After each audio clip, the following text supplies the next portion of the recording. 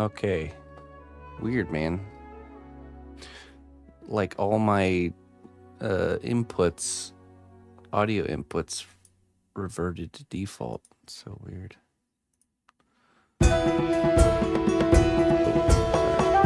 Hold on. I have to reset it back up. I think this one was set to...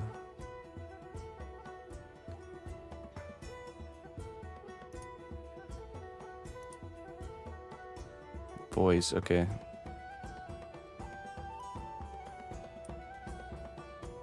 Okay. Should be good now, hopefully. Let's check, hold on.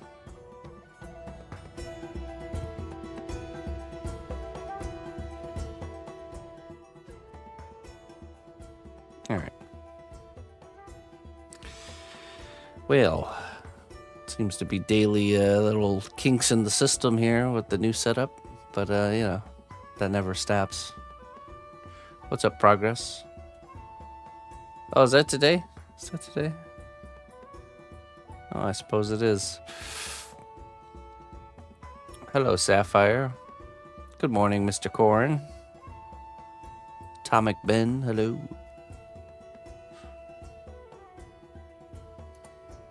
Okay, we're going to be continuing our progress with the paint job here. Hopefully finishing the third Tyranid paint job. That way the only thing left to do is the base, and then we'll be finished. So, but before we get into painting, I wanted to do one thing. I want to take some steel stick and I want to fill in this cavity under the foot of this Tyranid and make it kind of form-fitted. So that's where we'll start.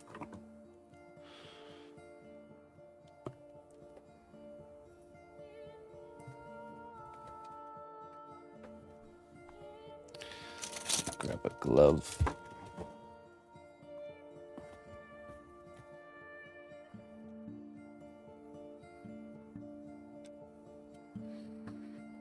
And some baking powder, baking soda.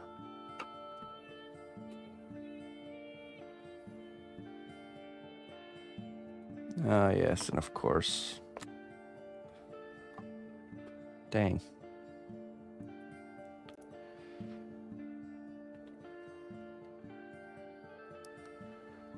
Everything's got to be reset up. Properties. But of course.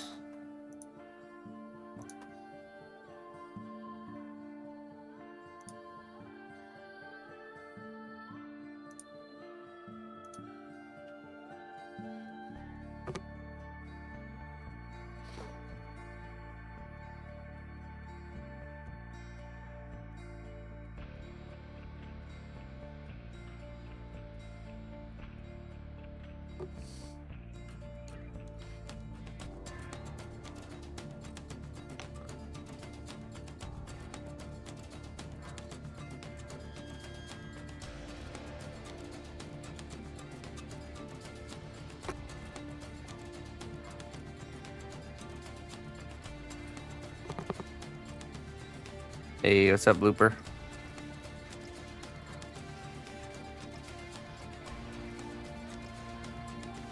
Okay, so this spot right here, under the foot.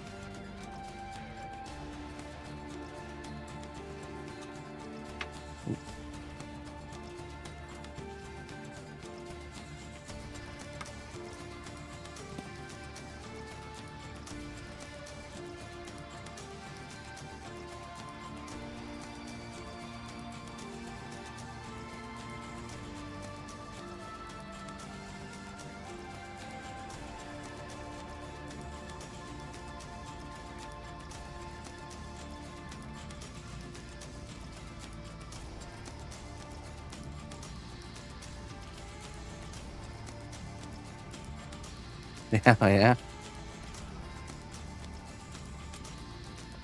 Not the foot. Let me grab a sculpting rock. The strength of the cnotbusch kingdom lies not in our... Whoa. Hey. Welcome, Raiders. Mr. Smoke, how you doing, my friend? Thank you for bringing your crowd by. We're just getting started. My day has just begun. Welcome in, everybody. My name's cnotbusch. I make one-of-a-kind custom sculptures here. Today, we're working on finishing a piece. I sculpted a... Oh. Hail, noble ally. Please accept these treasures as a gift for your unwavering service to the kingdom. Gander at your sweet grace. Hope all is well, man. Thank you so much for the support, Smoke. Appreciate it. 45 months. 45 month thing, man. Time sure slips away, doesn't it? Appreciate it, man. Thanks for sticking with me. Thanks for coming in here and sharing my work with your people.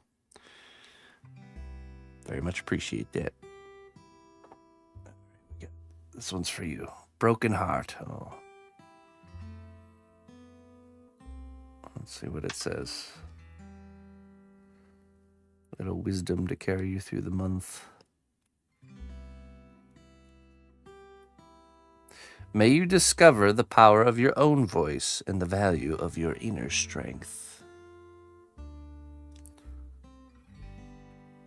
There you go. There you go. So this is what we've been working on. This is some Tyranids from the game Space Marine 2. We were commissioned by the developers to make this piece come to life here. Smoke's voice changes lives every day. Oh, I know it. his spot's quite the sanctuary for a lot of people. So we sculpted this all out of clay, clay called Cos clay, which is that's a polymer clay that you can work with, and when it's ready to be hardened, you bake it. Noble ally, please accept these treasures as a gift for your unwavering service to the kingdom. Mr. Bio. 118 months. Dang, Mr. Bio. I appreciate that, brother. Thank you. Greetings, fellow adventurer. Oh, hey. We've got everything you need to rest and refuel. Easy 9, welcome in, my friend. Welcome to the cnotbusch kingdom. I'll get one for you, too. Get you guys your wisdom. Let's see here. While I open these, you can take a gander at this. This was the piece unpainted.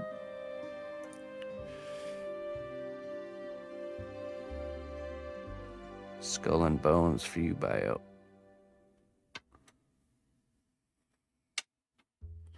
Yeah, welcome, Easy 9. I appreciate that, my friend. Yeah, so we sculpted. This is a very experimental way to make these creatures, because I only sculpted. Technically, I didn't even sculpt a full one of them. I duplicated the parts using a method that you can only do with this particular clay. So I was able to make 3 of them in a very unique way without it taking as much time as it normally would. So let's see here. Let's do these wisdoms first. All right, this one's for you, Bio.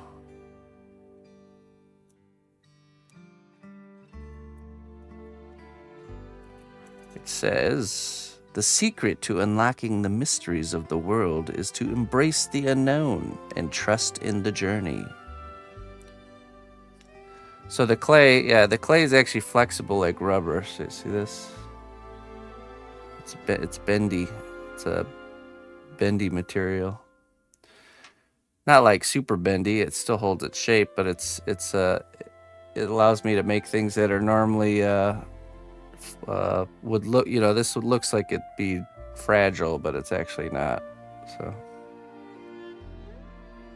really nice for shipping, especially across overseas. All right, this one is for Easy, our new member. First wisdom. Your reality is what you make of it. Don't let anyone else define what success or happiness means to you. There you are.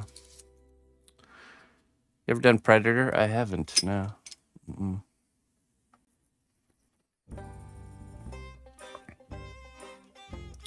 So we have to paint this third one today. That's what we're working on, but I need to get the footing of this set more.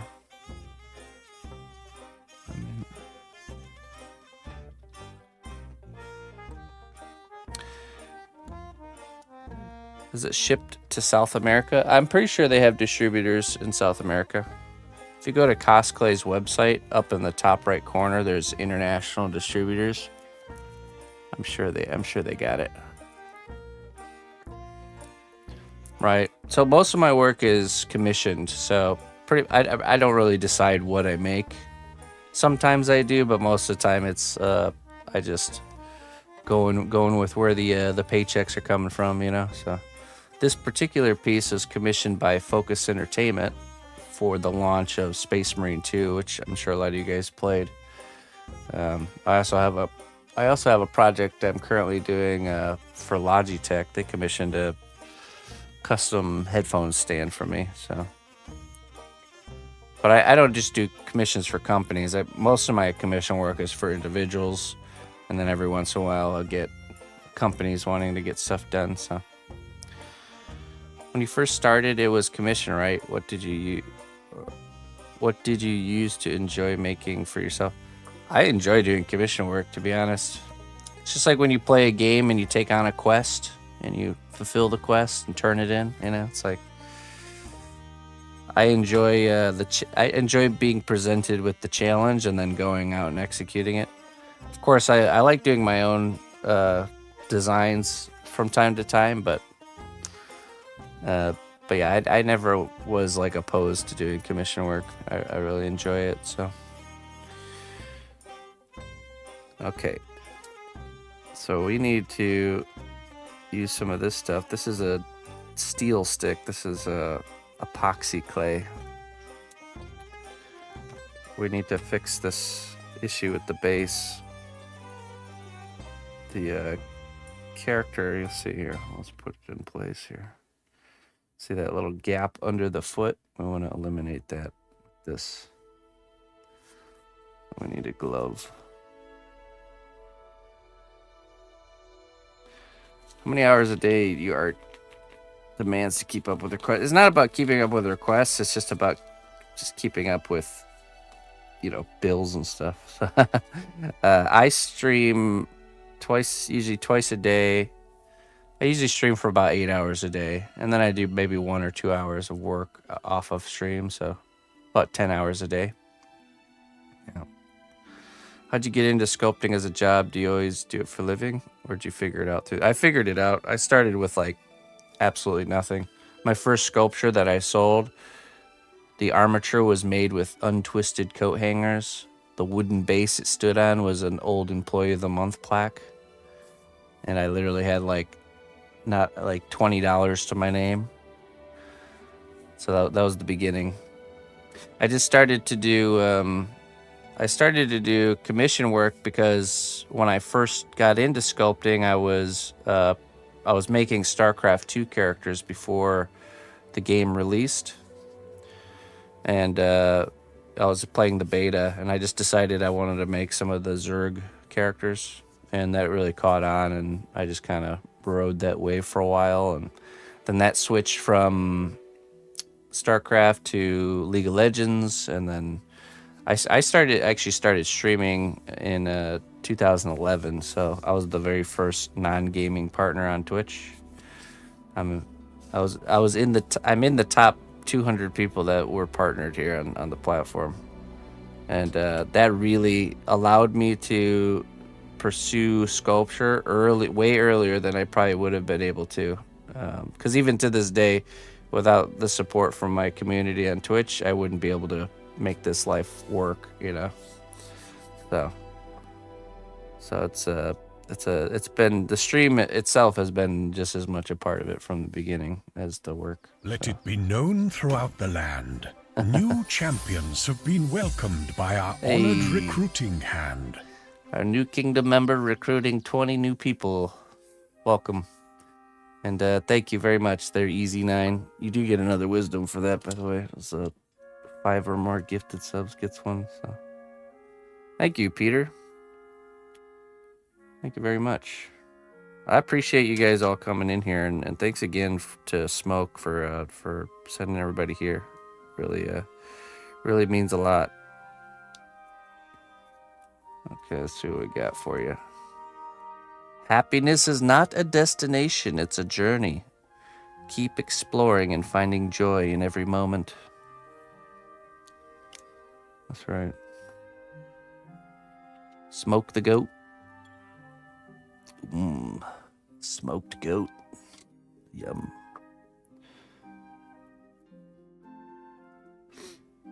Alright, so this stuff we gotta mix, and once we mix it, we only got 5 minutes to work with it until it hardens. So Let's see here. Let's get this guy off.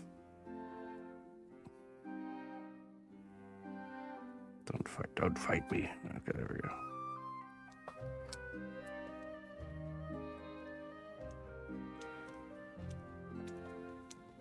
The tallest one I ever did, I did a trophy for TwitchCon a couple years ago. It was about 3.5 feet tall. It was a really big piece. Was it? I think it was 2022 TwitchCon.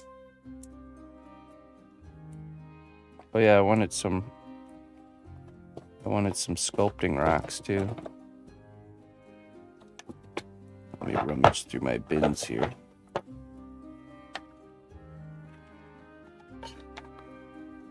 Grab that one.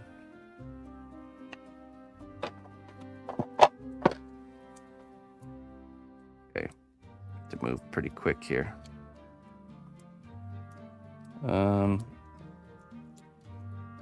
Let's see.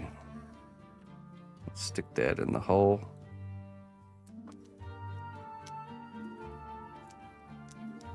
Is it safe to eat the clay? The clay is, this stuff is not. This is an epoxy clay. Okay, we're gonna get this in place. Really push it down.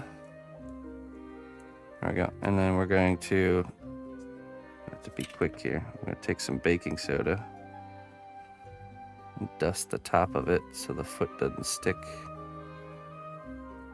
Okay. And then we're gonna take the character.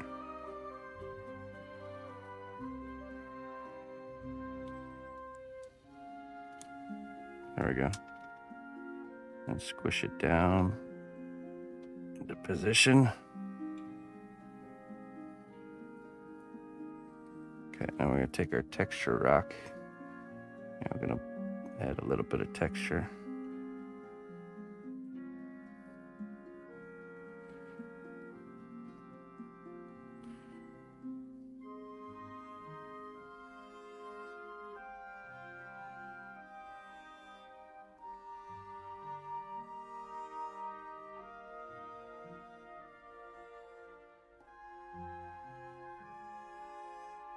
Sorry, I have to move very quickly with this stuff. I'll catch up with chat here in a second.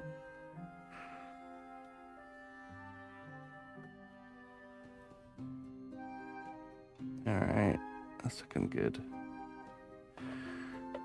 Okay, so we let that sit. Now I can catch up with chat. Only takes 5 minutes, and then it's hard as a rock. Didn't expect Smoke's raid to get you here. Hey, yeah, well, thanks for joining the raid, sticking around. Started with polymer clay yourself, super time demanding, but awesome to see end results despite how bad mine is. Well, you know, the first step to being good at something is to be bad at it first. So, do I know Rambo? I don't think so. Yeah, if anyone wants to learn, I offer a free class here on the stream. We do on Sundays we live stream the lessons, but it's a start to finish creation stream. Right now we're at the end of the How to Sculpt a Dragon project, which you can check out the whole playlist for and follow along. And I go through Discord and I'll check your guys' work if you submit something and give you feedback every week. Right now we're raising funds for the next class. It's kind of like a crowd-funded free class, so that way we can keep it free and open for everybody. And the next class will be how to sculpt a robot. So if you're interested in learning, I really believe if you follow along, even if you're just starting out, you can create a good result. So let me show you where the dragon's at currently. The next dragon sculpting class will be the painting, so I have to finish sculpting it so that way we can paint it. But here, let me show you what we got here so far.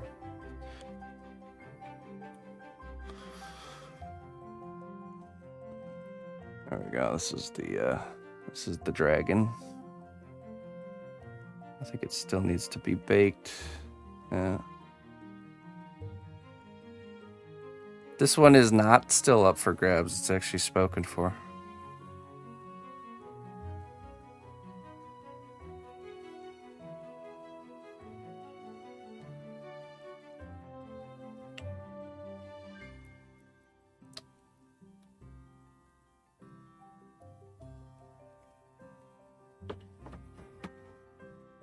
That's right, yeah.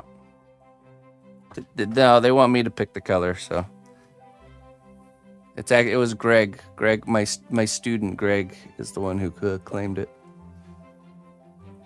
I guess I should show you guys some other stuff. We got some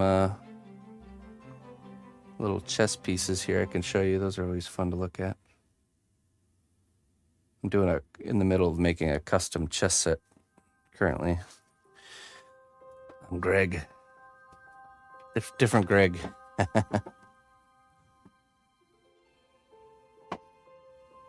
Yeah, well, okay, so it's because I have two different. Right now we're in the camera setting for painting, which shows painting color better, more accurate. But the sculpting filter shows the clay more accurate. Let me see here. I just think we have to redo the sculpting filter.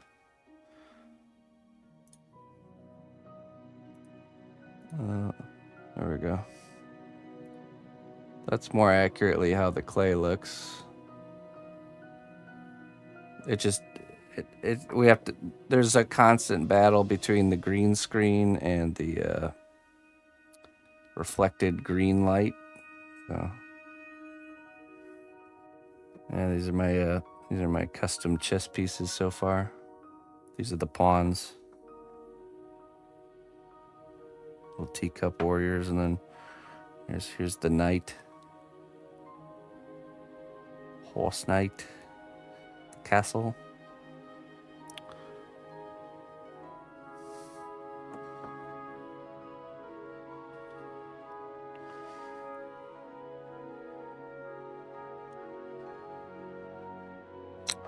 Oh yeah, and there's an extra light on too. Normally we have that light off for when we're sculpting. Most of the time when you guys tune in, you'll catch me sculpting, but you happen to join in a abnormal time of me actually painting something, so.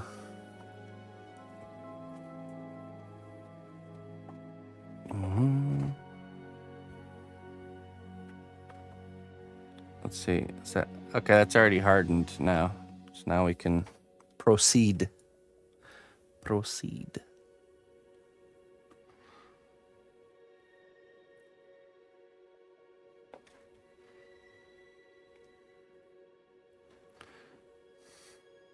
All right, let's make sure it's not stuck. Okay, we're not stuck. That's good. There it is. Oh wait, let me get our filter back. Back to painting. Okay. All right. So, where did we leave off last night? We were doing dry brushing this vampire white color throughout. So that's where we'll pick up here.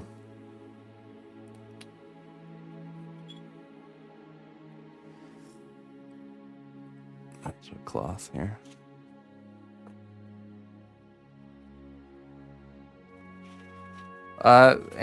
Any sort of commission inquiries or pricing questions, you do have to email me for. It's too hard of a topic to get into on a stream. So, but even if you're just curious, just shoot me an email, info@cnotbusch.com, and I can definitely get you answered there. There's really a wide range. I can make a project fit almost any budget. Because what I do is let's say somebody wants a character, but they don't have the budget for a full character. You know, there's things we can do to get them the character, but, you know, lower the scope of it to make it fit their budget, like doing just a bust of the character, or like You know, like a partial character like this one, or he'll be like kind of like coming out of a pit. You know, so this is Morgoth here. Mr. Morgoth. I'm excited to No, I never lower the detail level or the quality of the work, but we'll limit the scope of it, or the composition will limit to make it fit the project.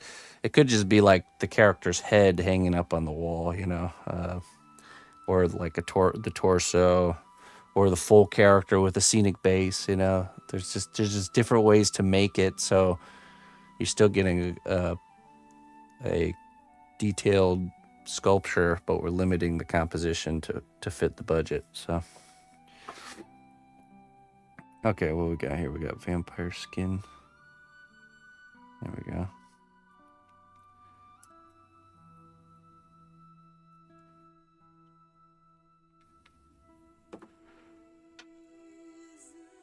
Load up our brush.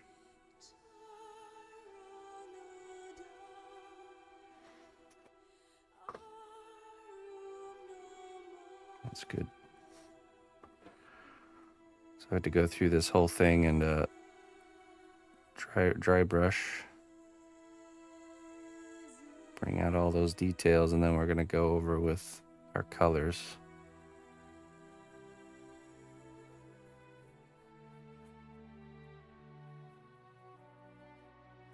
I appreciate you coming in here with such big support there, Easy. Yeah, thank you very much for that, my friend.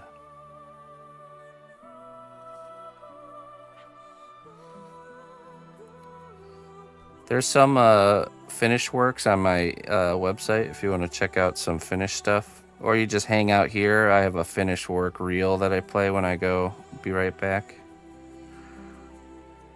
There's not a bunch of stuff on the site, but we're working on it.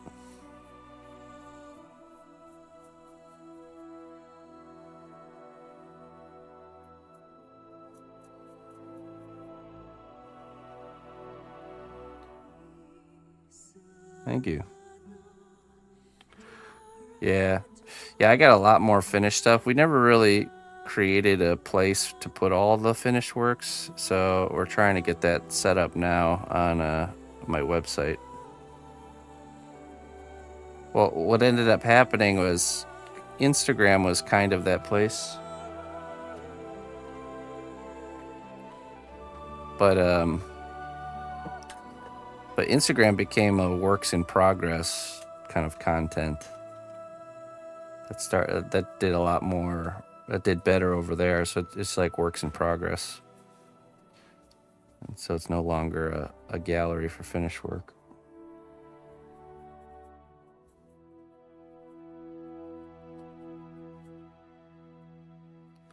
When they switched to doing the like reels instead of like images, that's when that changed.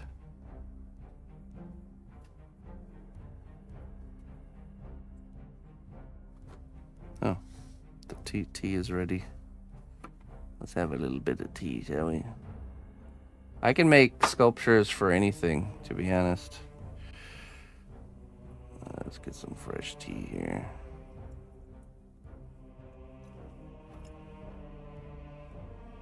Anything you can think of. Could be I can design characters from scratch. We can do something that already exists. We can put twists on things, like I can take your face and put it on like a dwarf character or something like that. I've done a few projects of couples where I've taken the face of both people in the couple and applied them to like fantasy characters, which is pretty fun. Mainly Peter, yeah, mainly.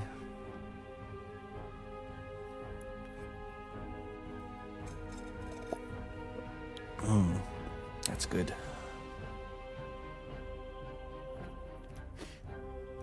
Half Terminator, half mermaid. We can do it. I think someone asked about sketches. I do produce sketches, but not like what you would think. It's like clay sketches. I don't have an example for you right now currently. Oh yeah, I do. Right. Let's see. You can see up there. Those are clay sketches. Let me grab one. These are. I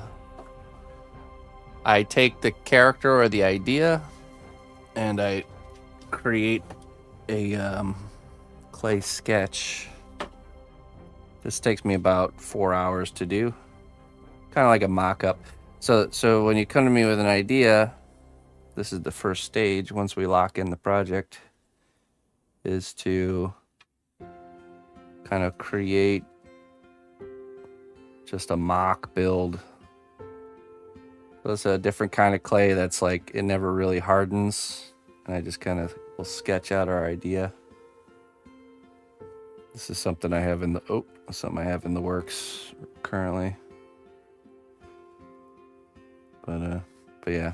And then once the project is actually finished, this just gets melted back down and reused the clay. Oh, let's put that back up there. It helps me to plan the piece, and it also helps the client to see kind of where my mind is at, and offer up ideas for changes or things they might not like. Or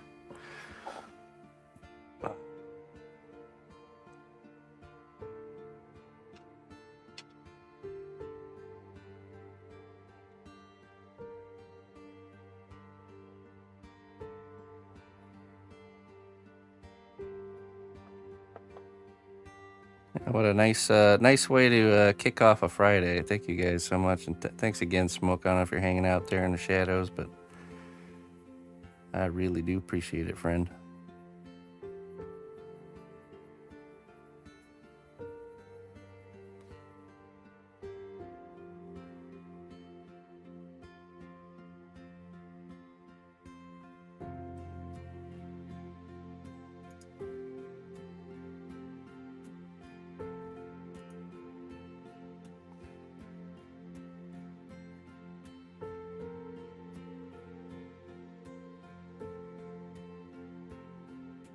My mission today is to really get this one painted. So we're gonna finish painting this Tyranid here.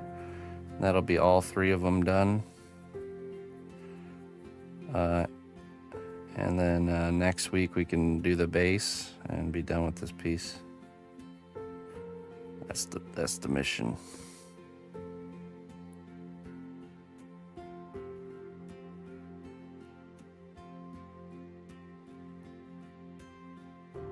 Hey, Quantar, thank you. Oh, nice, Maggie. double whammy. Constipated Overlord, nice. Join the work and lurk crew. This tends to be a good, friendly environment for working and lurking, or gaming and lurking. If you're, just a lot of people will toss me up on their side monitor while they're doing their thing, and occasionally glance over, see progress.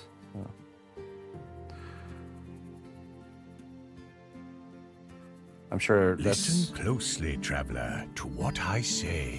Twitch Prime does not even cost a dime. All right. Constipated Overlord, thank you for the Prime sub, my friend. Welcome to the cnotbusch kingdom. That's what you're doing yourself, yeah. Yeah, I to be honest, that's how I consume content mostly too. Is I like, and that's why I like watching a Smoke stream and streamers like him. It's just, I just like having the gaming going on in the background while I'm doing other things. Still kind of like passively paying attention, and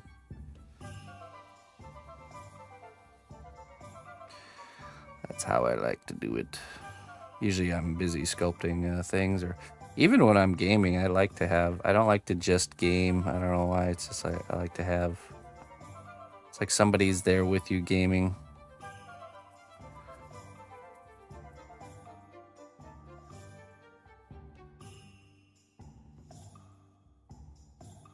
Body doubling.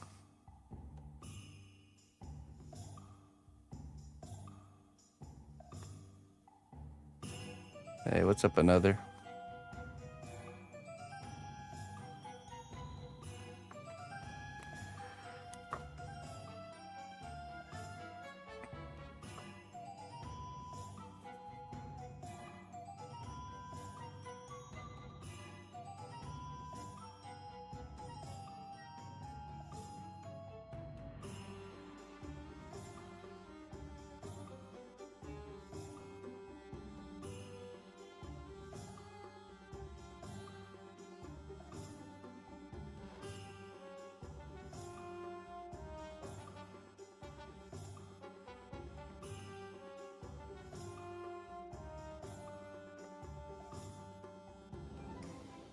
Telecommunications, oh boy.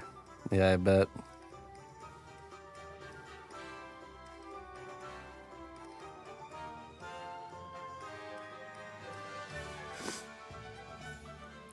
You know, it kind of reminds me of, you know, I think it stems back to, especially with the gaming, back in the day when you used to play. I mean, I used to play games with my brothers, and we would all sit together.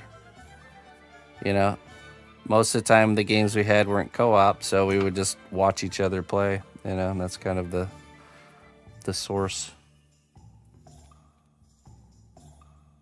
It was almost just as much fun watching as it was playing yourself. Sitting there anxiously waiting for your turn.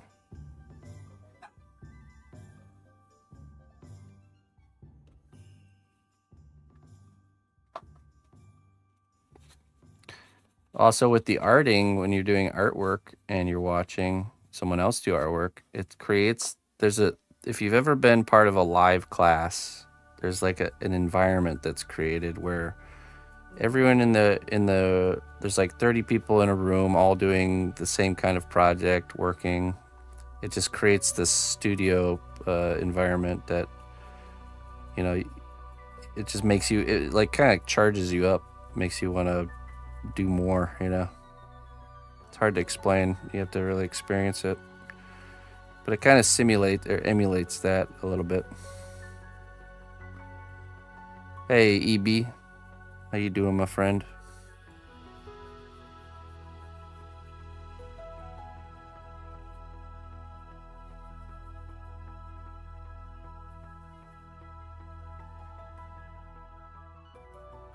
Sunday class has that energy, yeah.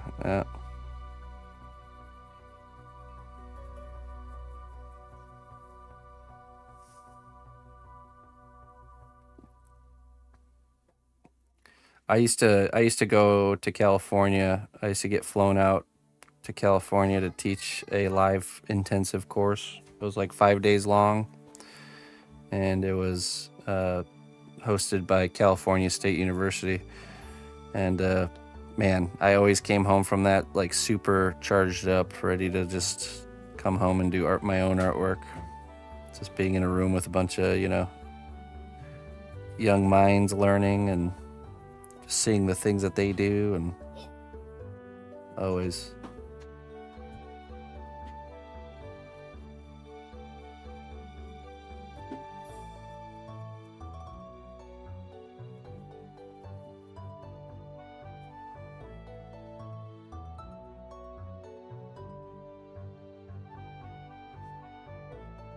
Single and awesome. Oh, yeah?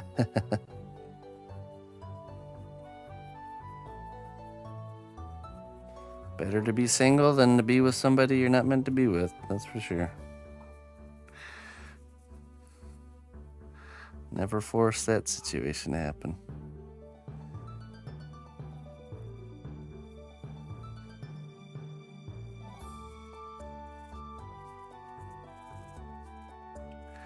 Tell you what, man, I found my wife I found in the least likely places when I was not even trying to look for anybody. You know, that's just seems to be how it really works. It's like when you let go, you know, if you're really, I had phases of my life where I was really wanting that companionship, but it's like every time I tried to force it, it just ended in disaster. So just had to really let go of that just say, you know what, I'm just gonna work on myself, focus on myself, and boom, then all of a sudden there she was.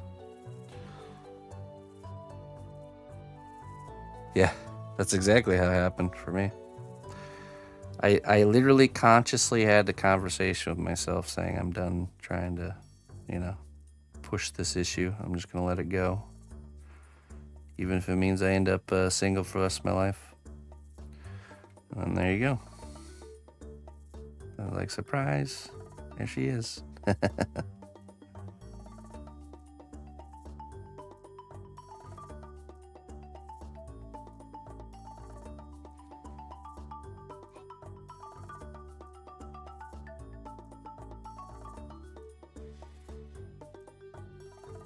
I did that and been single for 20 years. Well, maybe it's for the better. You never know.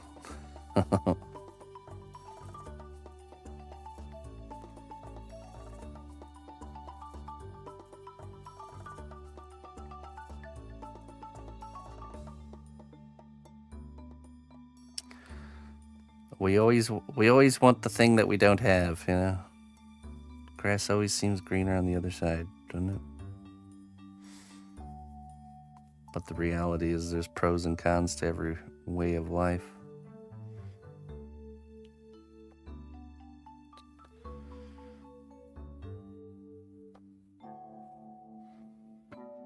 Okay. We need more paint, I think. Oh no, we still got some.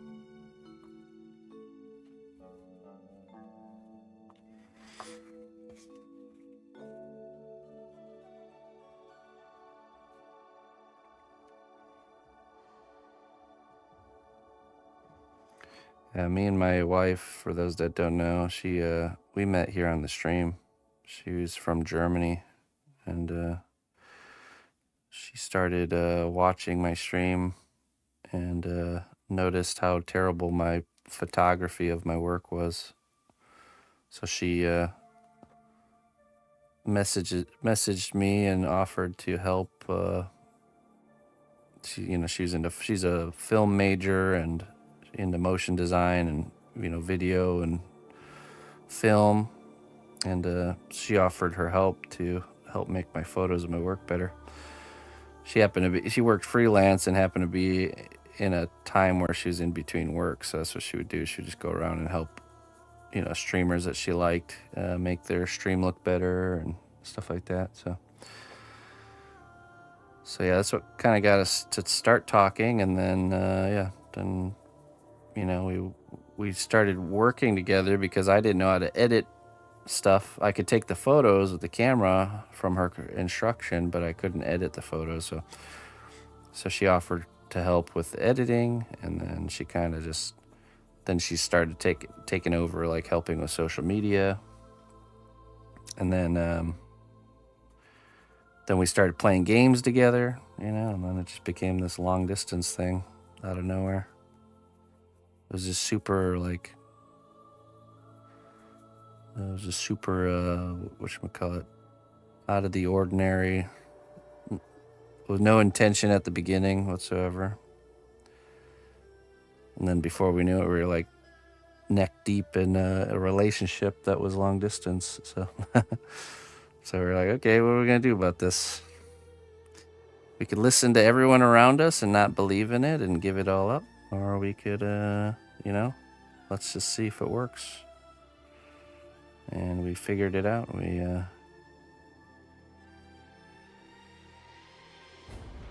met each other, and I met her family first, and then she came here, and then she ultimately ended up moving here, and we got married. And they lived happily ever after, the end. Then 9 months after we got married, we had Emma. Our beautiful daughter. A Twitch love story, that's right. I made my career on Twitch and my family.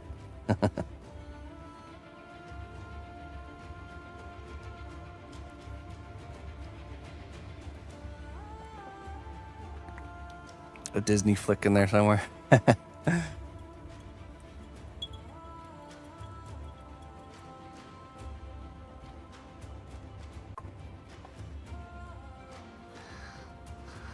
It's exhausting, but so are they. Yeah, totally.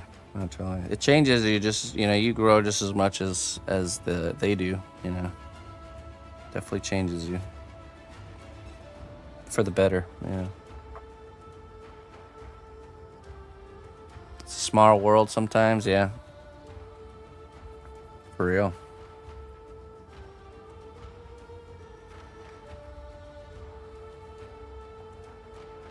I love small world moments. We went in November and October. We went to Germany for a month and stayed at my wife's family's. They live out in the countryside in Germany, like a little village of like 400 people. It's really awesome. Just like sheep's up on the hillside, and just really peaceful. Excellent food, excellent beer. The people are great, It's just... But anyway, so while I was out there was a polymer clay convention going on in the Czech Republic, which is one of the neighboring countries. And I was invited to show up and be a guest speaker at the convention. And I said, well, if you guys can get me out there, I'll do a speech.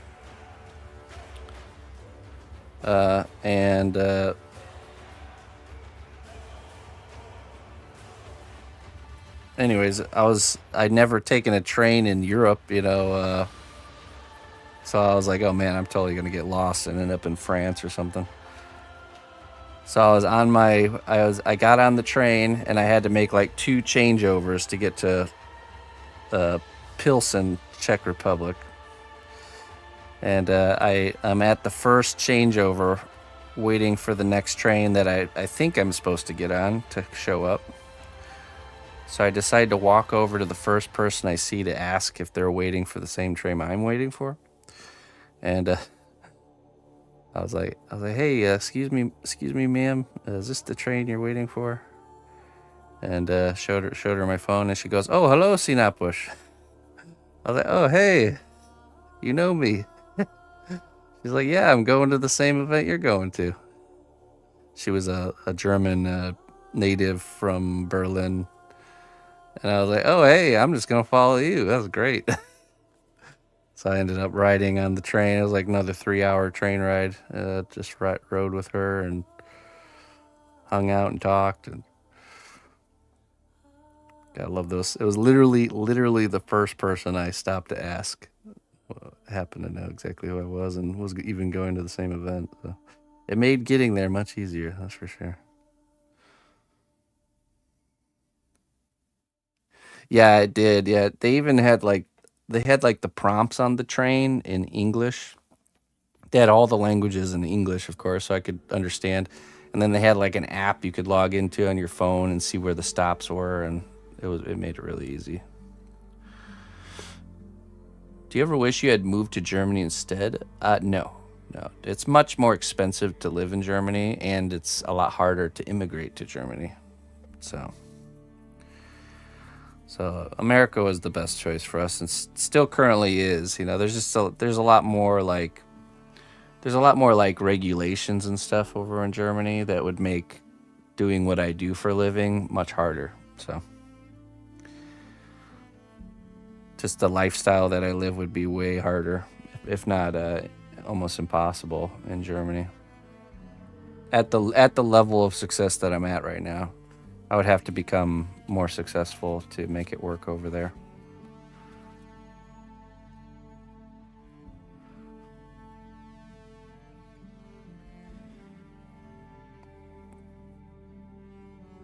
But I do love to visit. Yeah, taxes, and like right now I don't have health insurance because I can't afford it here in America. But in Germany, you're not allowed to not have health insurance. You would have to, they like just literally just like rip it out of your account kind of thing, It's just not, it's just a completely different system, I believe there's even like a streaming registration tax and all kinds of weird little fees and taxes on things.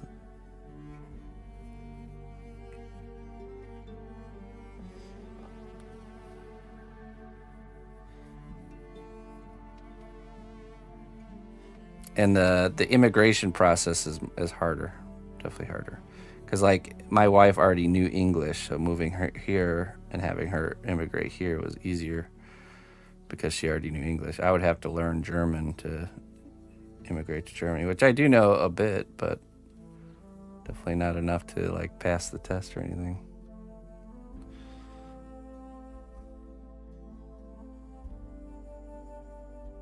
So right now we're creating, think about this, is we're creating the shadows and the highlights. And then what we're going to do is we're going to go over the sections with a color, but it's going to be a little bit watered down, so we're still going to see these shadows and these highlights kind of like through the layer of color.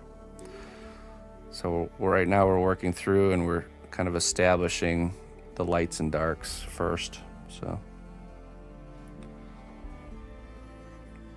yeah, New Zealand's expensive because it's on an island, so everything has to be imported, or mostly everything. Norway's pretty expensive too.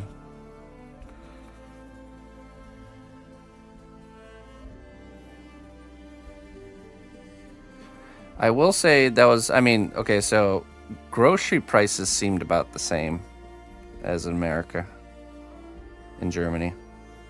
And that's one thing I really love about Germany is that the positive side of the higher regulations on things is that the food is not loaded with poisons like it is here in America. You could go to the grocery store and grab a frozen pizza and read the back of it, and it has like literally 4 ingredients, like, you know, like dough, tomato sauce, cheese, you know. You go here in America, you go read the back of a frozen pizza, it's like a 3-page paper of ingredients. It's like, so that's the positive side to lots of regulation stuff.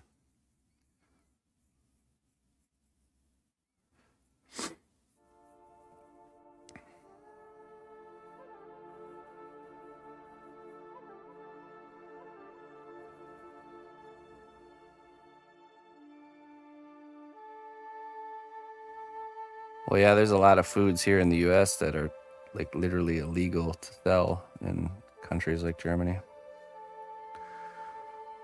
Greetings, fellow adventurer. We've got everything you need to rest and refuel.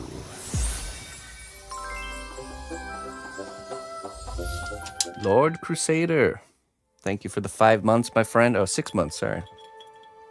Half a year.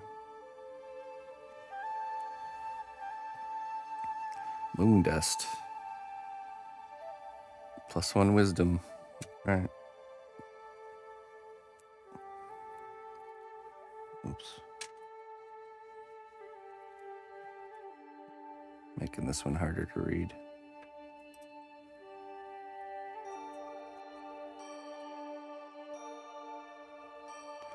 The true test of character is not in what we say, but in what we do, especially when faced with great adversity. Isn't that the truth? How you say it? It's easy to be a good person when times are good. The true test is when times are not good and you still choose to be a good person.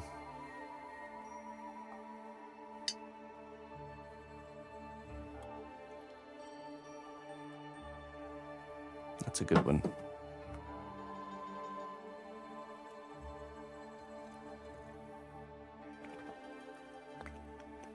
It's actually sealed with wax, yeah. Wait, I can choose. You can choose every day. Every day you can choose. We all make choices every day.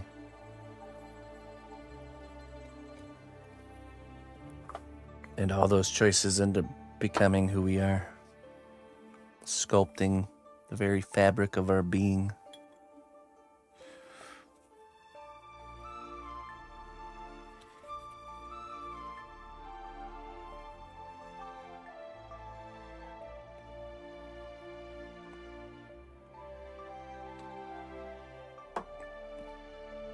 We're almost done with this first layer.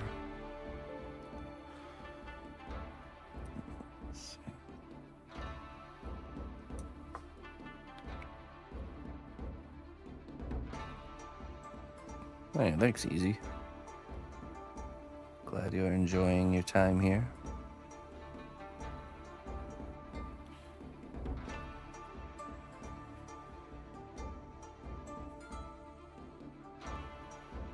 Time does fly, yeah, it definitely does, especially here.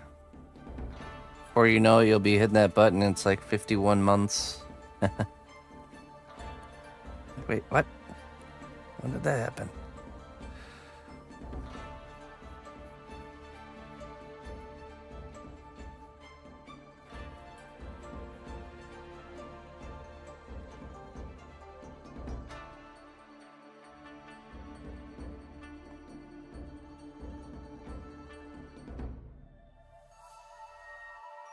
It's like that island in the Odyssey. Is it the Odyssey? The island with the sirens. They're there for like what seems like 20 minutes, but really they've been there for years.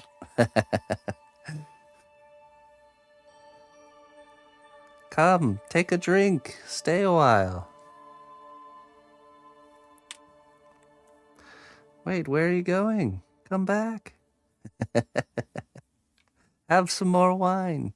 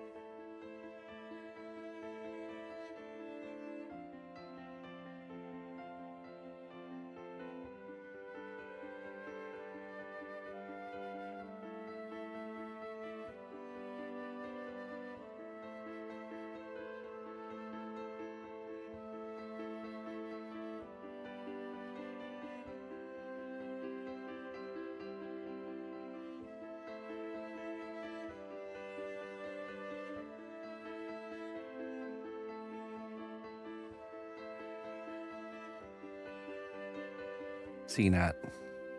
It's my name. My first name is Christopher, and my last name is cnotbusch. Cnotbusch.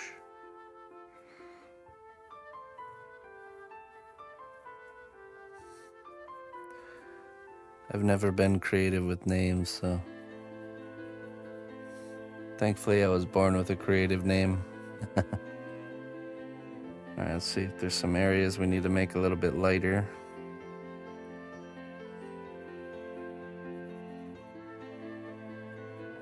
This area here.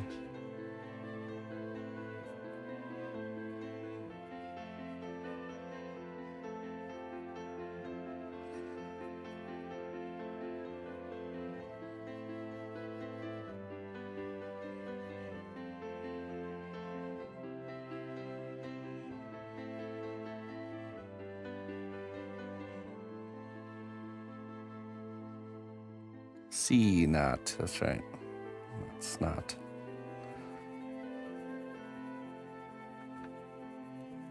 Cnotbusch. Also an acceptable version, only if you're European.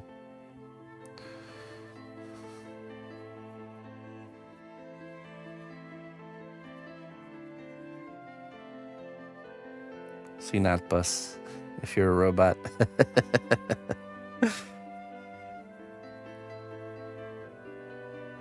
Notbus.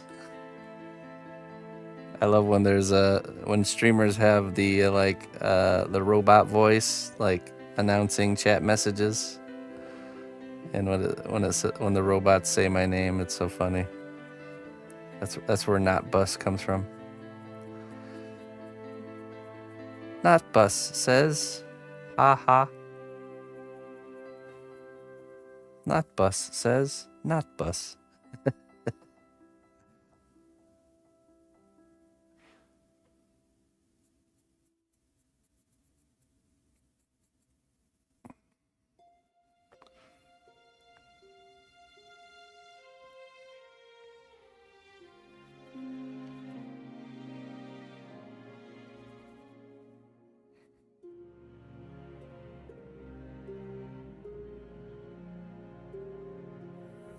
Pretty excited. We're making homemade. I'm making some homemade sushi this evening. A smoked salmon sushi, cold smoked.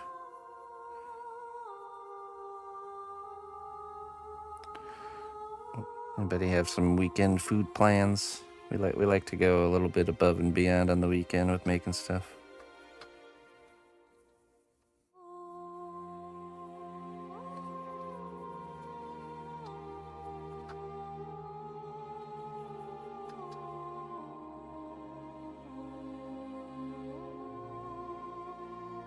Barbecue chicken sandwiches.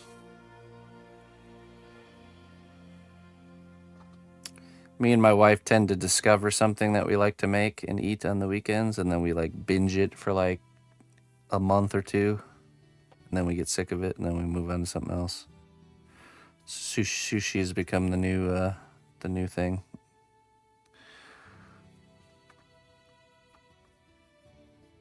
It's my brother's wife's fault.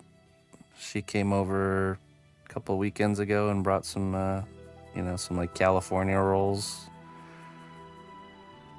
and let us try some. Hey, that's us. On to the next fixation. I would say my wife is the driving force behind the binging of the thing. I really don't care. It could be like a protein block for dinner. You know, like a food is fuel type of mindset. But she's definitely the driving force there. Cube, protein cube for dinner.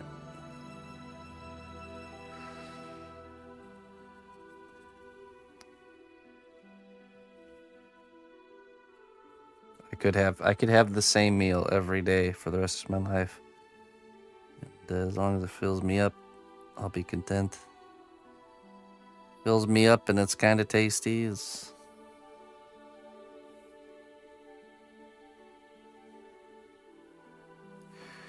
I use, most of my paints are Reaper Miniatures paints. It's just a miniature paint. But I have a few other ones like these Army Painter Quick Shades. But yeah, all these colors are Reaper Miniatures. Really nice stuff, man. I really love their paint.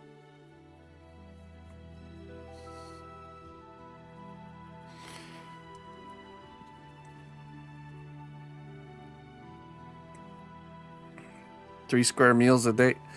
I've actually been doing a 1 meal a day meal approach for a little while. I really like that. I have one big meal like around 4 o'clock. And I just can eat. Still, all my calories for the day in one sitting.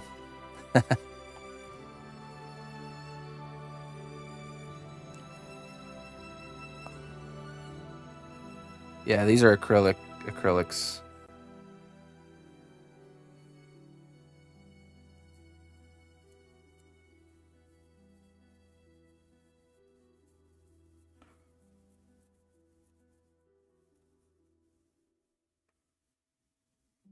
The Quick Shade's been sold out for months. Been wanting to try.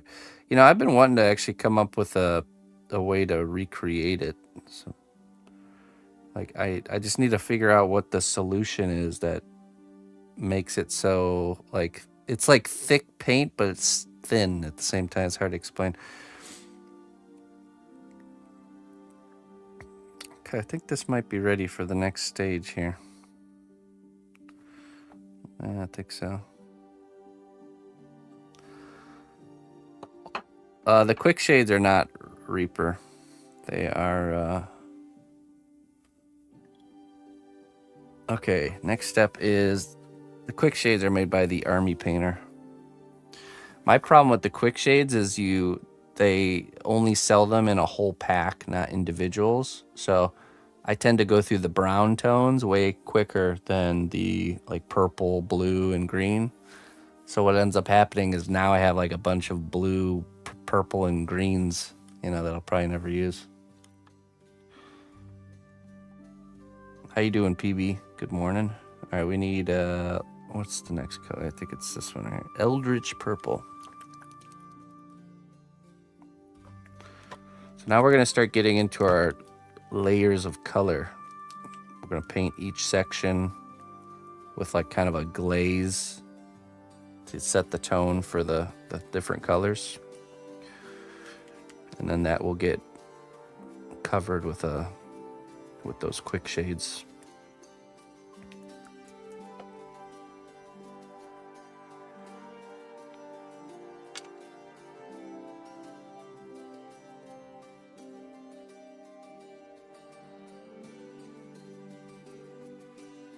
Eldritch Purple. I love the way they name the colors too. It's like very appropriate. It's like, oh yeah, that does look like an Eldritch Purple. Okay, we'll use this brush here. We're gonna add some water. Give it a little bit of a mix.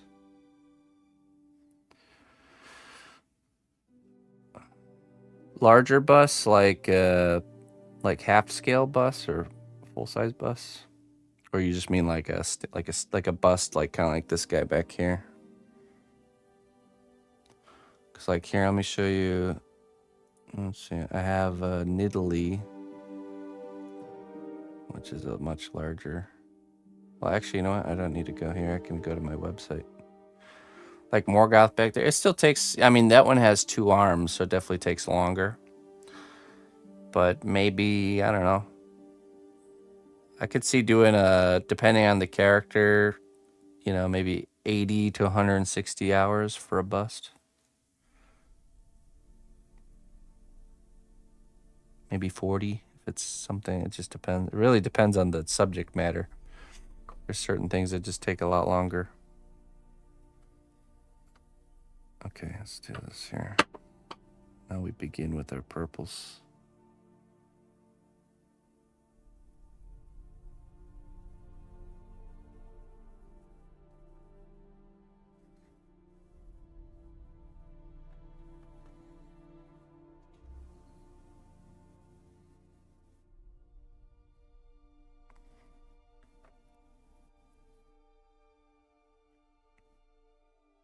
Yeah, sounds good.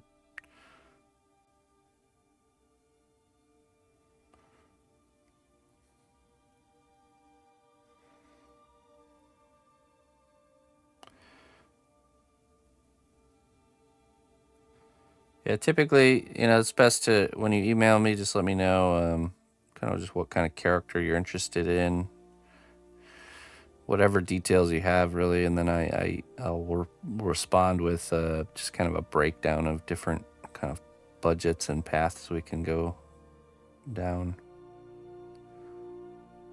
and then we go from there.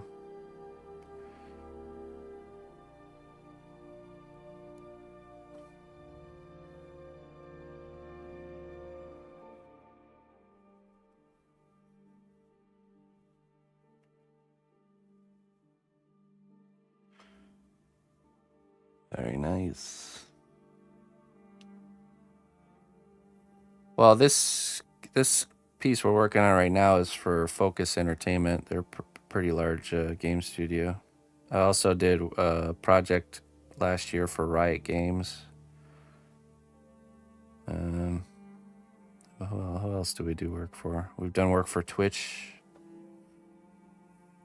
The makers of First Descendant, we did a project for.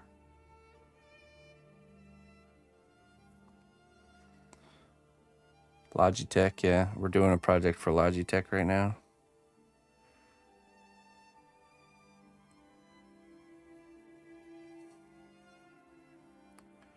Next week, you guys can see the Logitech piece. We'll be finishing the Logitech one up next week.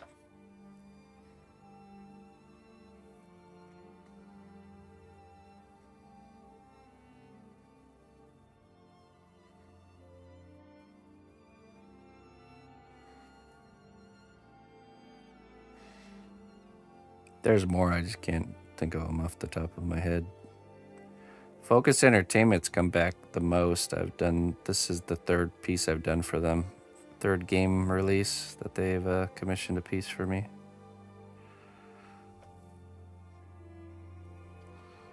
So a huge shout out to them for making that happen, supporting such a small artist, you know. That always surprises me. That's like, man, that's pretty cool that these big companies want to work with little guys like me to, get their game out or whatever, but also to help support what I got going and keep it going moving forward, you know.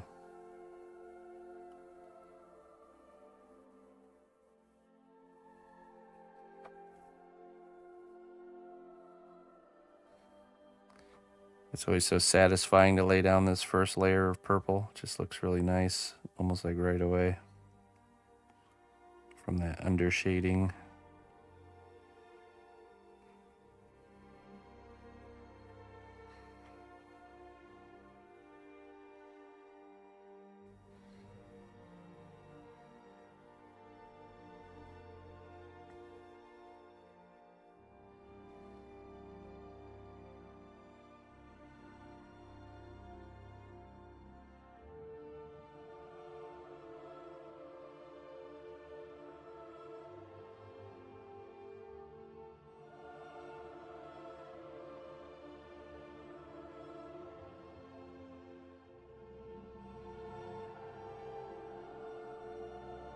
Yeah, definitely.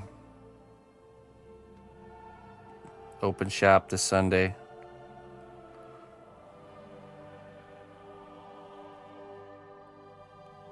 It'll be much easier to play catch up on the classwork during the weeks once we're done with these sponsored projects.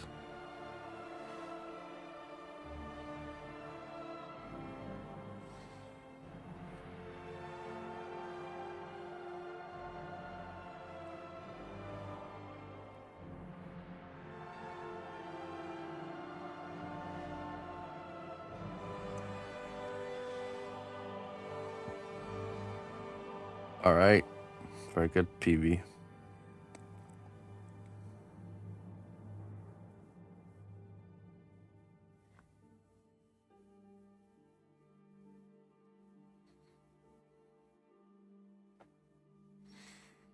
Nope.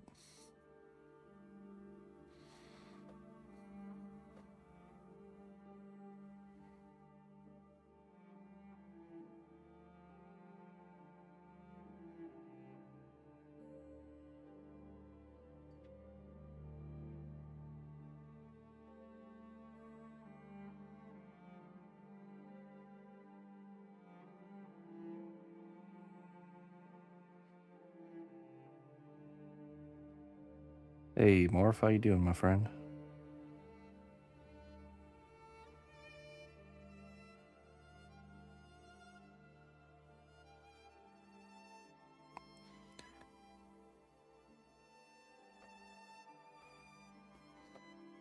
An artesian.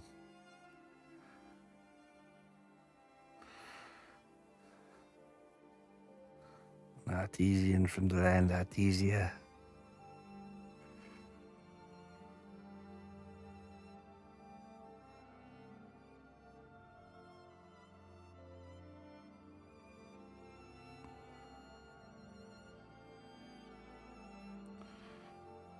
Okay, now we gotta do this headpiece here.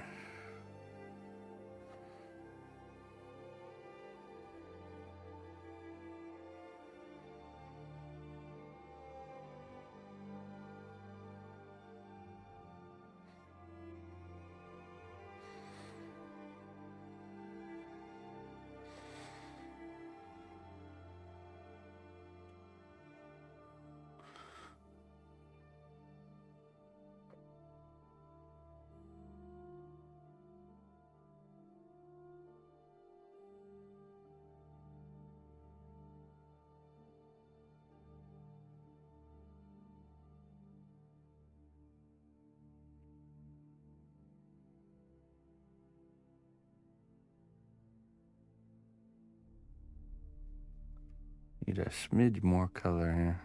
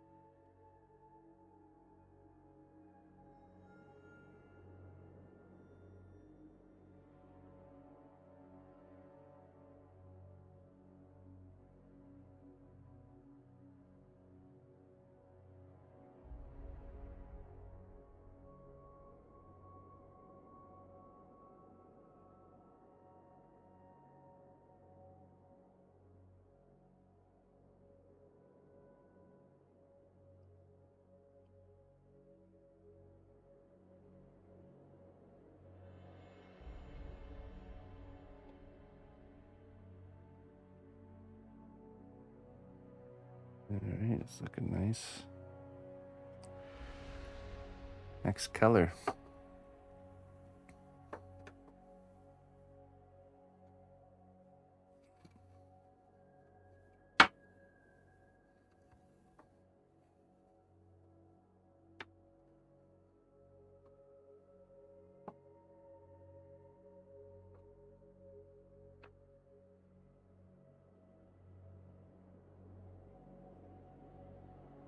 No, we're not ready for painting just yet.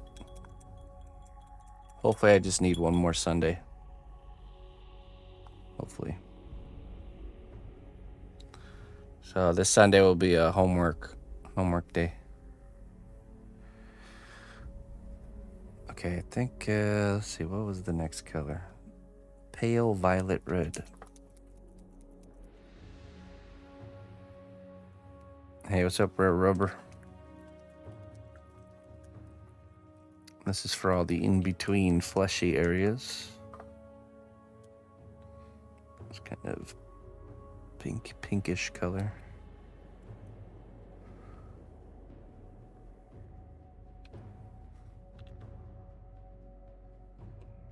Same thing, we're gonna thin it out.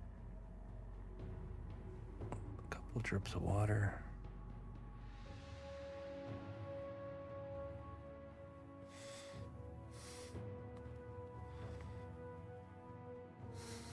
Thanks, Mikey. That's how we like to do it around here. Setting the stage, you know.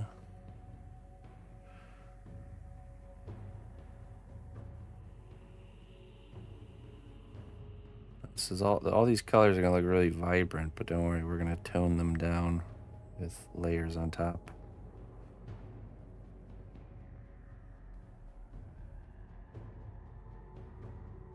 I just so happen to be a trader in Elder Scrolls. See? You know Bellathor? That's my cousin. Everything's for sale. Everything.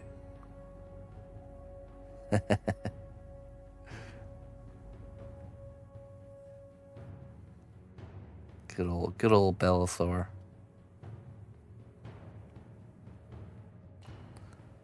The pride of Whiterun.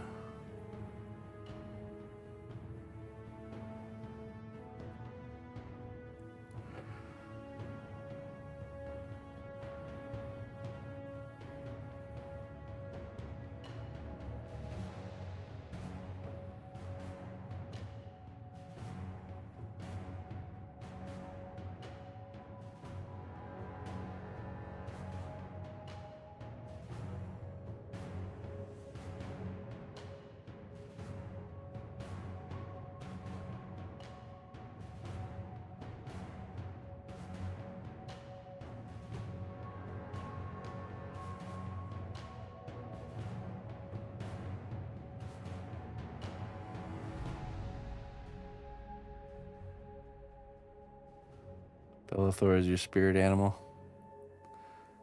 Some may call this junk, but not Bellathor.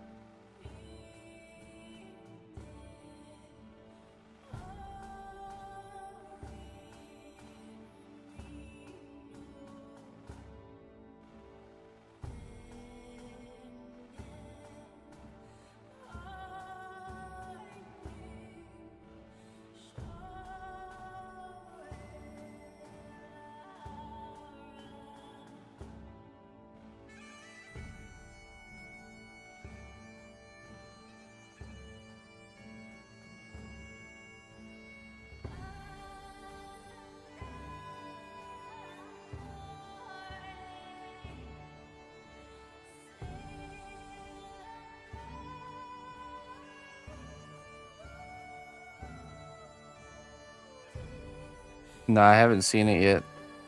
Nosferatu. I've heard good things, but I haven't seen it.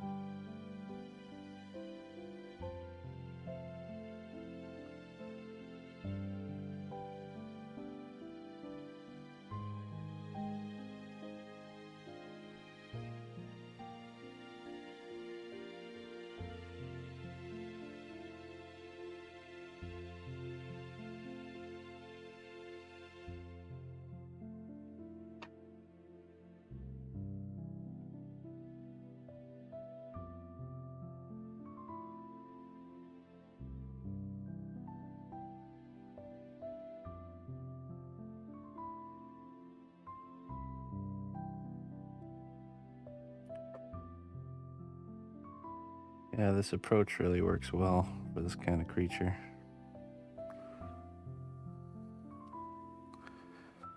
It's all about layering.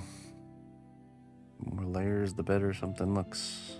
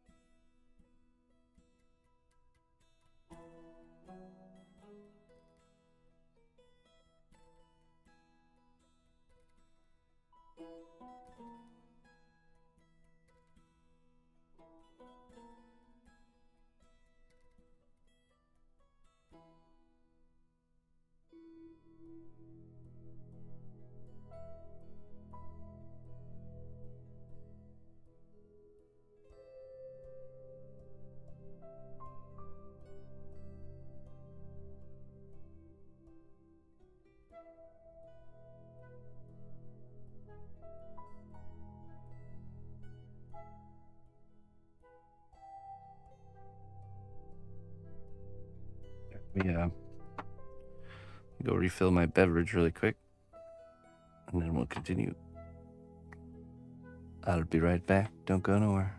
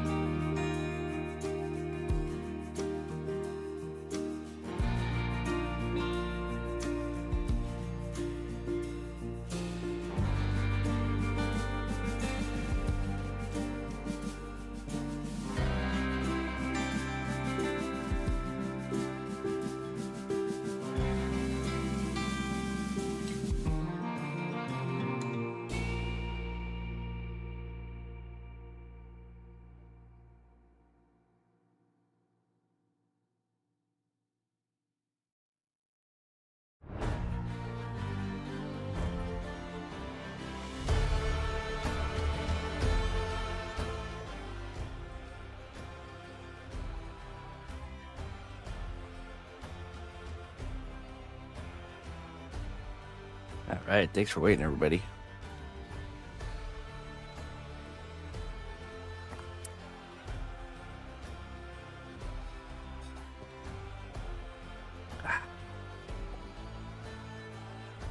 Kev shit.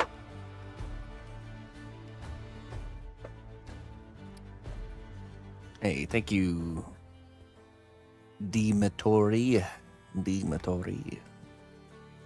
CGI, no. It's all traditional, my friend. Just a bunch of clay poked around into various shapes. Okay.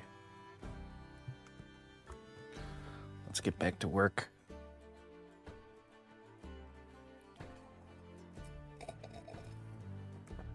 Hello, Rotten Mom.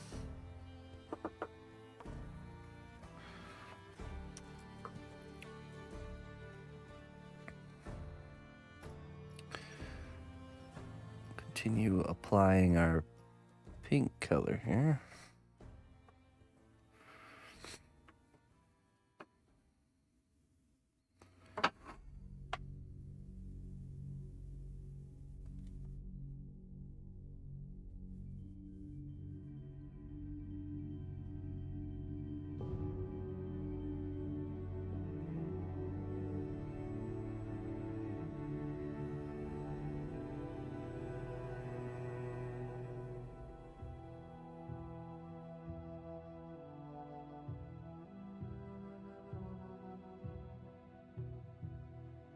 Dragon riding gremlin.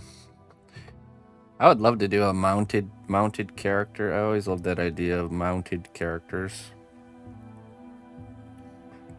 The problem is that's a dangerous project for me to take on because it's gonna get out of hand. Like, totally.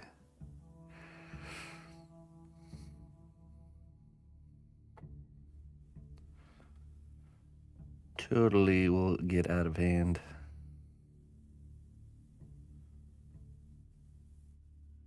You? Nah. Oh, man.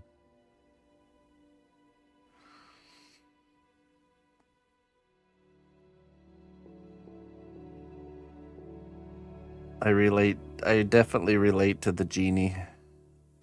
Ultimate cosmic power. Little tiny living space.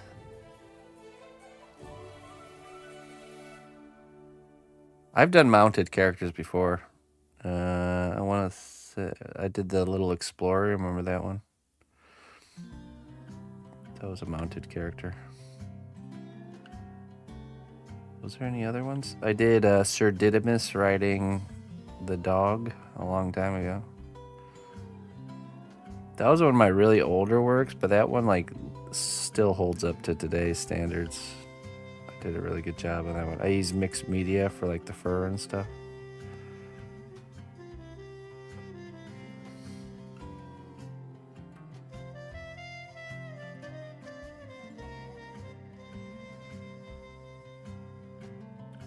Yeah, if you go to Facebook and you go like go to the gallery and go like sort by what is it, groups, or I can't remember how they call it in Facebook. You'll find a project, Sir Didymus riding the dog, Ambrosis or whatever his name is, with some really terrible pictures of it, but you can still see how good it looks.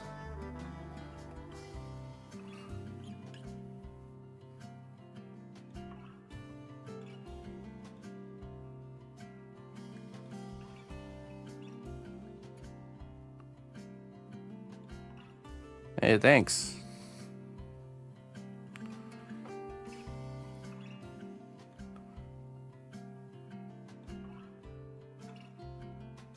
Albums, that's what I'm thinking about. If you go to Facebook and you go to albums, it's easier to scroll way back and you can see Sir Didymus.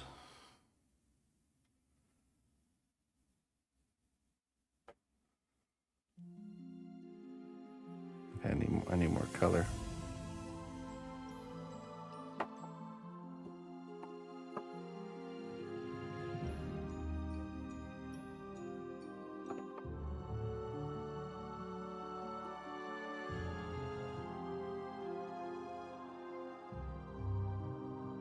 Stay.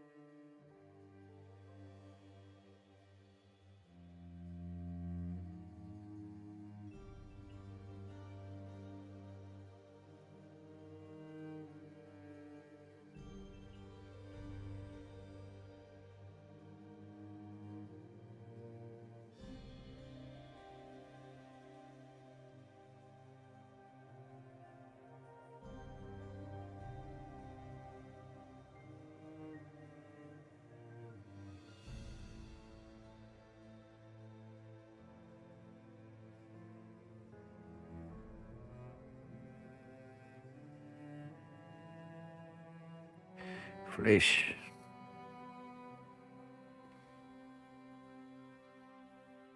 The best flash techniques I've seen and used are where you start with like a kind of like a lighter version of the flesh color, skin tone, or like this pink, and then you do washes on top. Like for like human flesh, the best one I've seen is you do like regular skin tone and then you do washes, really light washes of blue, yellow, and red simultaneously. Or not simultaneously, one after another. Not at the same time. You know, you do the blue, you let it dry, then yellow, and then you end up with like a really convincing skin tone.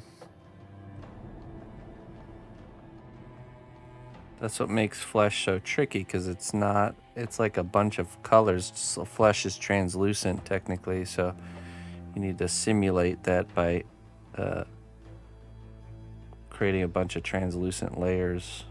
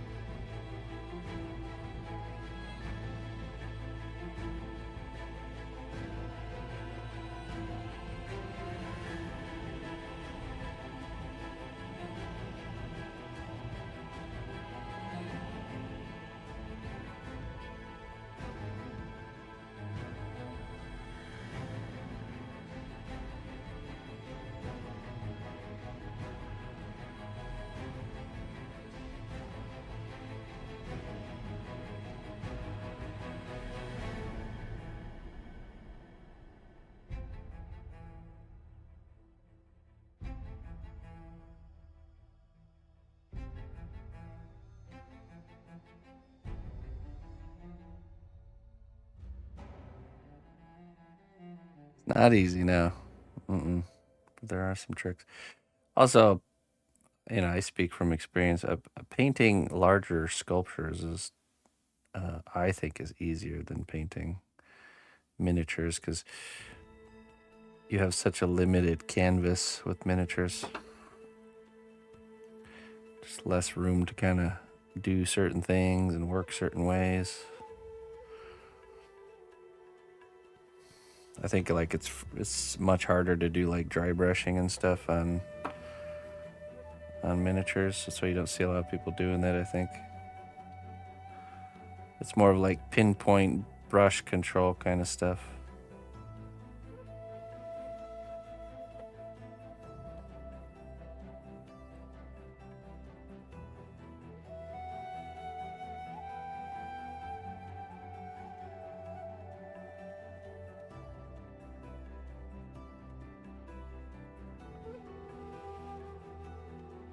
Okay, got everything there.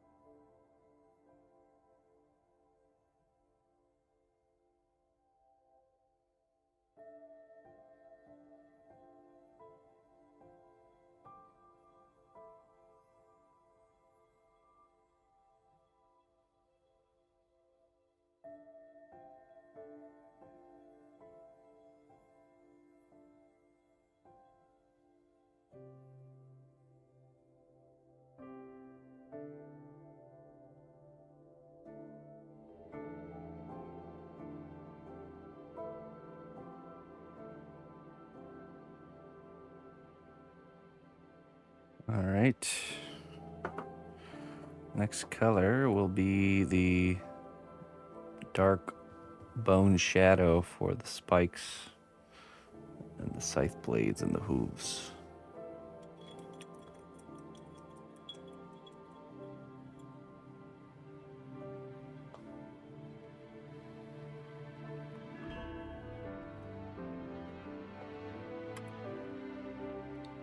Let's see, where's that bone shadow?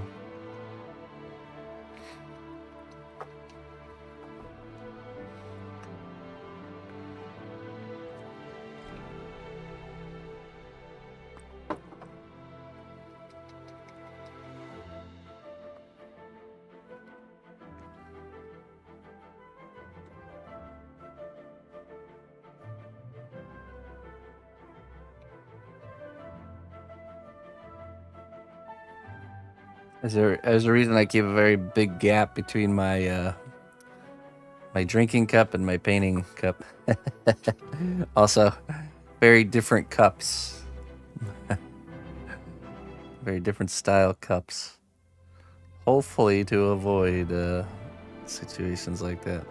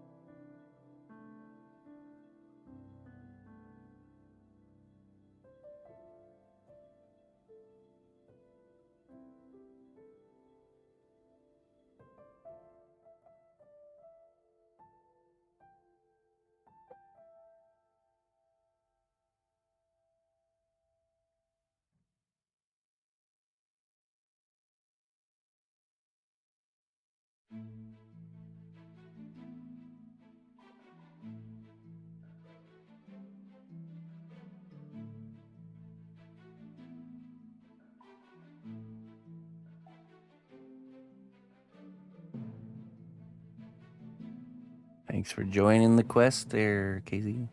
Glad to have you on board, my friend. It's always a joy to paint. It's like the treat at the end, being able to paint the work after the sculpting's done.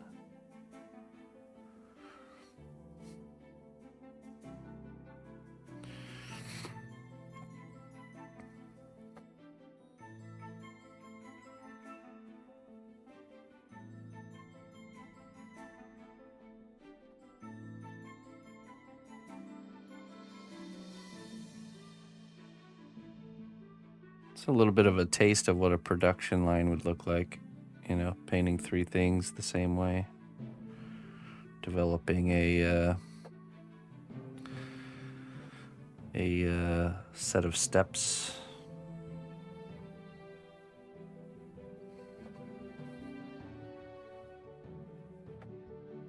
Technically, I could make more of these. I have the ability to make more Tyranids.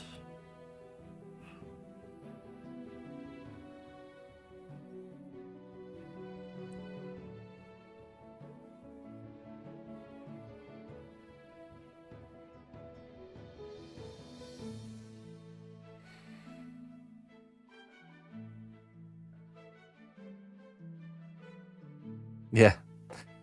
Yeah, I got the Tyranid queen chained up in the basement. just zap her with a cattle prod every once in a while, and she'll pop out another one real easy.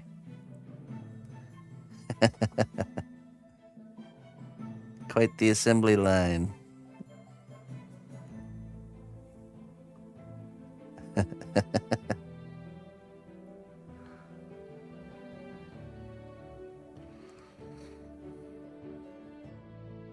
She always escapes in the end.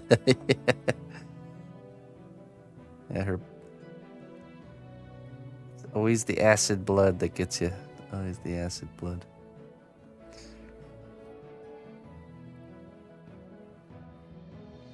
Always forget the acid blood.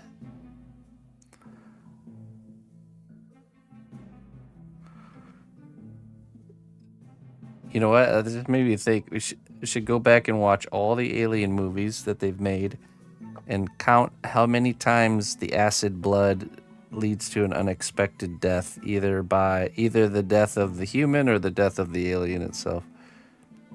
I bet you 9 times out of 10 it's always the acid blood, now that I think about it. That dang acid blood and being inside of a metal spaceship in space. It's just a wombo combo. Oh, the acid blood made a little hole in the ship. Game over.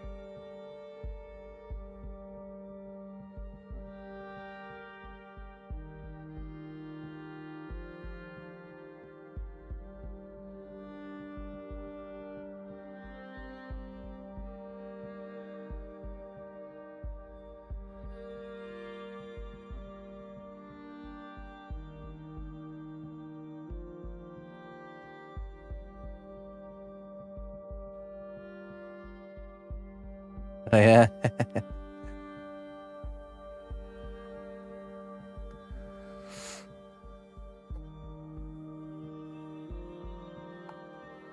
Ripley.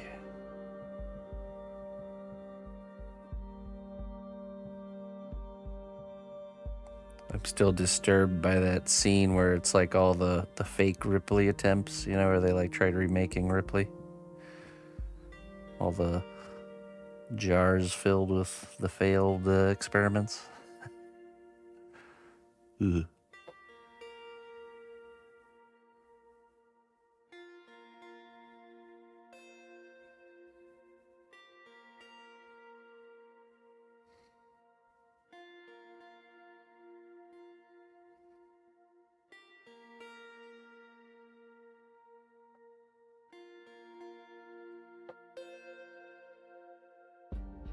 Corporate greed seems to be the downfall of every fantasy universe we develop.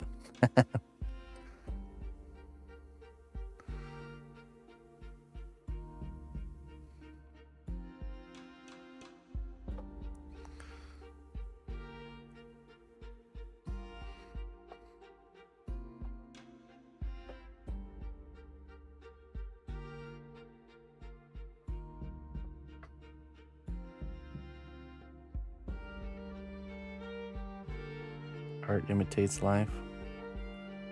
Or does life imitate art? Not only the fantasy ones, yeah, right?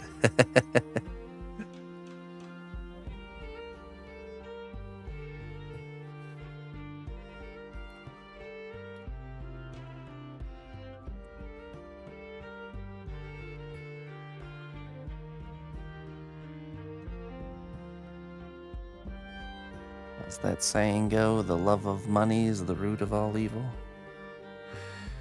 Money's not evil, but the love of it is.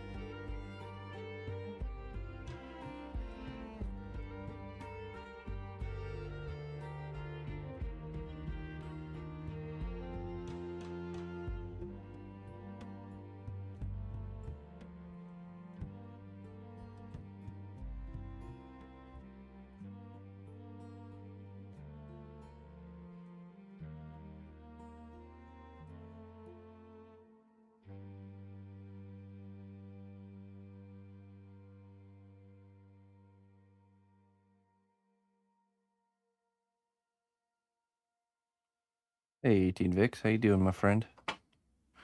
I know I gotta get these tail spikes all painted in here.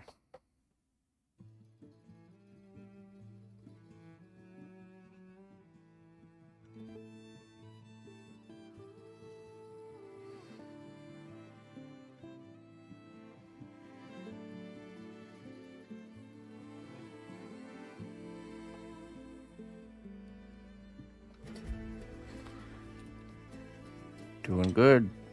That's a good Friday for sure.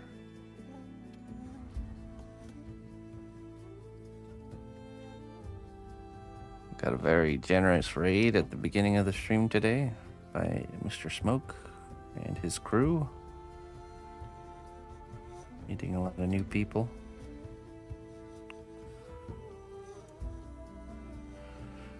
Making our push to get this piece wrapped up.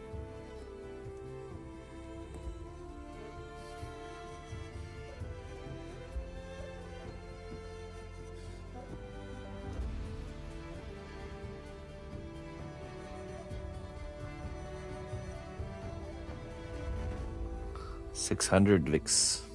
That's a lot of them.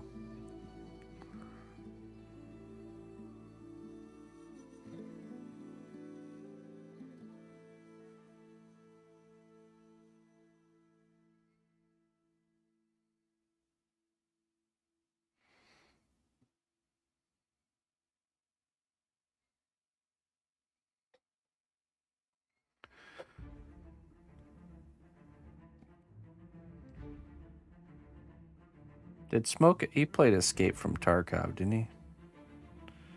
Actually have a Tarkov project coming up down the pipeline that I'm sure you guys would be interested in seeing once it gets started. I know Daisy is his main squeeze.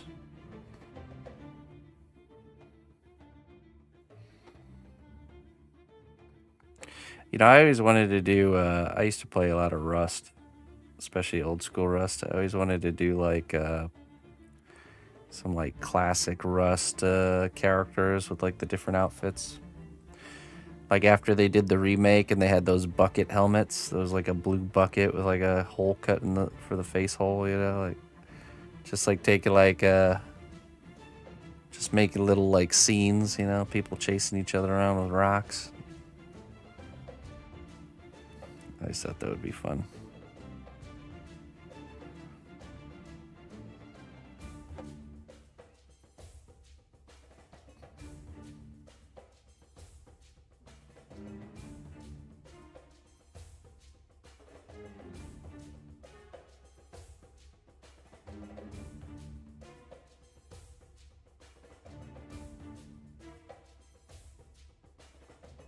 He brings those Daisy vibes.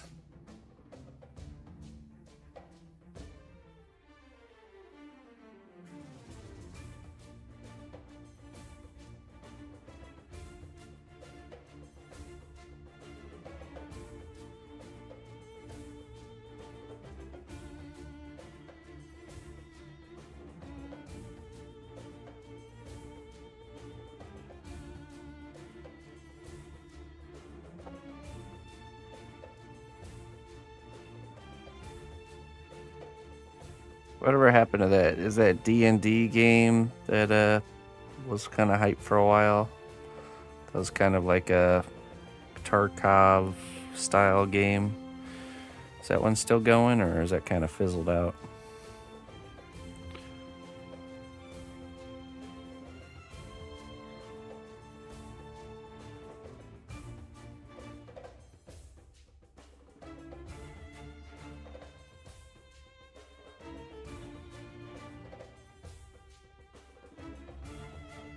Can't remember what it's called. Dark and Darker. Yeah, that one. Yeah, that's the one.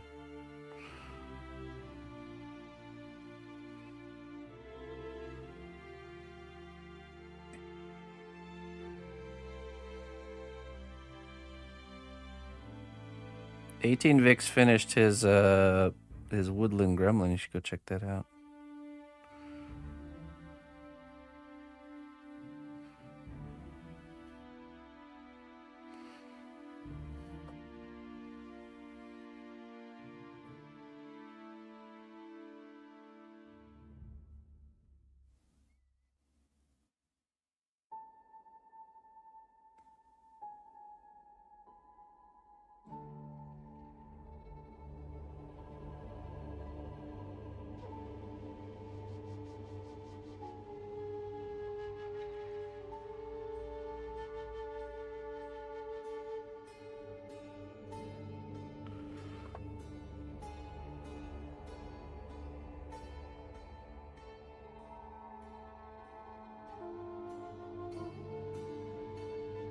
That's right, yeah.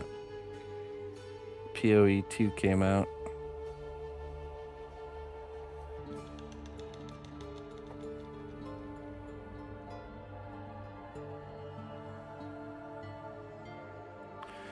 Alright, there's that base color done. What's next? I think we start doing the layers on the purple next.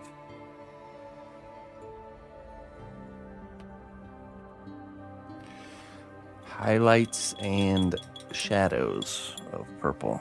We have regal purple for shadow, and we have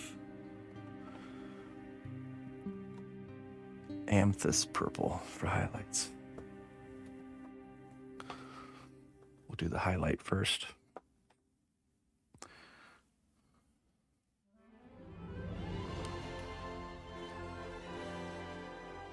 Hey, what's up, Ann?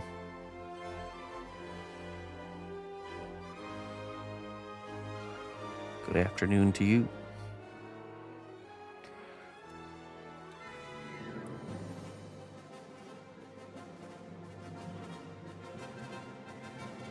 Amethyst.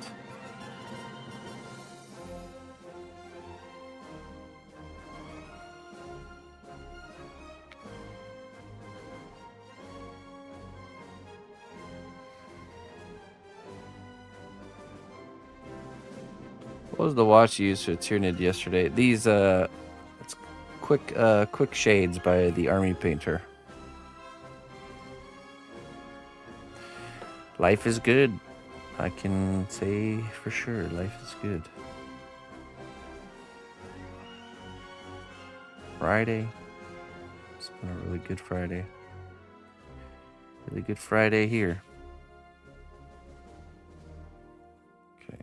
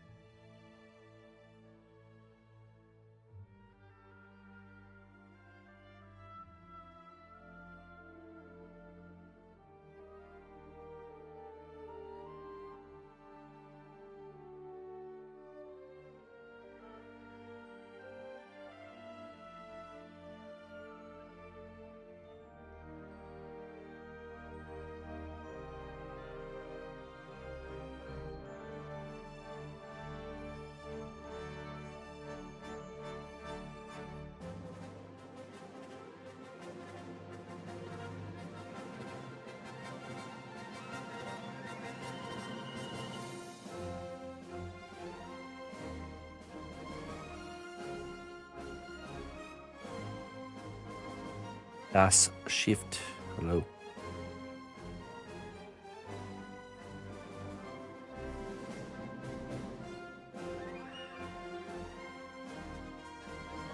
Good day to you.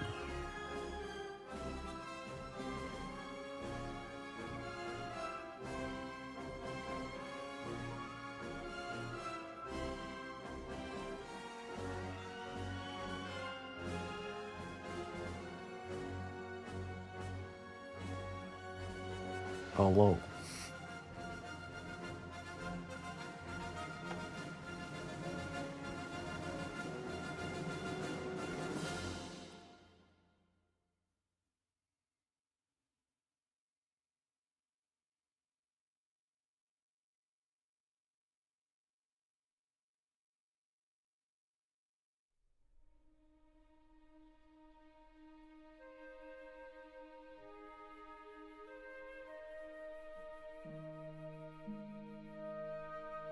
Hey, thank you. Thank you very much.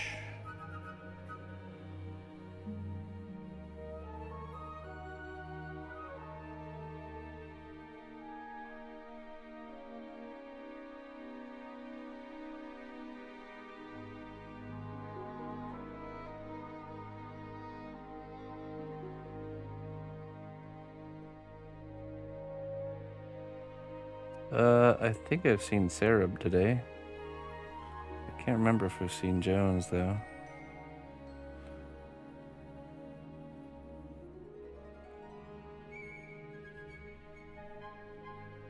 Oh, that's right. He goes into the office Fridays. Wednesdays and Fridays, he's chained to the desk.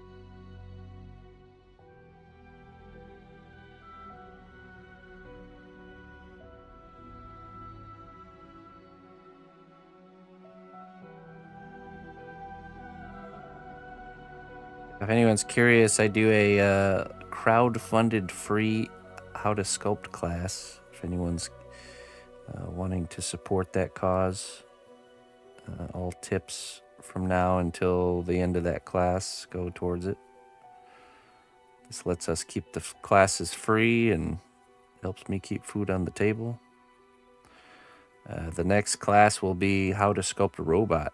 We'll be going over start to finish creation, all the techniques and tools in a very in-depth explanation, start to finish for the project. So if it's something you want to participate in, all you got to do is just tune in and follow along. And if you can't catch the lives, you can always check the videos, the FODs. Like the Gremlin class, yeah, exactly. Except we're doing robots. So this will be the third class we've produced. The first one was the Gremlin. The second one is the Dragon, which we're currently on the tail end of. But yeah, exclamation point fund.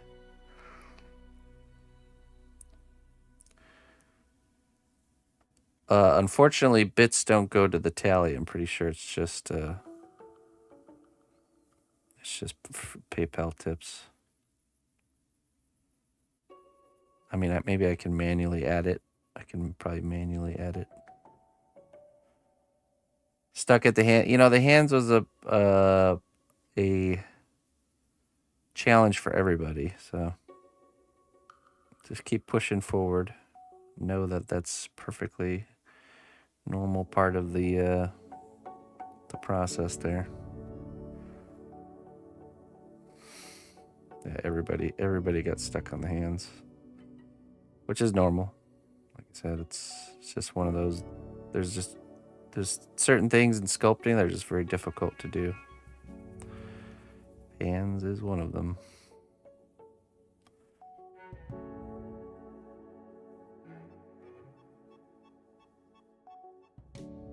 Hey, what's up, Sky Raider?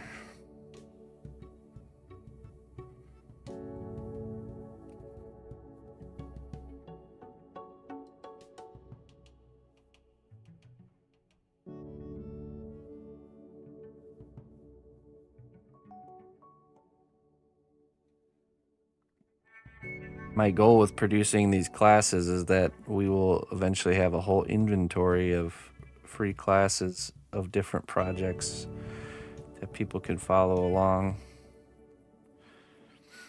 and really learn a lot, kind of creating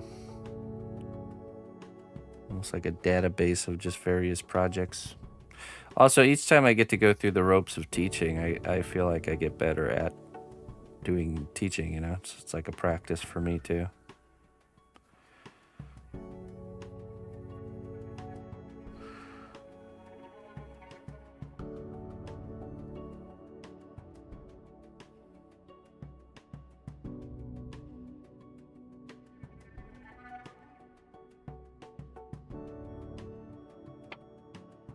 Accept apologies via PayPal.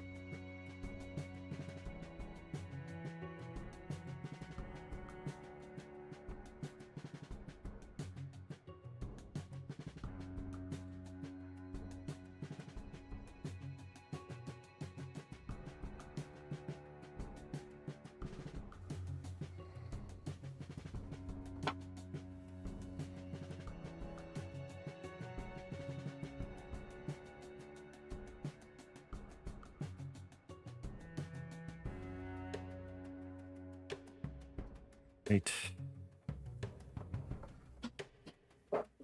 Next color. I think it's a sunset purple with a little bit of white. I'm just gonna kind of do an edge highlight on those.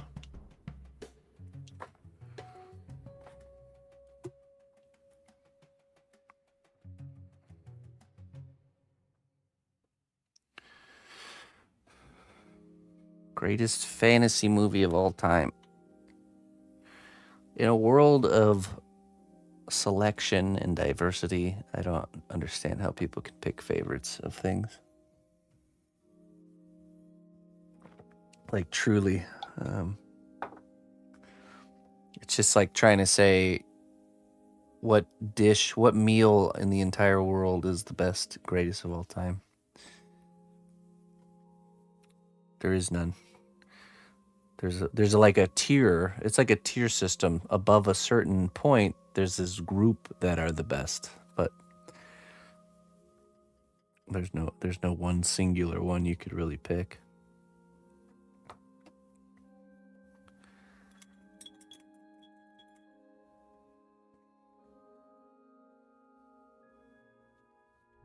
Yeah, definitely not. It's a total. I follow my own rules for sure. It's the same thing with artists, with anything that there's a rye toast with butter and fried egg over easy, best thing ever.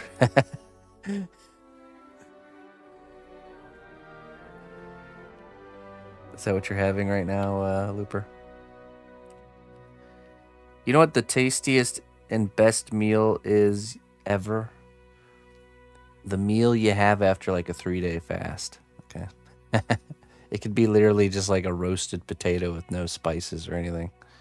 It's like, oh my goodness. Hunger is the best seasoning. A 3-day fast, yeah. What are you doing? I don't do those very often, but it's a good thing to do every once in a while.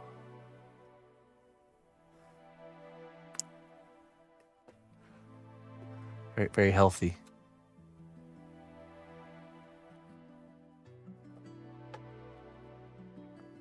Also good for training up the willpower, you know.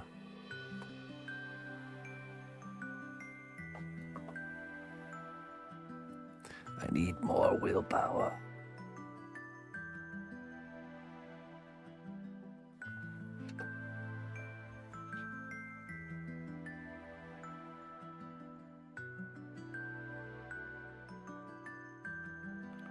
Let's see. Just Just a really bright edge highlight color here.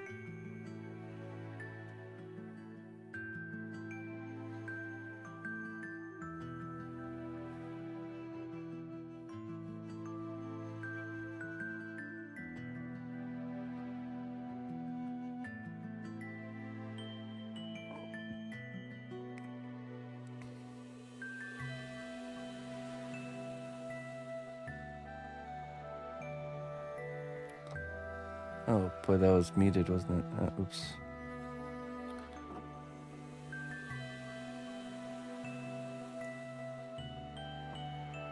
Okay. Yeah, my sound got all messed up. You know, let's replay that.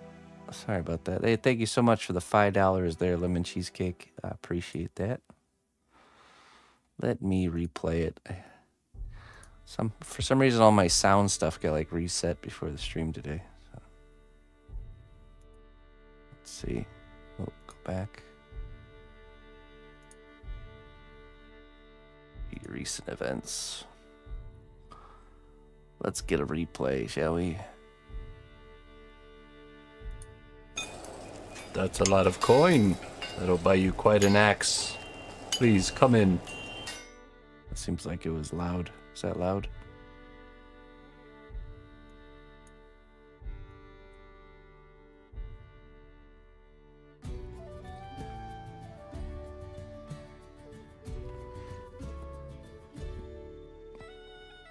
Louder than usual. Okay, yeah, let me turn that down. Let's just go down to here. All right. I just went ahead and took an extra 5 out of your account, if that's all right, there, Lemon Cheesecake. Just so we could hear it.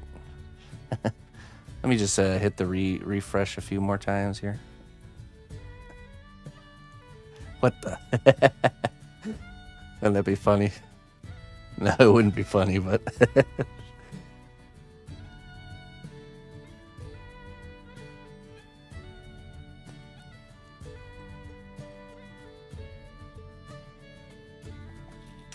All right, let's get this edge highlight here.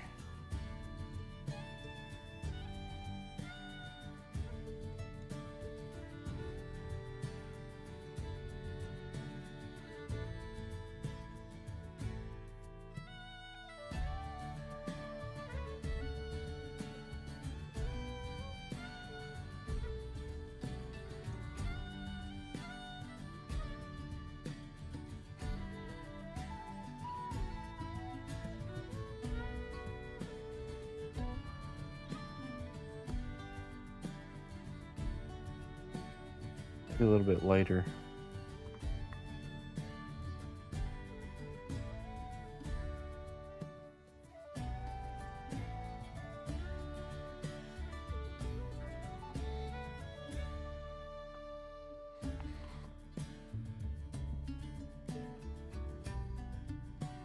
He has to talk over the forge, though. Yeah.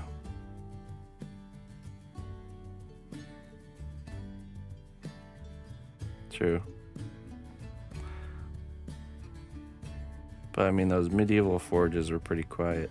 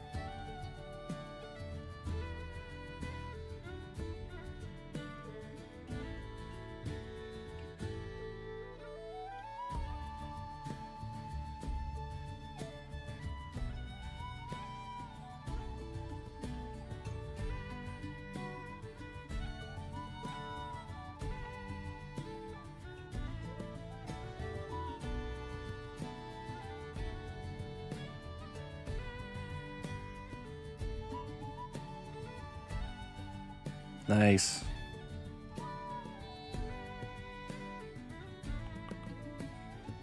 Yogurt and carrots is like what? $6 or something? $10.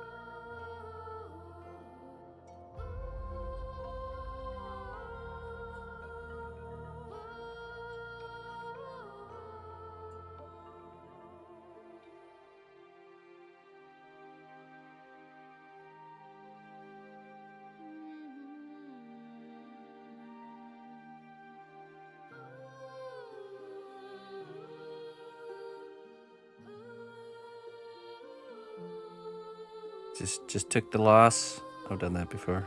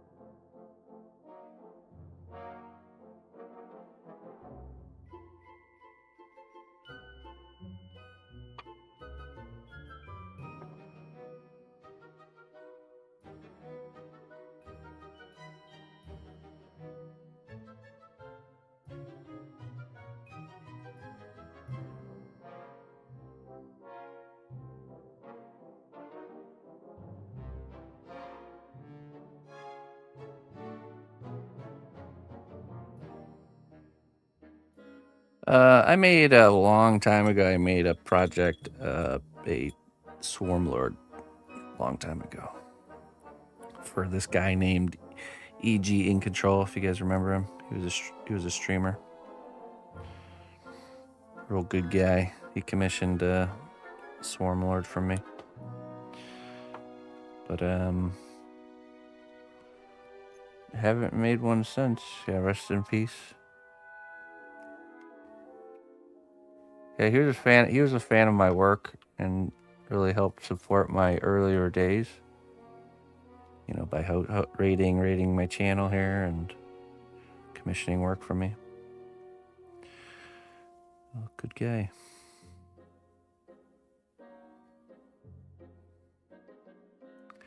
Mr. Jihoff.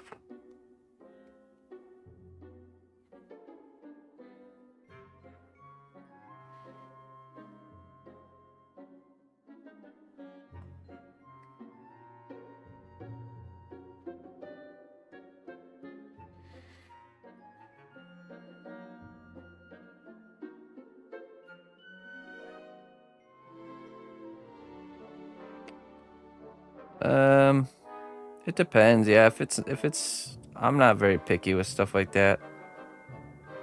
I'll usually, even if they mess up the order and give me something else, I just eat it because I don't like to waste anything.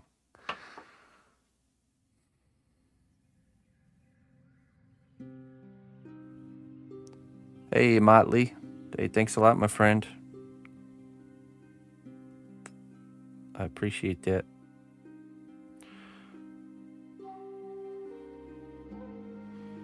And I look forward to seeing what you got in mind. Were you able to find my contact info, my email? Yeah, if it's just like plain, like, okay, for example, we went to this restaurant and Emma ordered a burger. And she bit into her burger and then shrieked out in pain because the burger was like super spicy. So something happened and they mixed up a bunch of, like, they used the meat that was meant to be for a spicy dish instead of like just regular burger meat. Now in that case, I say, excuse me, you made my 3-year-old daughter's burger spicy? So they remade her one, but I ate the spicy one. So nothing was wasted.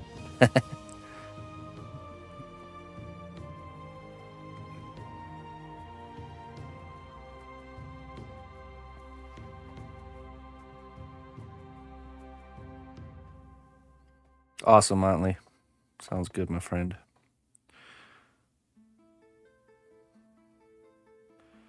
But usually when it deals with my own food, as long as it's not like inedible, I'm pretty okay with it.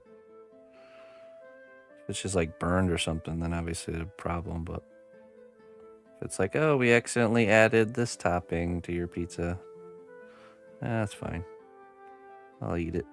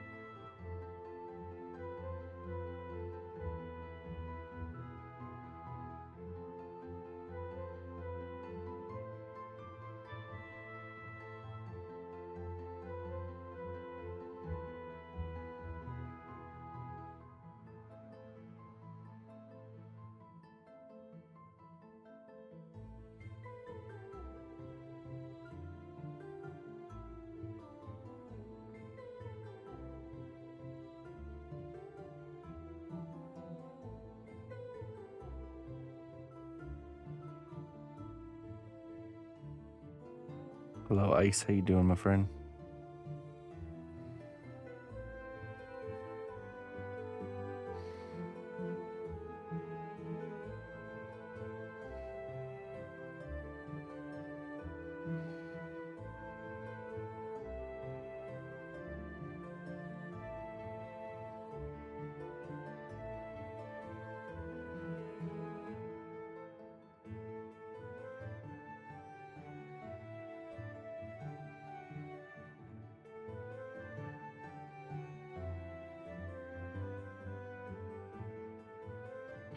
Yeah, that tends to be the way I deal with situations like that. Is I just, if they lose my future business if they mess up really bad. Not my, I'm usually not one to, unless it's like really off hinge, cause a scene or anything. I'll just probably be less likely to go back there if they really goofing up.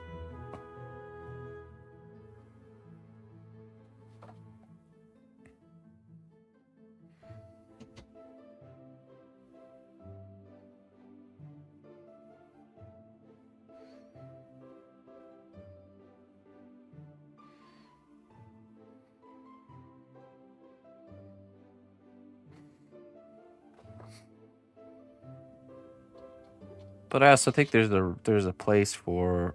Sometimes I'll finish eating at a place, and if something was an issue, I'll call them and tell them about it after I've already left, and not create that awkward in-person scene. It's like I promise I'm not trying to just get free food here, you know, because it is good to give constructive criticism, you know, because some places and people, you know, want to be better. And if you don't tell them when they've messed up, they can't get better.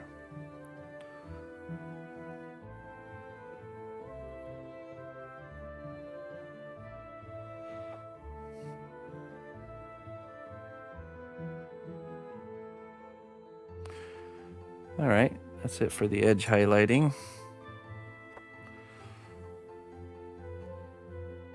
I think the next step is we're going to start working on the washes.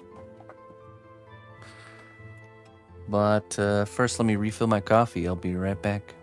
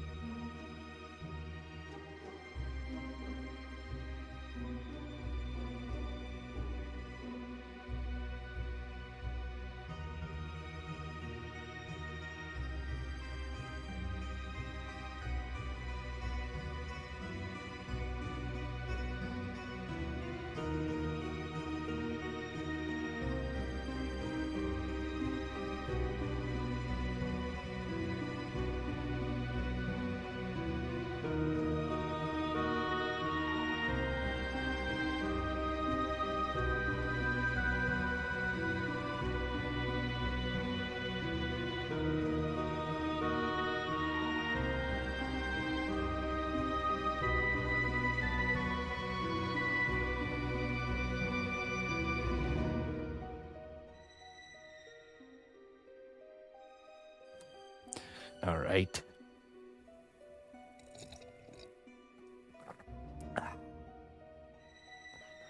Fresh coffee. Undercarriage treatment, yeah. Yeah, we're going to do our washes next.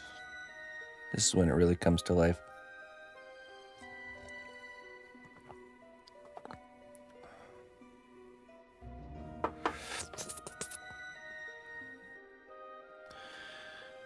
New pair of trainer sneakers for her present, so I get to have the second anatomy for Sculptor's book. Which one? The one that's about the head?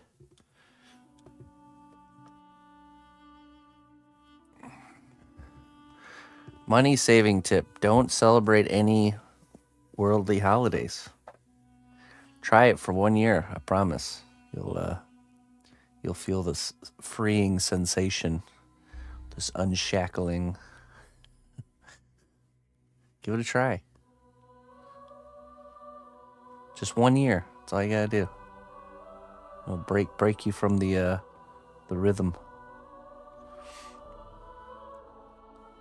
Tip number 2: skip meals for 3 days at a time. Look, all right. You have to have a out of the box lifestyle, okay, to make out of the box things.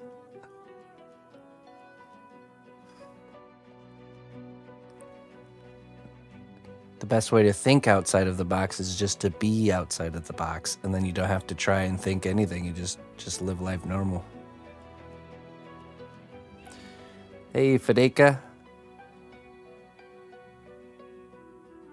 I do, Fedeka. Yeah, check out the classes. We got 2 classes currently. It's how to sculpt a woodland gremlin. That one's totally completed.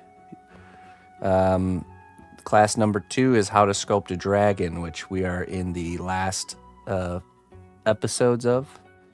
But they're all saved on playlists. You can follow along whenever you want, and you can go onto Discord and post your work there. Each week on Sunday is when we have the live class, and you can get feedback. No matter what part of the process or which project you're working on, I give you feedback every week. And we're actually raising funds right here for the next class, which will be how to sculpt a robot, which will start in about 4 weeks. We don't have an exact start date, but it'll be starting in about 4 weeks. We will go through the start to finish creation of a unique robot character, in which you can follow along. And I'm very, I'm trying to explain the process as clear as I can, so that anybody, no matter what skill level, can join and follow. They're free. Yeah, we just do we just have people chip in, do like a class fund, and people chip in. But you don't have to. It's just only if obviously if it's not going to hurt you, then you can chip in. But yeah, if it's not in the cards, don't worry about it. Just do the class. So I like making stuff like this free and with the option to pay, as opposed to just putting it behind a paywall. There's nothing wrong with people doing it that way. I think for me personally is because when I started sculpting, I literally had like no extra money whatsoever. I was like as poor as you could be, and also starting to sculpt at the same time. So for me, I really appreciated any sort of like free resource I could get out there for learning and stuff like that. I was always very appreciative of that. So I want to try to keep it that way myself. So I know there's gonna be people out there that were just like me that will appreciate that. So pay what you can when you can. That's right. Yeah. Yeah. Don't let me take no food out of your mouth or nothing. So yeah, exclamation point fund if anybody wants to contribute towards that. And I look forward to it. I think we're gonna have a lot of fun.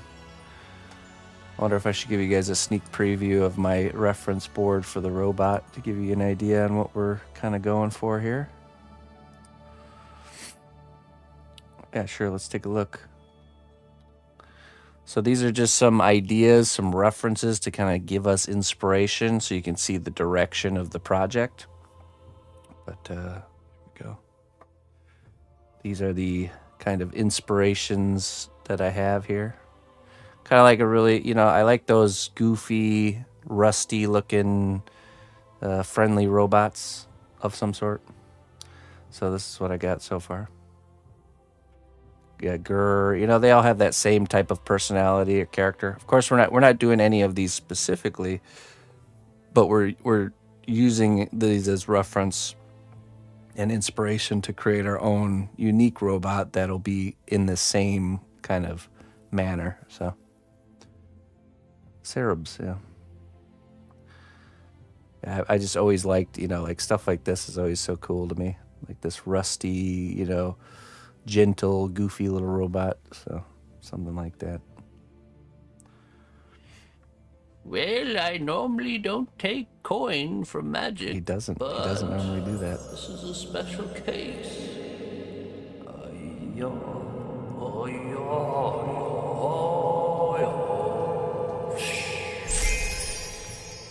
Coin for magic.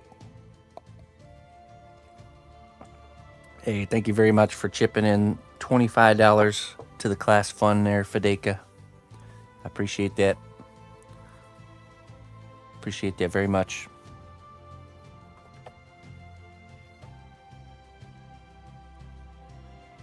Okay. Let's start with the blue.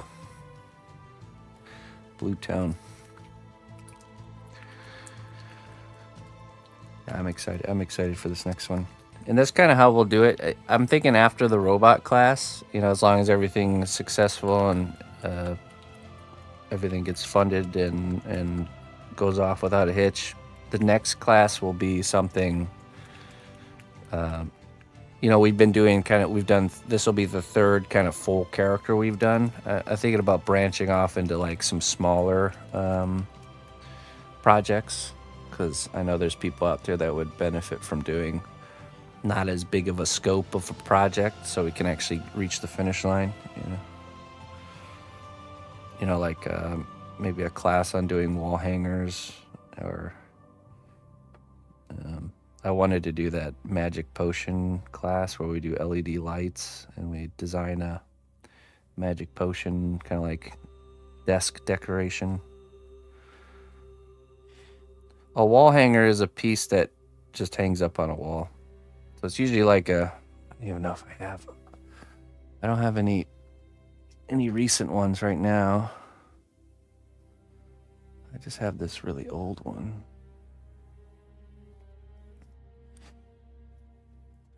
This one's pretty old. This is the only example I have, but jeez. Okay, hold on. I can't get up with the camera because it seems like, I bet you this cable does have a short in it. Okay, 1 second. Yeah, kind of like this guy right here. Just like a character head that on the backside has a little keyhole, a nice wooden finish back. It just hangs up on a wall. This is an old medieval character guy here.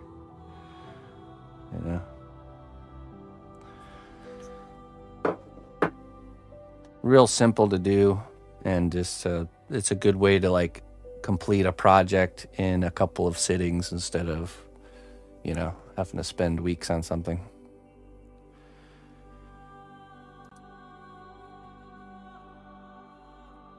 Okay, just a second. Gotta get my camera fixed. Fridge magnet, it'd be the same thing. You're just slapping a heavy-duty magnet on the back instead of like a keyhole. But yeah, same idea. It's a project you can do where you don't have to deal with armatures or anything like that. So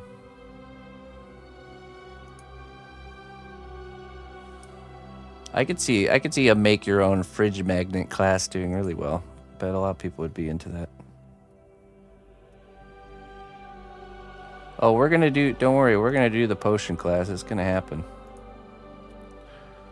It's gonna happen.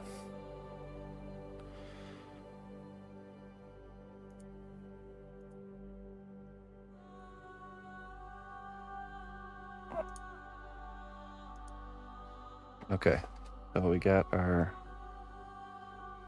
blue here.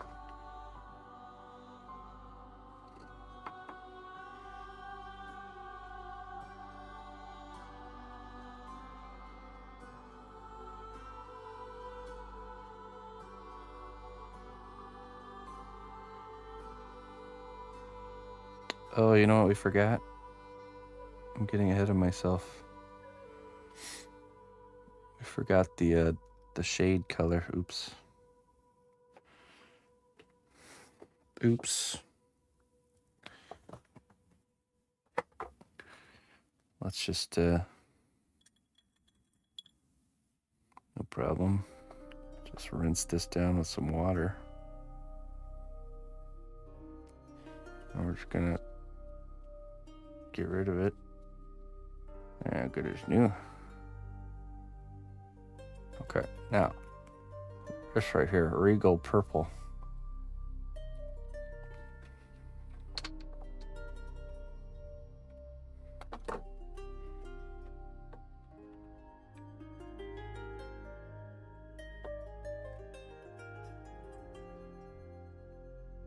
Okay, we need a wash of this color.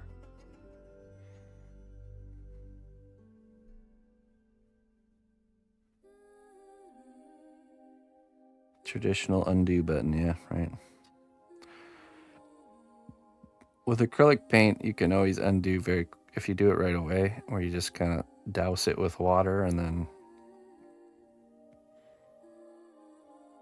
you're able to remove, no problem. So if you don't catch it right away and you want to remove it later, then it becomes a little bit more of a task.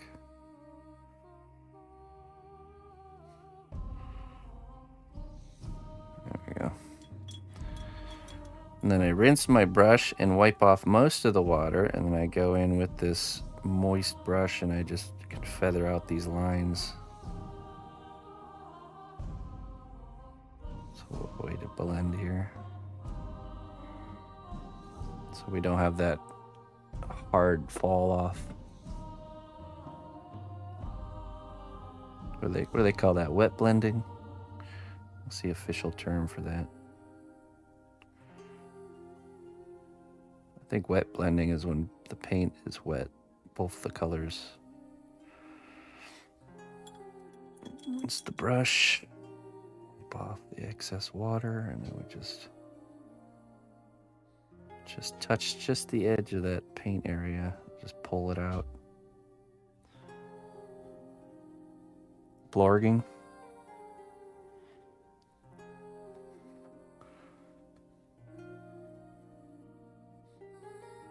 Ah, yes. To blorg or not to blorg? That is the question.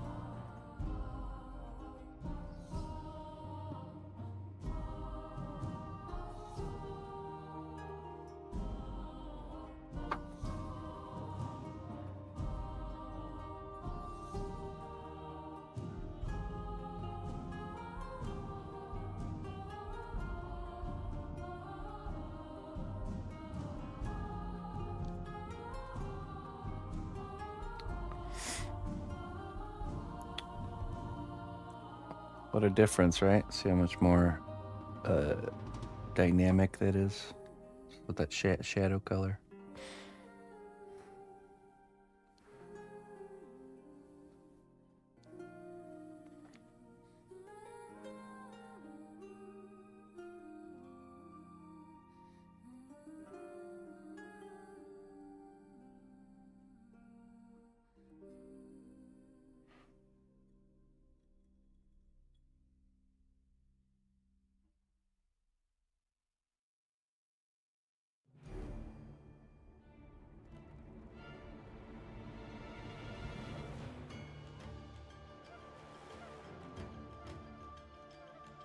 Ring ring.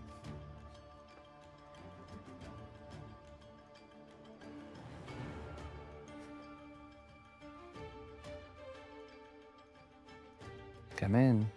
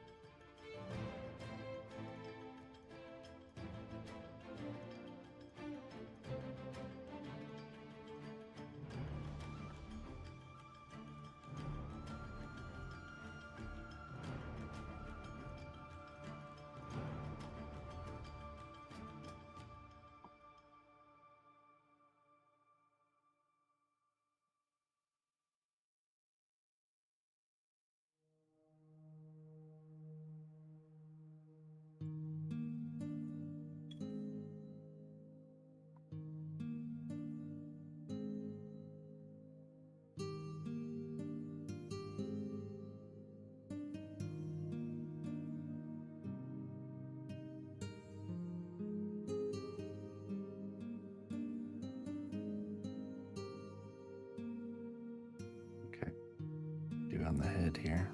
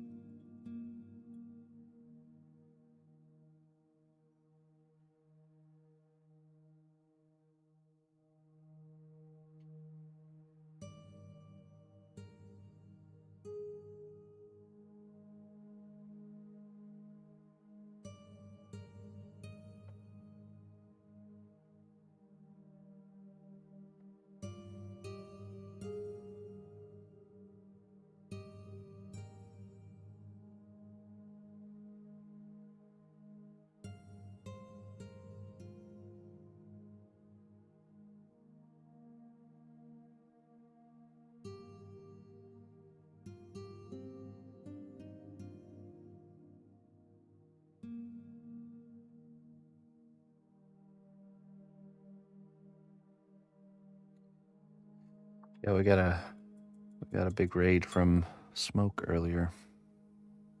The wonderful gentleman by the name of Smoke. A good friend of the cnotbusch kingdom.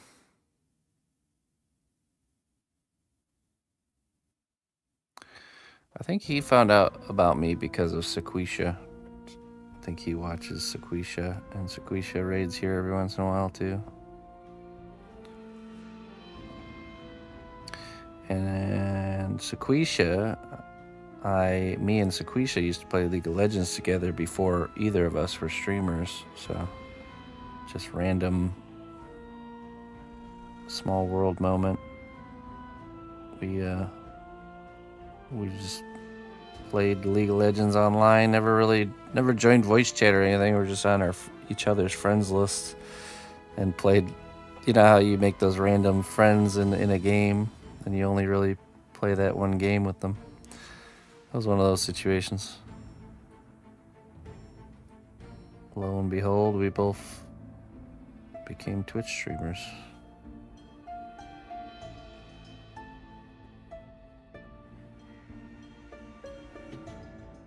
Yeah, I probably ran into him in like a game, and we both played well, so we added each other to our friends list. And it's a good thing I didn't like accidentally feed that round or something. That must have been a round I wasn't playing AP Shaco bot lane, thankfully.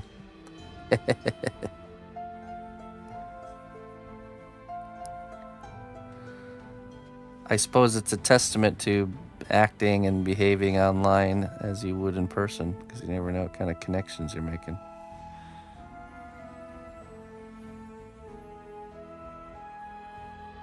Yeah, I think neither of us were streamers at that point when we met.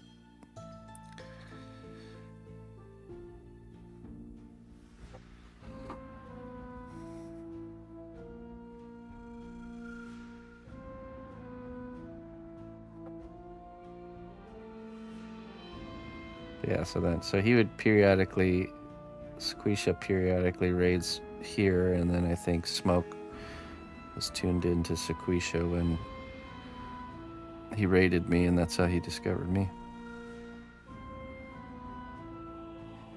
I'm pretty sure that's how the story goes.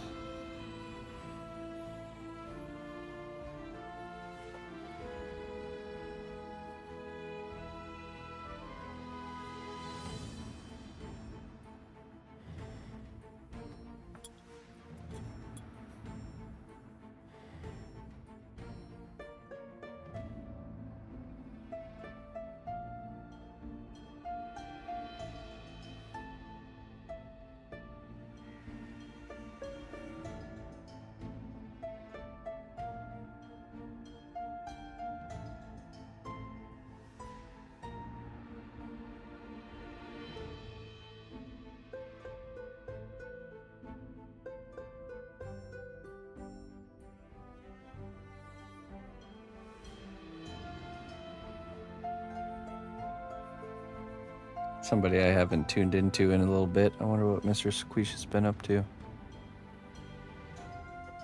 Yeah, it's from the game Space Marine 2.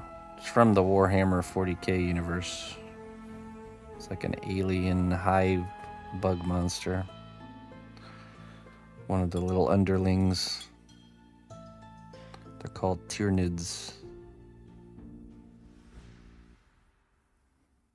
He was playing League the other day. Oh, nice. Good old League of Legends.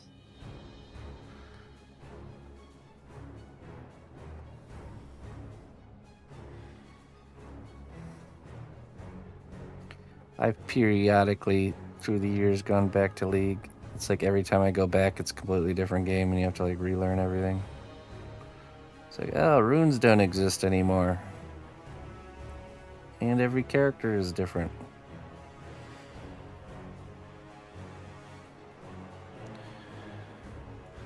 You've been on Twitch since Justin TV times and never noticed you. Yeah, I was around too. So technically I should have started streaming on Justin TV, but I just saw the writing on the wall and knew it wasn't going to be around for much longer. So when I started streaming, I streamed on Twitch. Even though it was a gaming only platform, I was a rebel.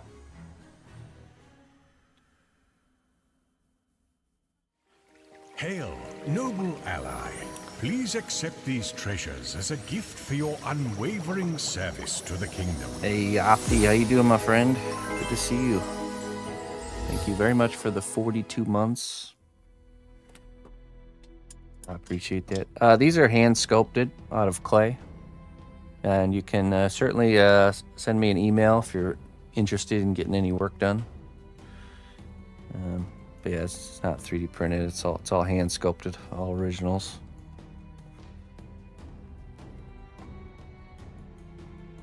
I'm shaking the wisdom like it's a thing of paint. Yep, I just gotta get this one nice and shaked up for you, Opti. Mixed really well. One-eyed eyes.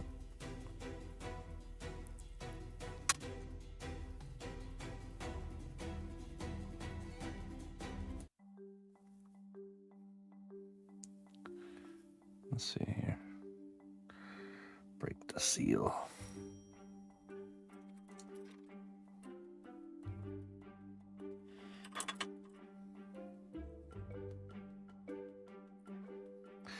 Let not the darkness of fear hold you captive. Instead, let the light of hope guide you to your heart's desire.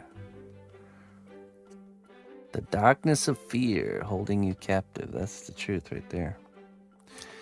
We all have a choice every day. Do we focus on the positive things or the negative things? What guides you? What guides you, Opti?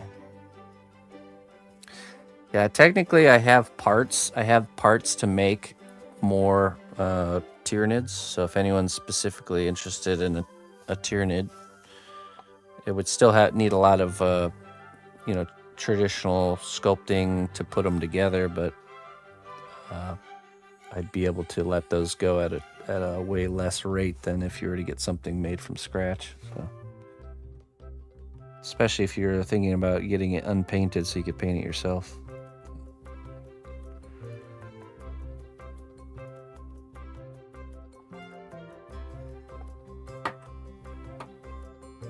Okay, let's see here.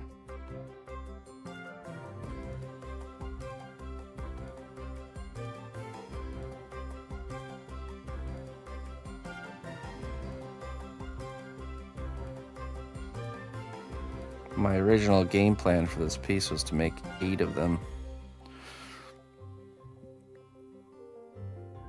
We only ended up doing 3, but I have the parts for 8.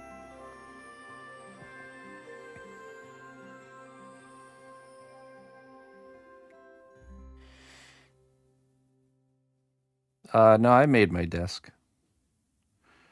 I made it with my bare hands.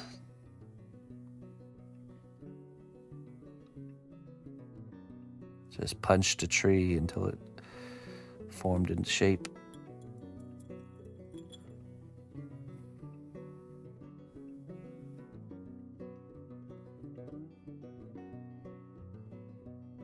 Yeah, most of my furniture in my house I built.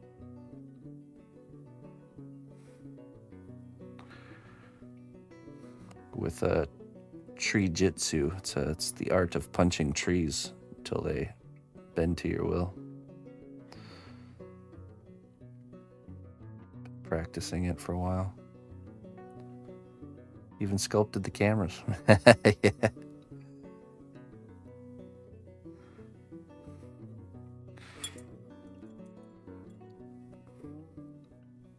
Minecraft approach. Yeah, I was inspired by Minecraft. No, I grew up in a trades household, so I've been around power tools and building things like that from a young age.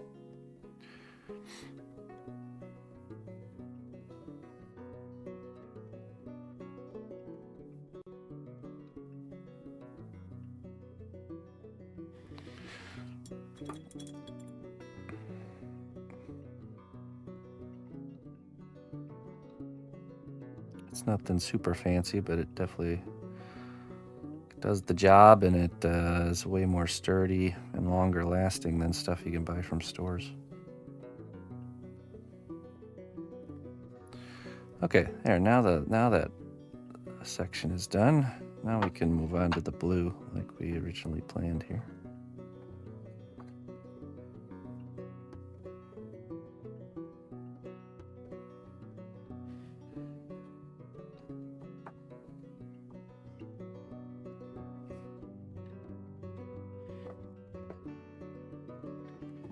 I think I even still have my sketches for my desk in here.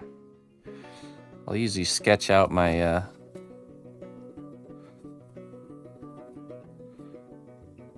my desk. Yeah, look, first page. Also some planting stuff. Yeah, there it is.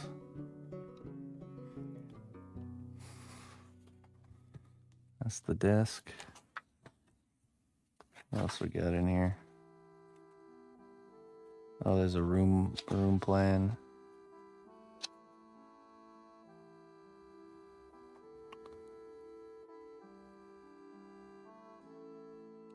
What even is that? Oh yeah, this is some kitchen stuff I have to build still.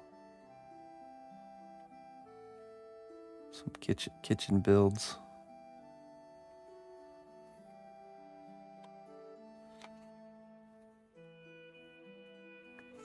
Kitchen organization ideas. Yeah. Here's a lamp I made that's in the living room. It's like an old rustic looking, almost looks like it's from a pirate ship. It's got this cool like rope wooden emblem, and these are kind of like those old antique looking bulbs.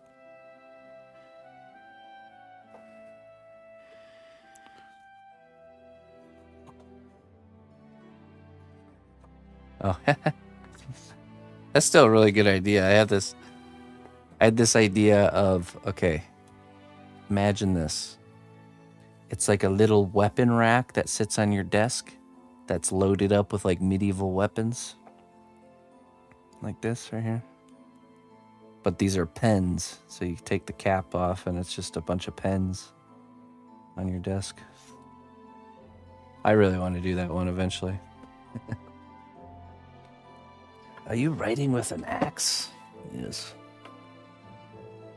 So the look of it is it sits on your desk and it just looks like a little miniature weapon rack, but it's actually functional art because it's a bunch of pens.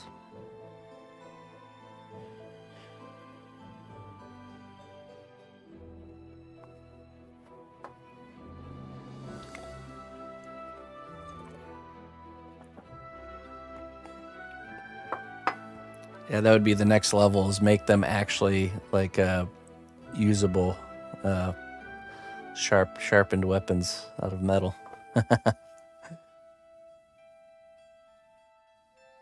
Thanks, one guy. Appreciate it. Okay, so now we can go in with the blue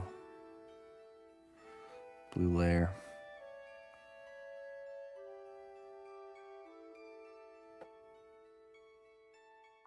I made a forge. I have a homemade forge called a bucket forge with the intent to eventually mess around with adding like real metal to like characters' weapons and stuff.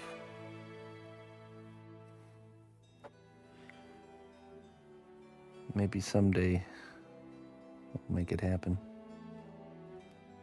I also have an anvil, which is actually a piece of railroad track. Easiest way to get a decent sized anvil is if you know somebody that works in the railroad.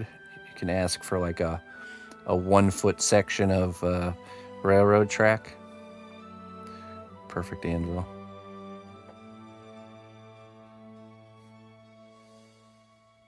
Actually, I've used that quite often throughout the years.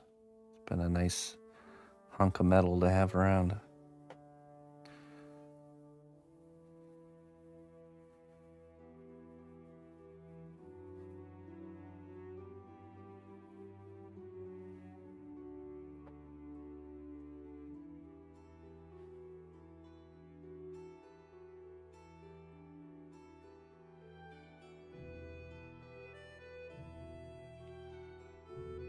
Metal track, yeah. Wait, what did I say?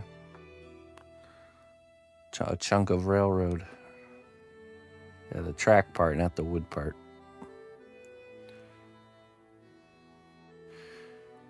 You just have to know somebody that works for the railroad to be able to get something like that.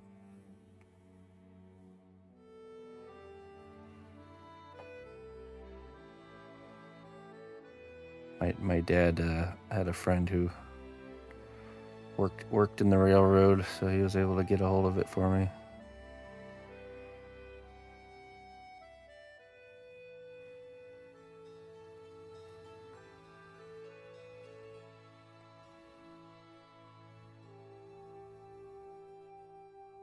Yeah, it'll last a lifetime for sure. Multiple lifetimes.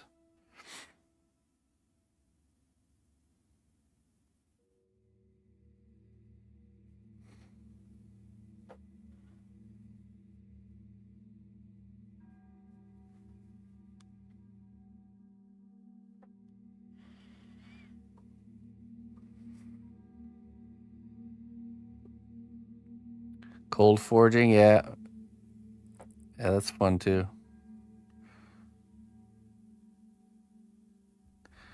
You don't even need to hot forge little swords like that.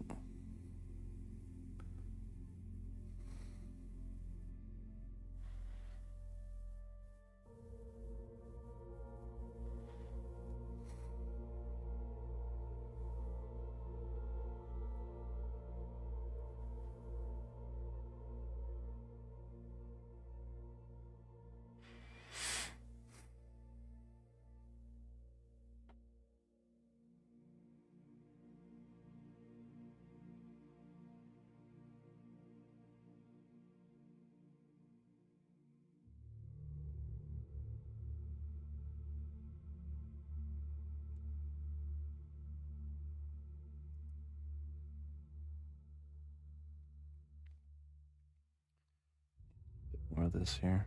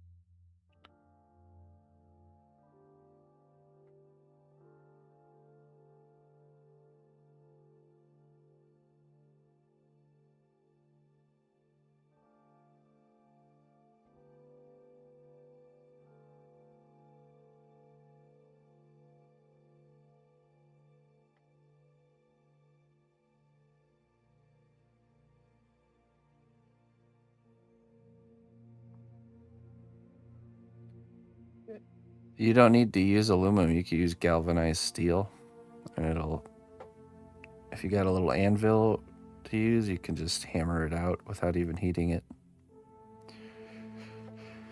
Even if you don't have an anvil, a good makeshift anvil is you get a sludge hammer and you use the side of the sludge hammer as the work surface or anvil. That works all right.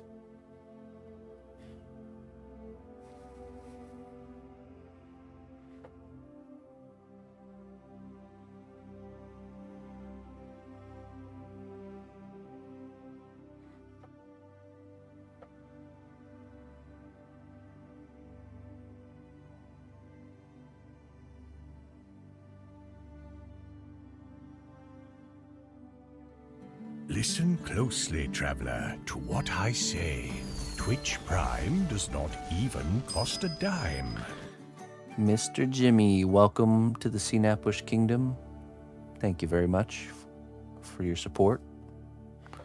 I appreciate that, my friend. Welcome in.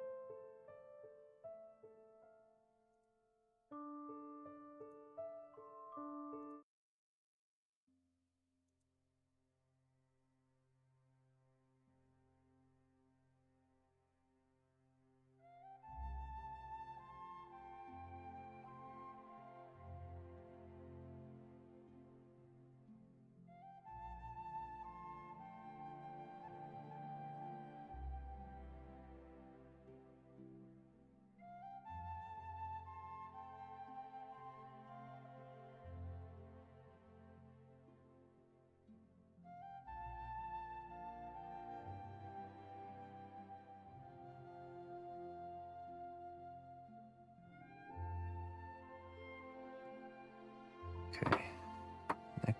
Next color is a red.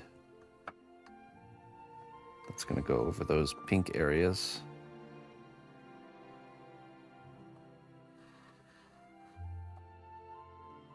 Listen closely, traveler, to what I say. Twitch Prime does not even cost a dime. Yoo-hoo, it's Sue. Hey, thank you for the 4 months. I hope you're enjoying your stay here in the cnotbusch Kingdom. Thank you very much for supporting. Oh, you. Thank you very much for supporting my work. I appreciate that.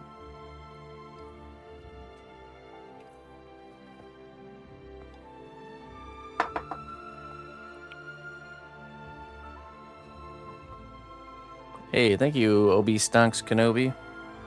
I'm happy with our with the result.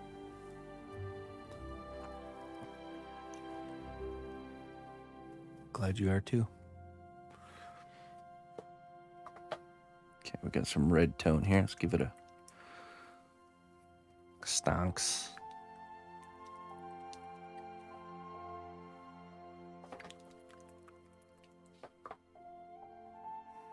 Give it a good mix.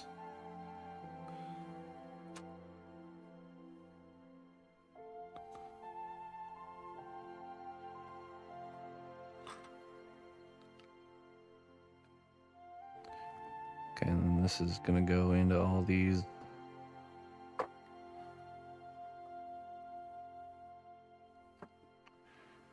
All these areas with the pink.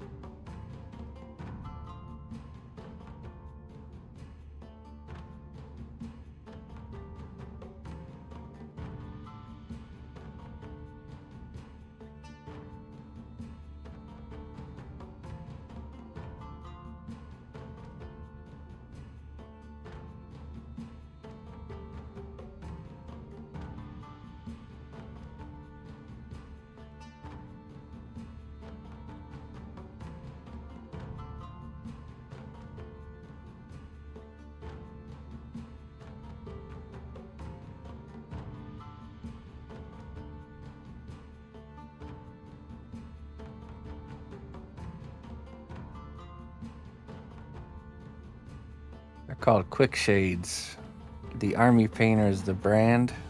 Quick shades.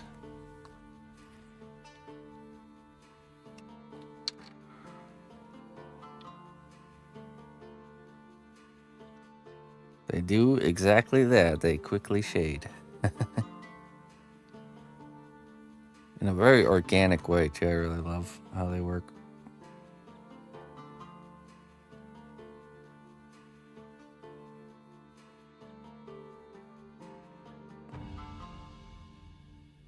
Very similar to like what an oil wash does.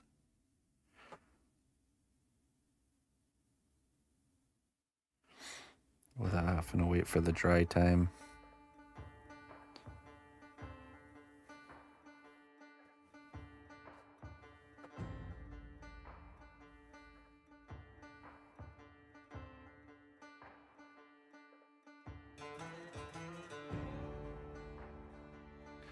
Yeah, I mean, it goes hand in hand with the way that I sculpt too. I make my detail very pronounced, you know, very the work is already done. We just need to let the paint kind of reveal the work, if that makes sense.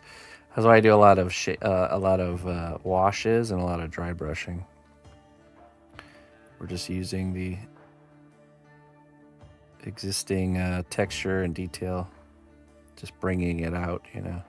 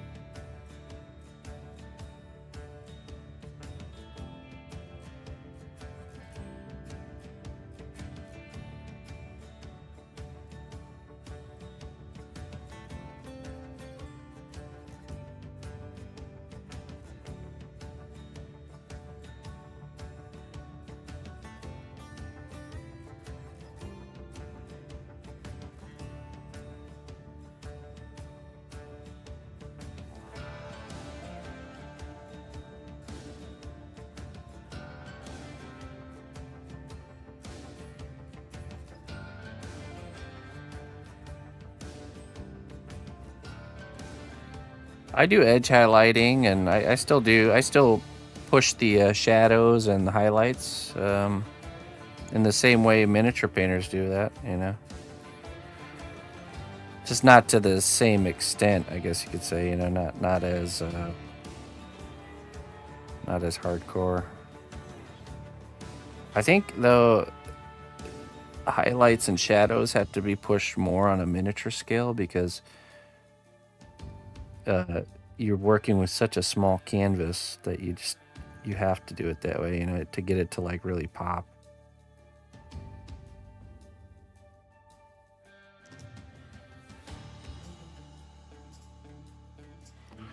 You know, like I did with these, the shell piece here, I did like the edge highlight and I filled in the shadow. So I got shadow, 2 different mid-tones, and then a highlight on the edge there. And then I just went over that all with the blue quick shade to kind of bring it all together, you know. Putting it under a layer so it's all kind of a little more organic looking.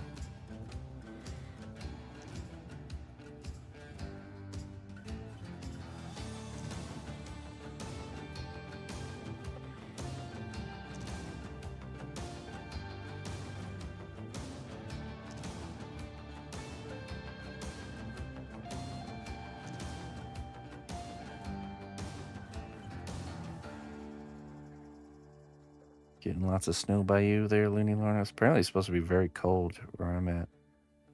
Like the next week. It is very cold. Winter has come back.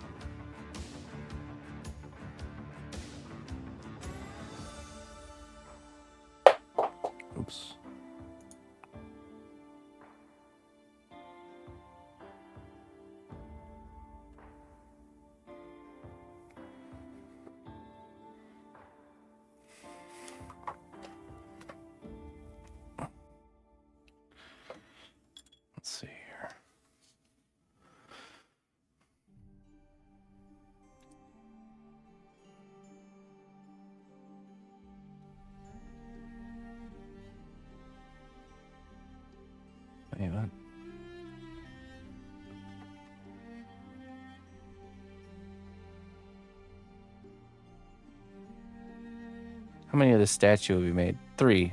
3 are made.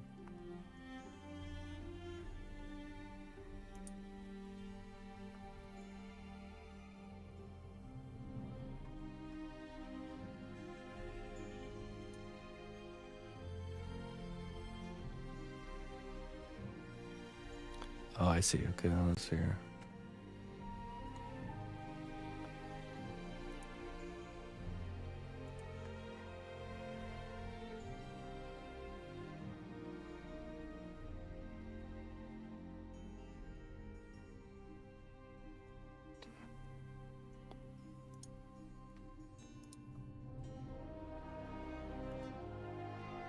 Okay. Back to work.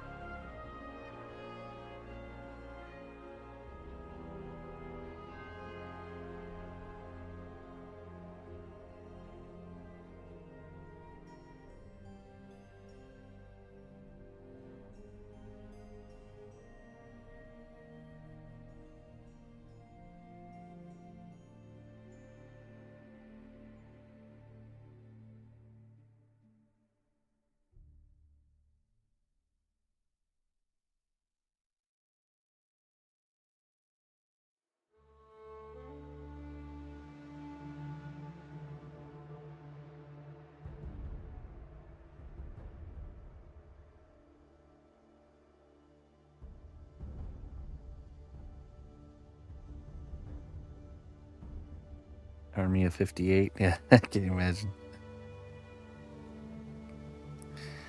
I mean, it would be pretty epic if you think about it. Imagine making like a huge diorama of not only Tyranids, but other 40k characters all fighting and interacting together. Be like a 5-year project.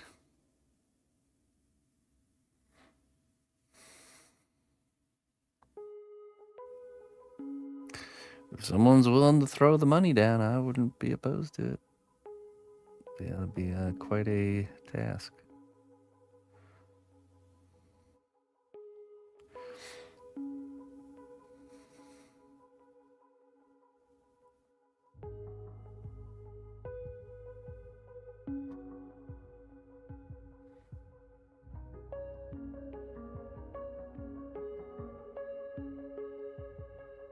Be a great piece for a Warhammer 40k museum.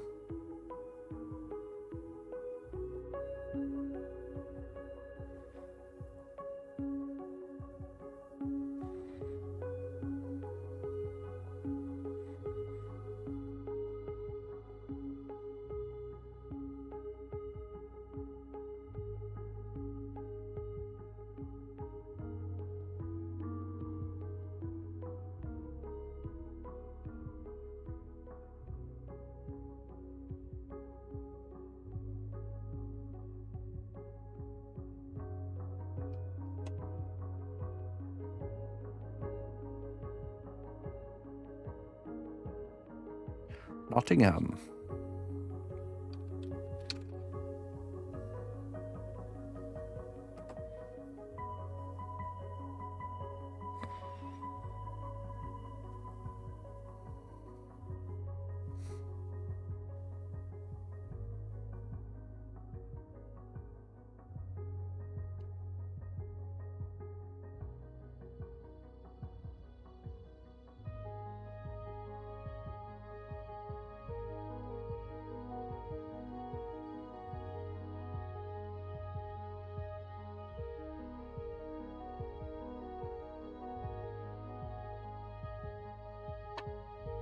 Newcastle, okay.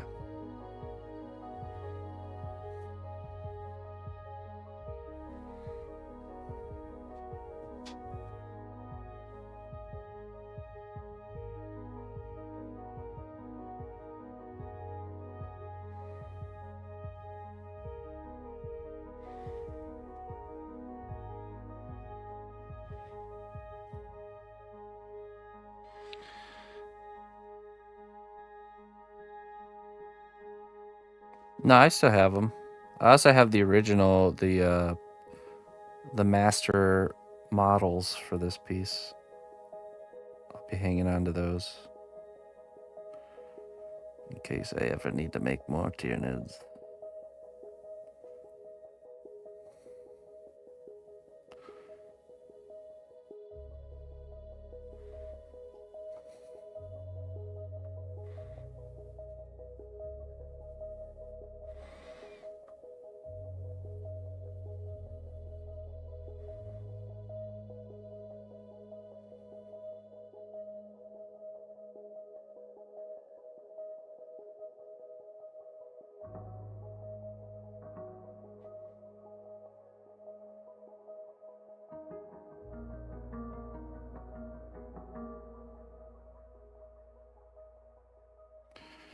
All right, red looks good.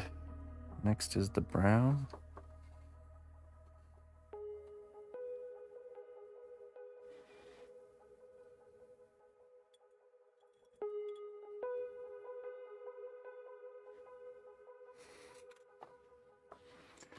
Yeah, see, here's the... I still have all the molds and extra parts here.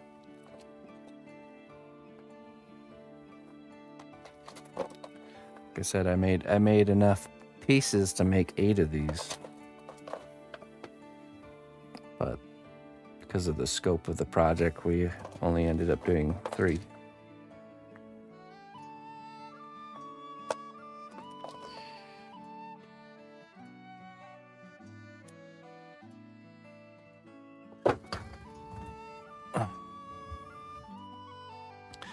The original plan for this was to be a much smaller scale thing, but it turned into something bigger, so.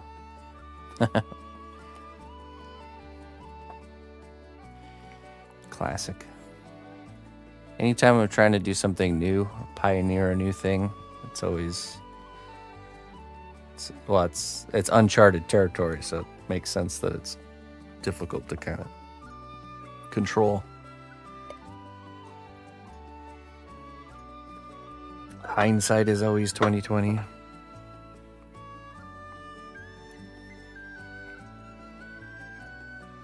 It's good though, because this Focus Entertainment's been really good to me, and it's good that they're getting something a little bit extra. This is the 3rd project I've done for them in a row.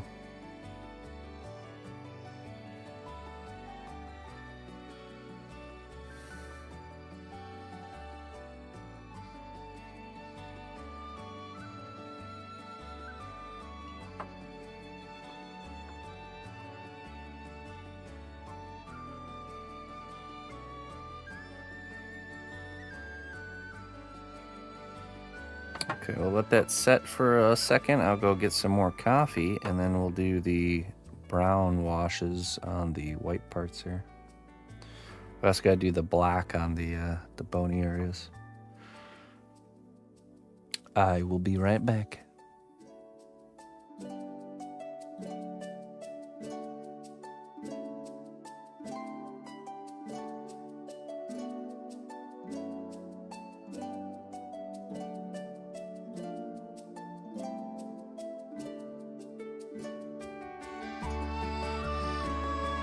Atlas Fallen and Banishers.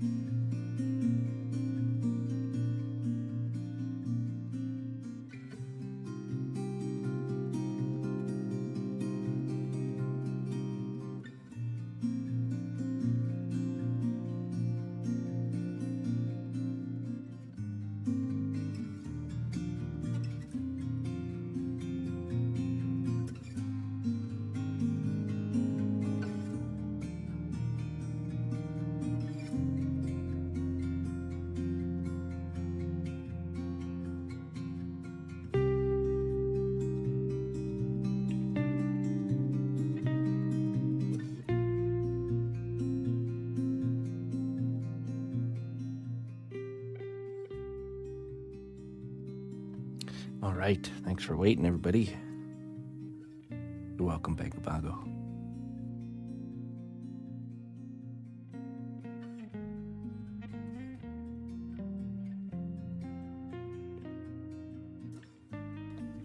All right.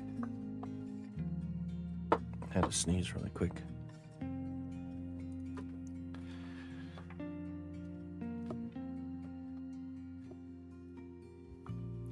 Let's make our final push and get this piece finished up here.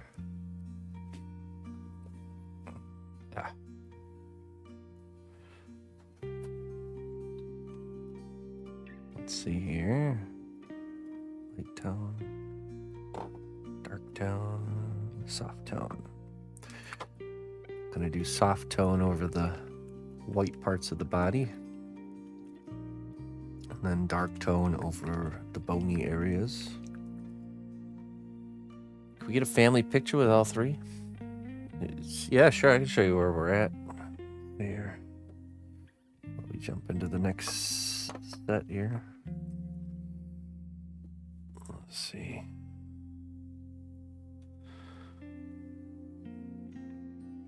This one's the easiest one to put on because it's just one foot peg here. Oh wait. There.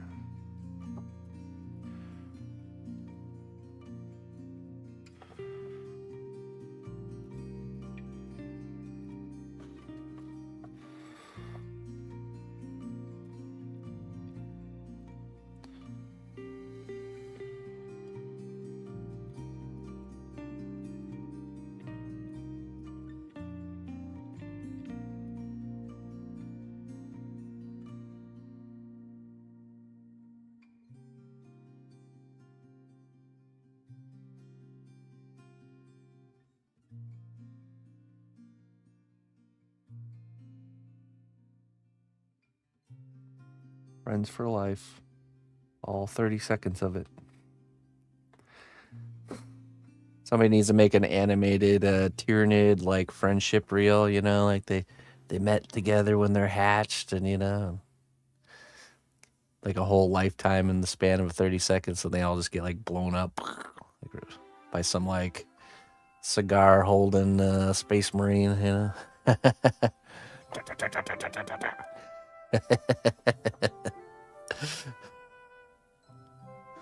Bug splat. Their life may have been short, but it was fulfilled.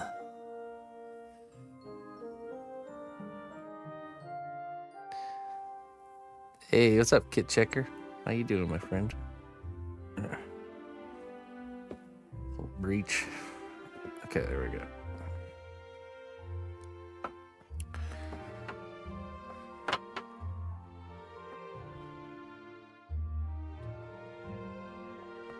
All right, next soft tone is next here.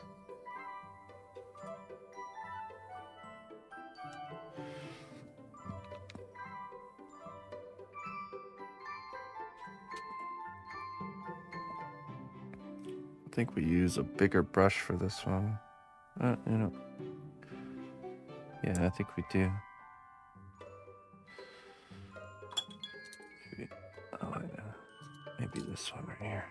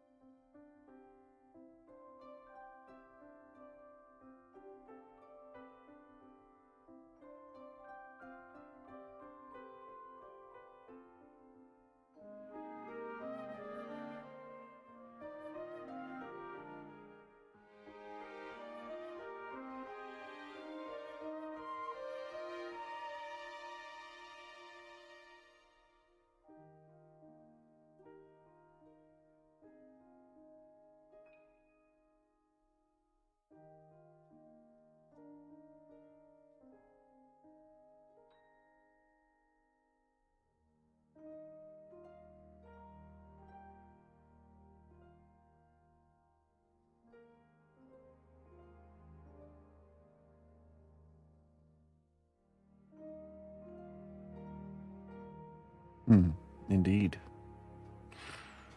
Good morning. How you been there, kid checker?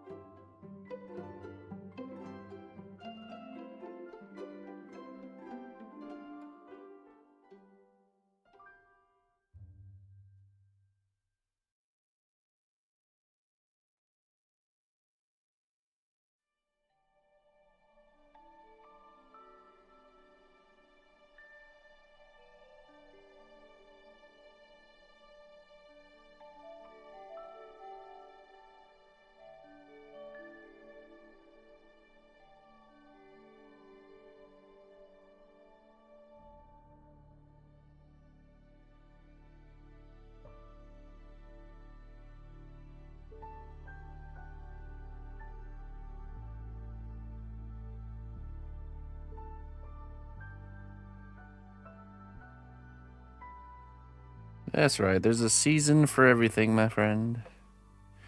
The season shall return again in your life where you can hobby it up.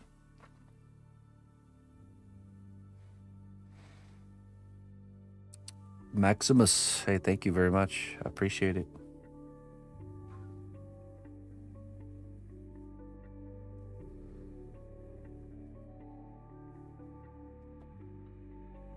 Our lives have seasons just like nature does.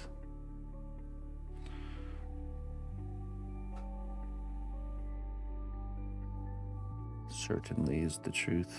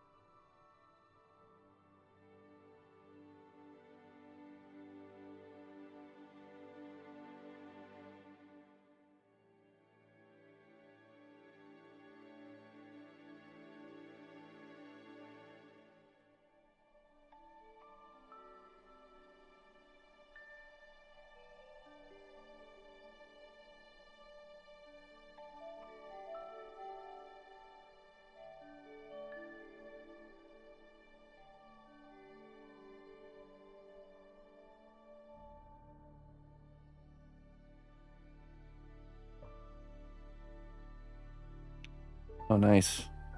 There's some larger Tyranids.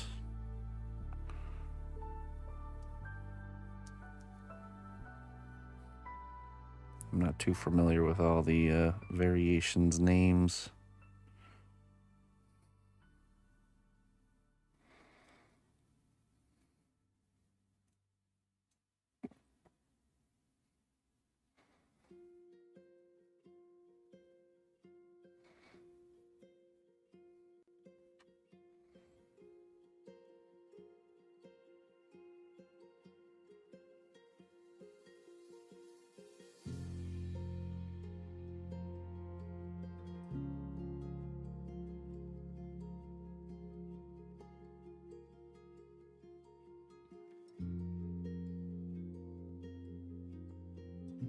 The kiddos, huh?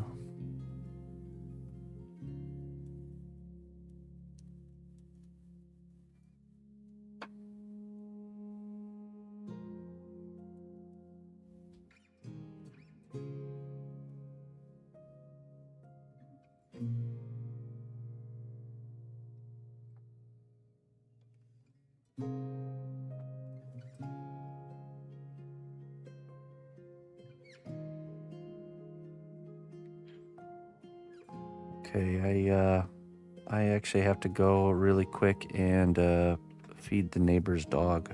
I'll be back in a few moments. Sorry for the interruption.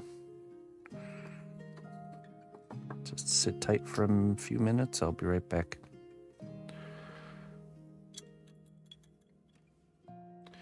This is a Razer Kaio Pro Ultra webcam on a harmonica mount. I'll be right back.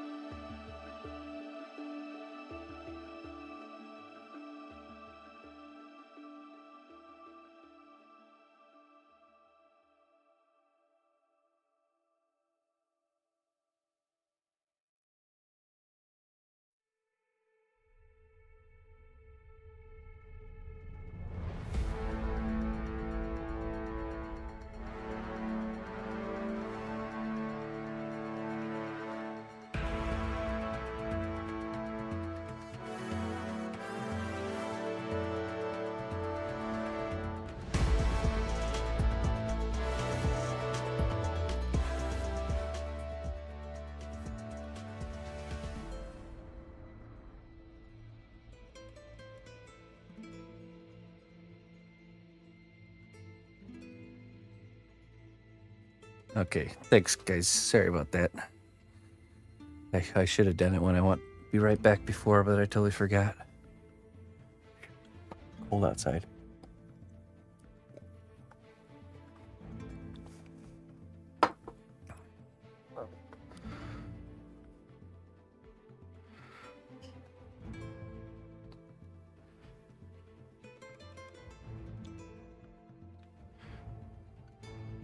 Oh yeah, she was happy.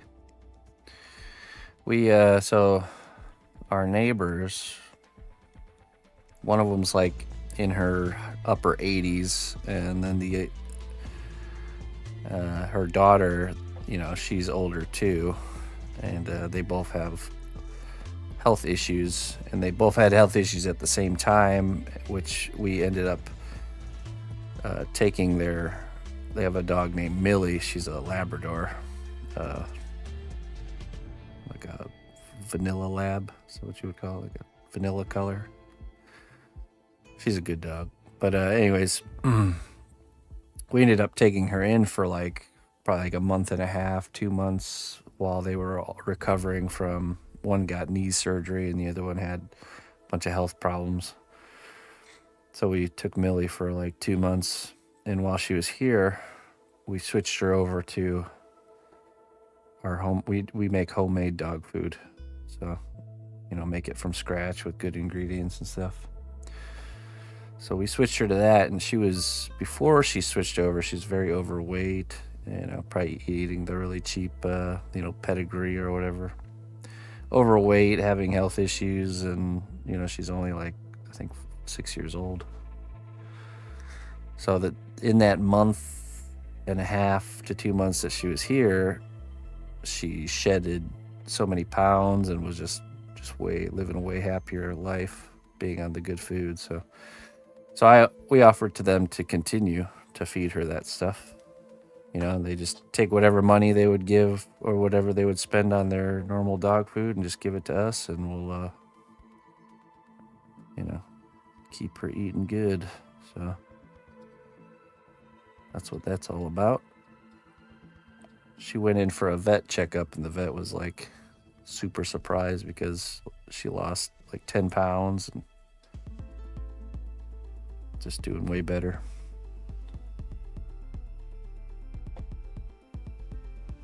It's something, honestly, it's funny. It's something we wanted to do for a long time because we saw she was just getting bigger and bigger, and, you know, not health-wise, not doing very well. You'd pet her and she'd like shed a ton of fur when you'd pet her, you know, and now she's practically like not shedding at all and just moving around really good.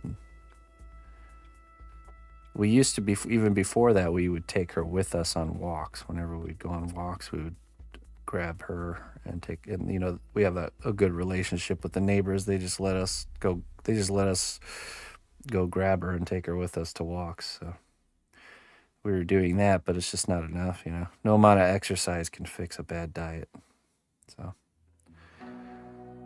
I'm glad she's on the homemade cnotbusch dog food program.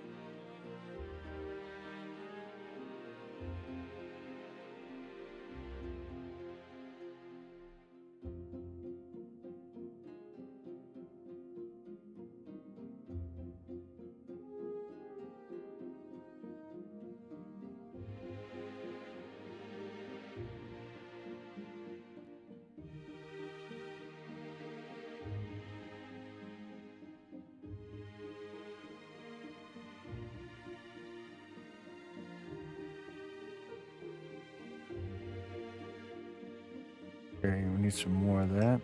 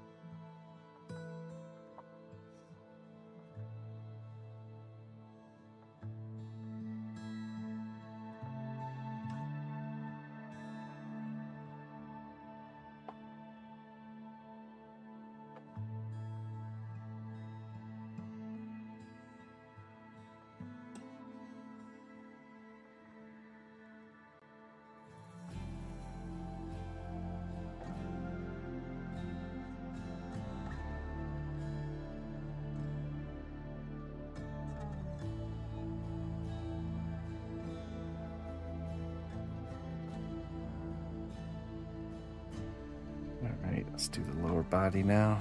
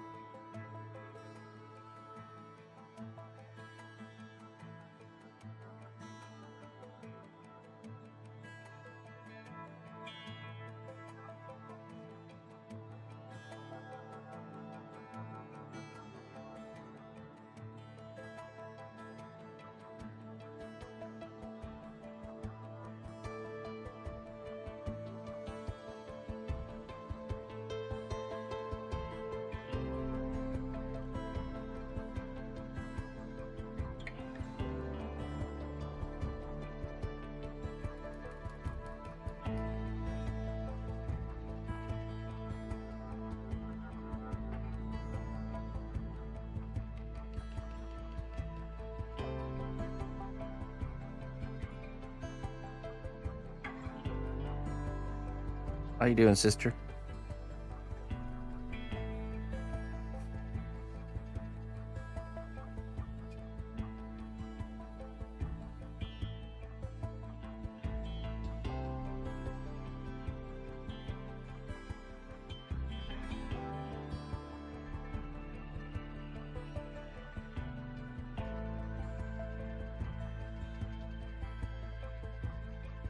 Sisterly love.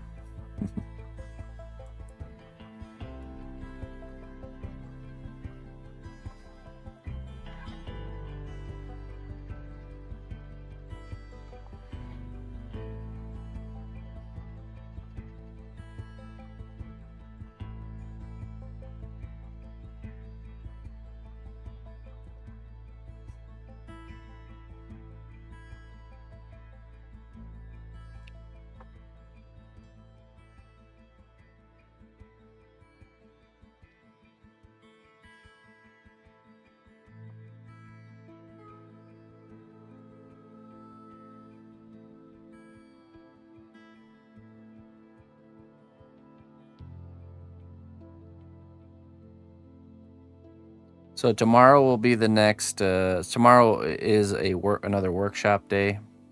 I have to get the piece finished before we can do the painting lesson.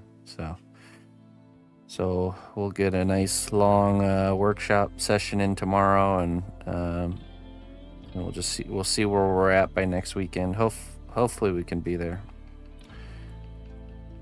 I could see getting some time in during the week if we can get this piece and the Logitech piece all finished up during the week.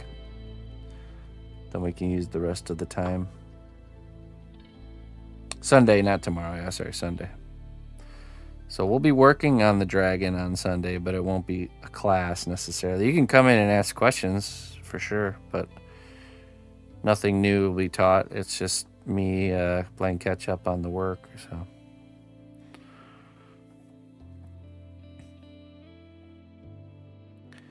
Krithlas, thank you very much.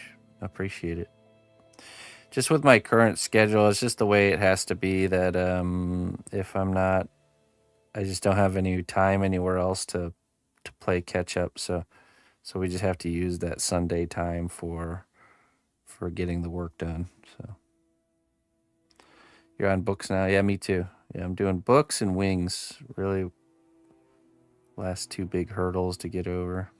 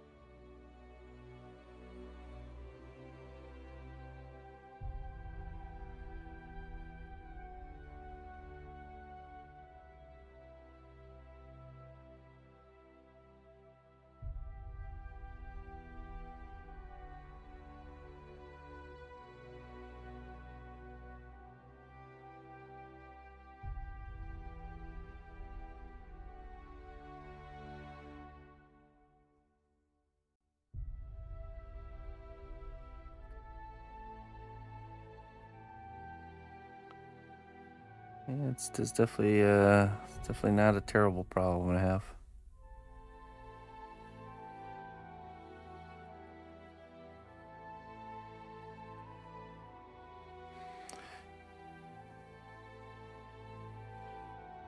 The demand's always been there. It's more of the how much work I choose to take on being kind of determined based on, making sure the bills are getting paid, Sometimes I just have to take on more work because ends are not meeting up or whatever.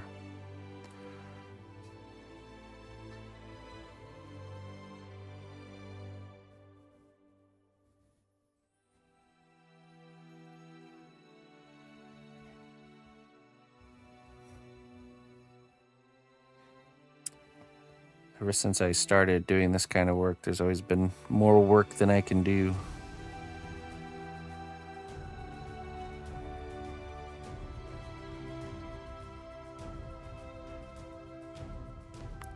Good problem, for sure.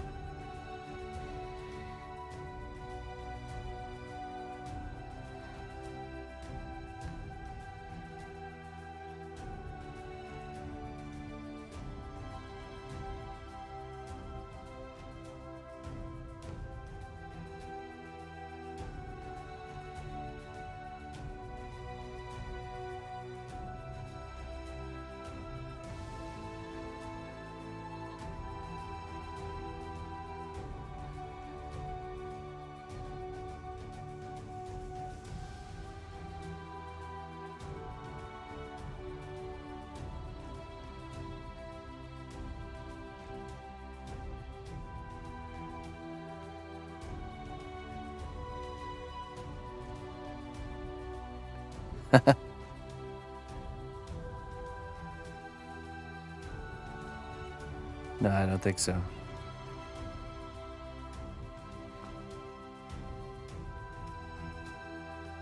It's just steel stick. Go back to sleep.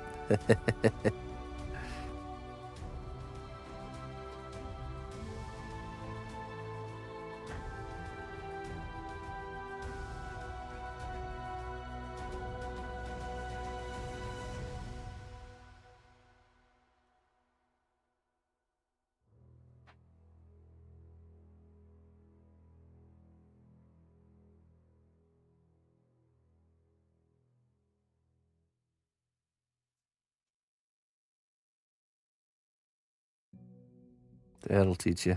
It's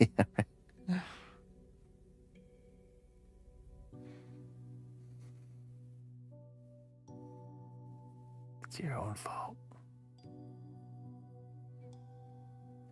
Let's set this down here. We'll do the tail.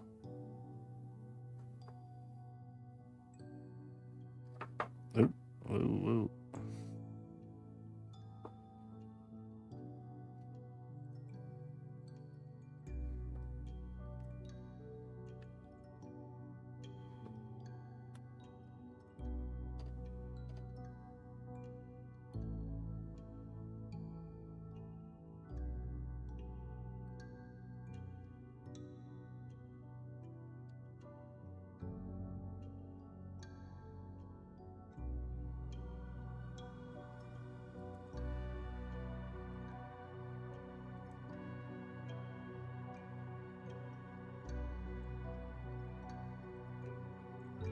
Okay, I think we use a bigger brush for this part.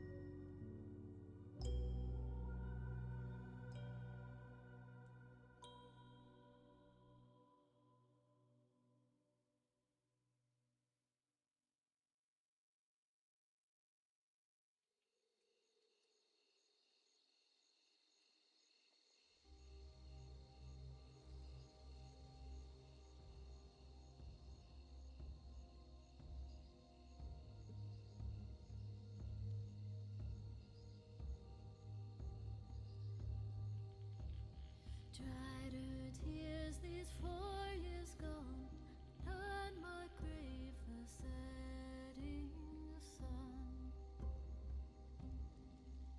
Be still, my dear, don't cry, for soon you will be at his side.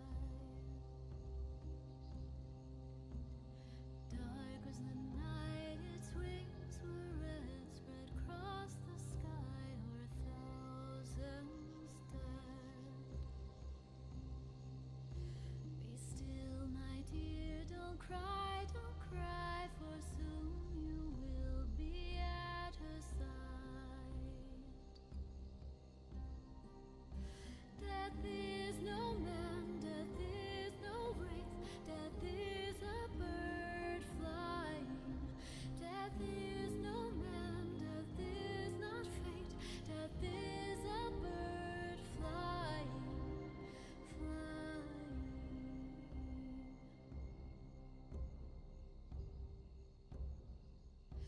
In that one night, 10,000 gone, I walked with them, we sang this song. Be still, my dear, don't cry, for soon you will be at her side. Very good. Dark was his face, shrouded in cloth, and in his hand he held Next step is to do the black tone. my hand, said would I take him home Dark tone. again. Be still,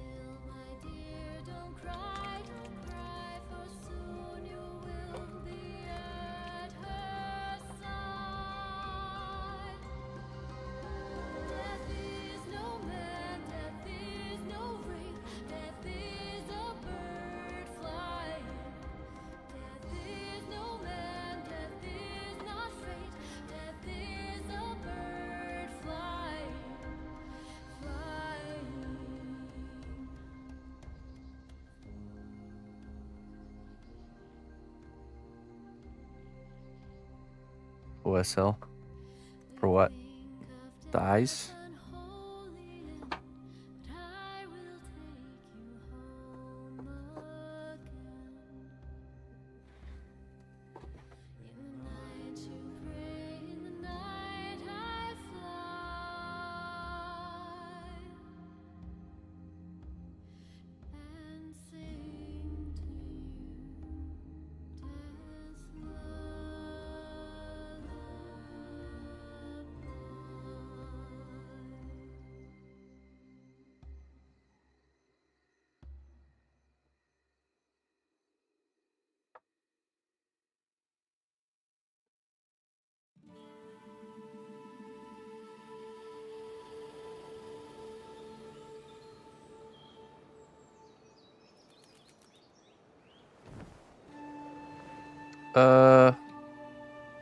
I've messed with it a tiny bit, but usually if I want to add lights to something, I just add lights instead of painting lights.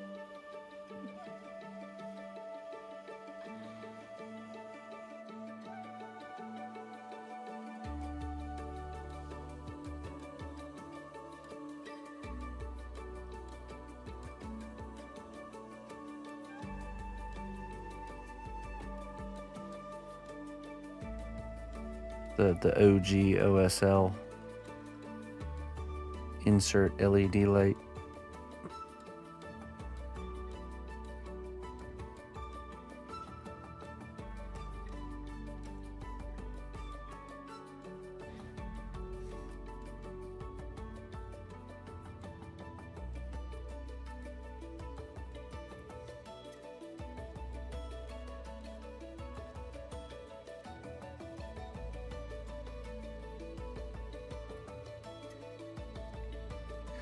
Well, actually, when you use a piece of paper or a napkin to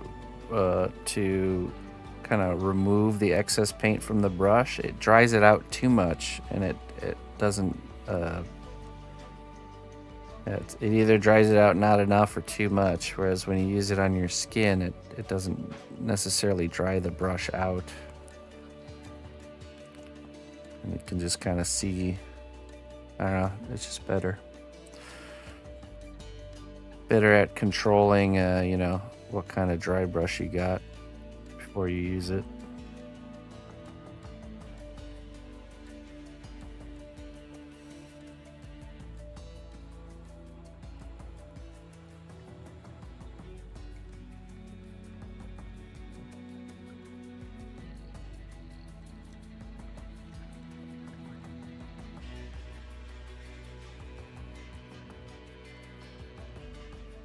Listen closely, traveler, to what I say.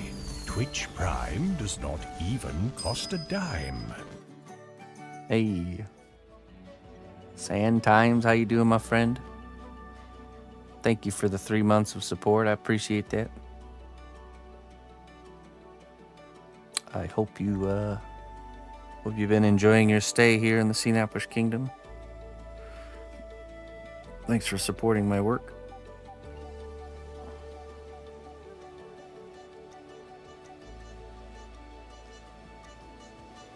Disposable glove, yeah.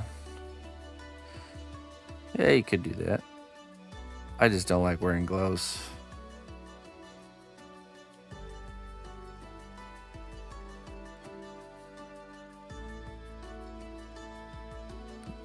I only will do that if I absolutely have to.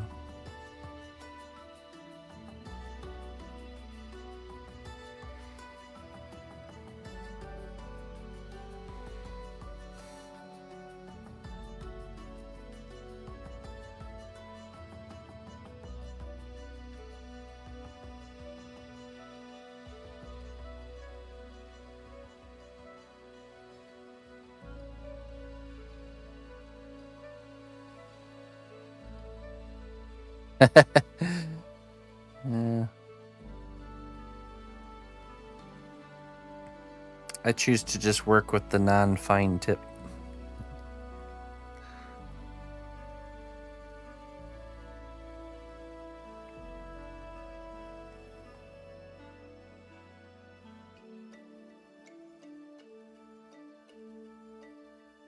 Some punk safety gloves.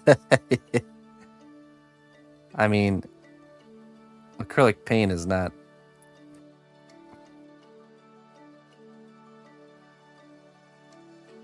Excuse me. Not really dangerous to get on your skin, so... That's alright.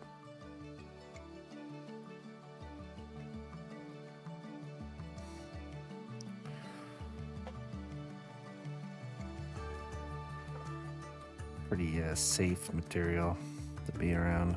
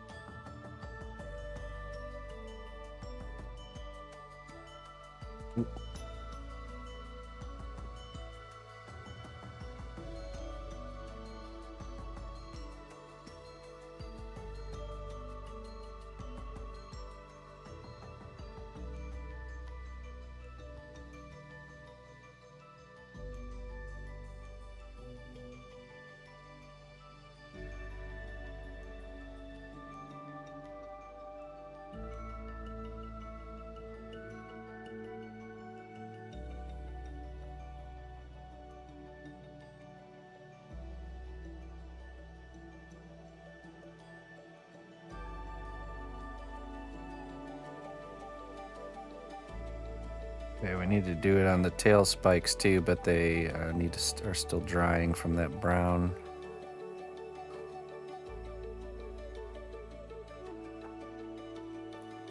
I don't think it's an ink. I'm not really sure what it is, to be honest. Oh, there we go. I missed this part here. I'm not really sure what it's made out of. I want to kind of figure it out though.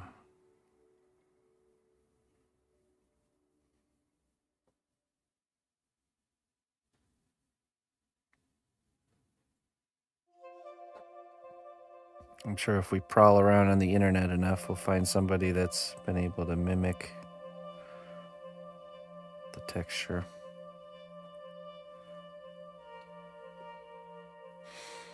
All right, while that's drying, let's go ahead and do the eyes and the teeth first coats here.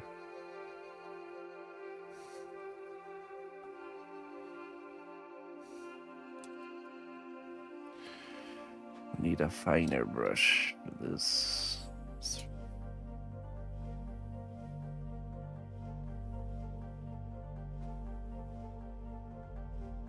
Dishwasher fluid and washes. Yeah, I've heard of that.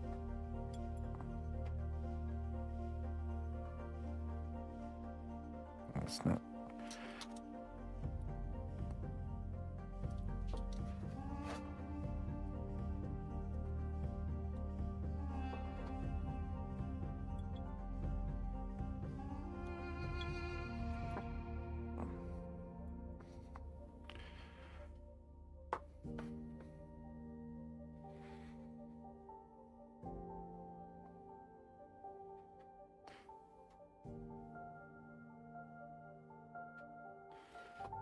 Okay, we need yellowed bone right there.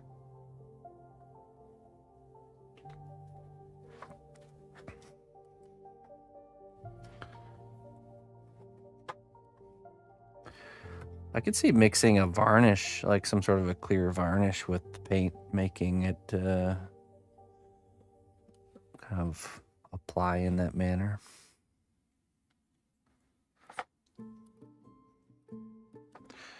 With some glycerin, maybe some glycerin.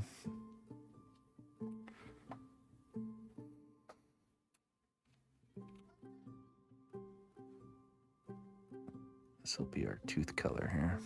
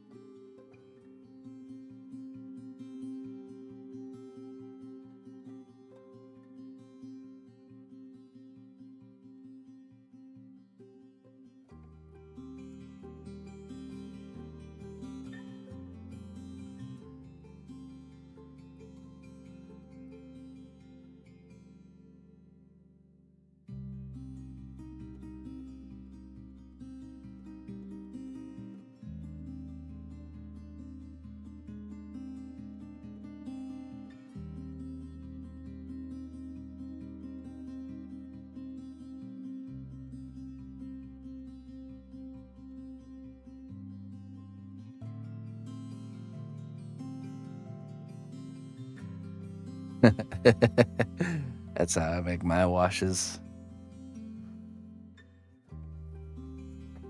Nice, PB.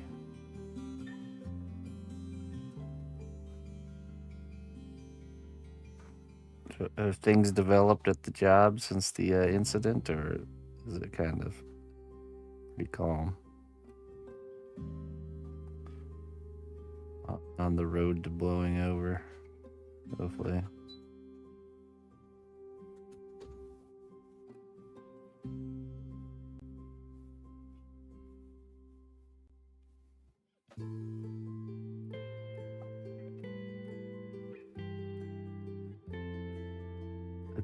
It's blown up, really? It's gotten worse.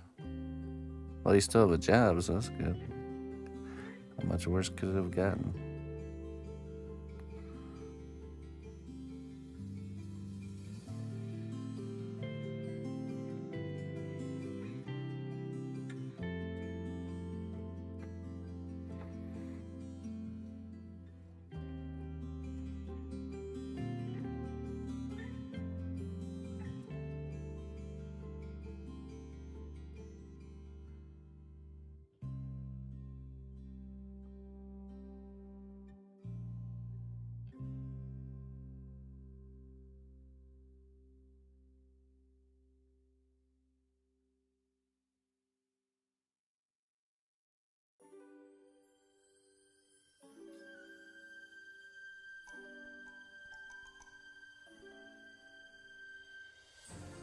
It started a mutiny. Nice.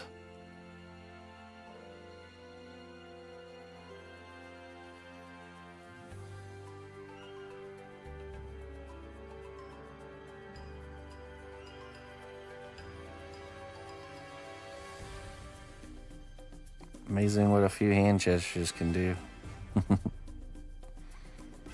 Collapse whole civilizations.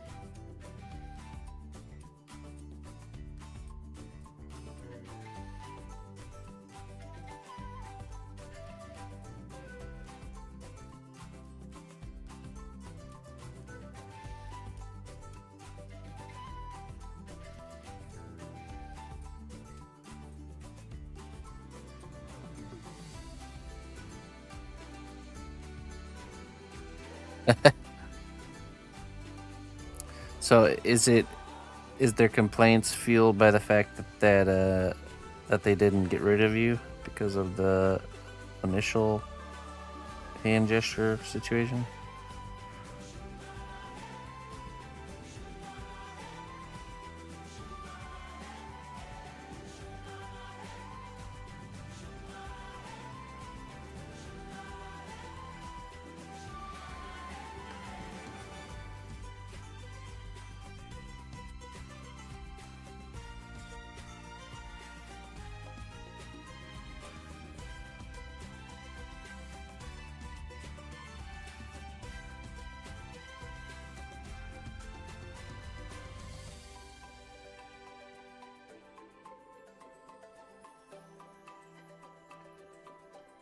Yeah, PB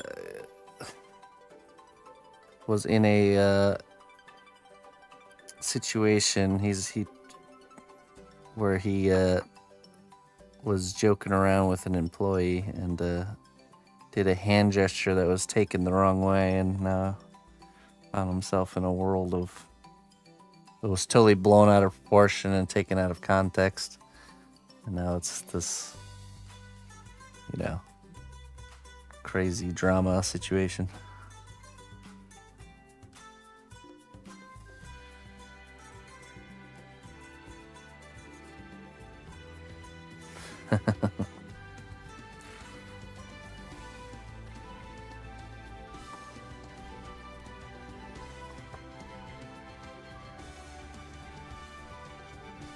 Oh, that's good.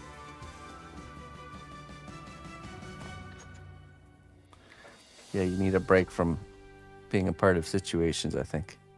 All right, we're going to do the white for the eyes here.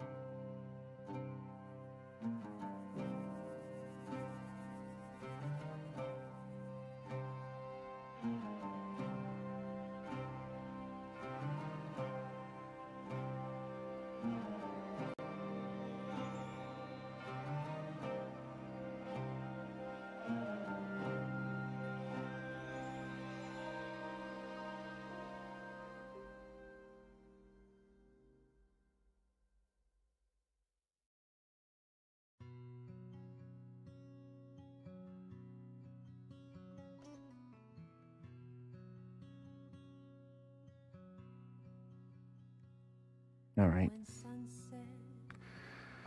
Let that dry.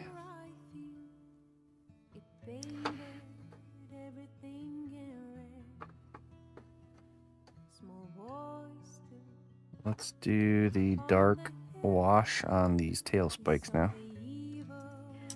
Should be dried enough.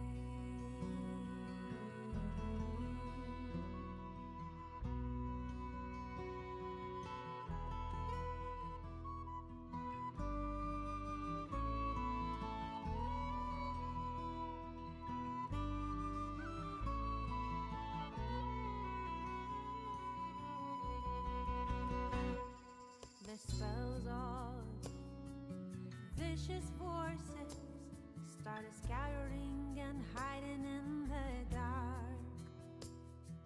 The boy's wish has come true now. His song was heard by the shining star. A hero drew his sword and the demon's blood was shed. He's gone now, no more bad dreams. He's only like they once had. Too much here, oops. Oh dear, my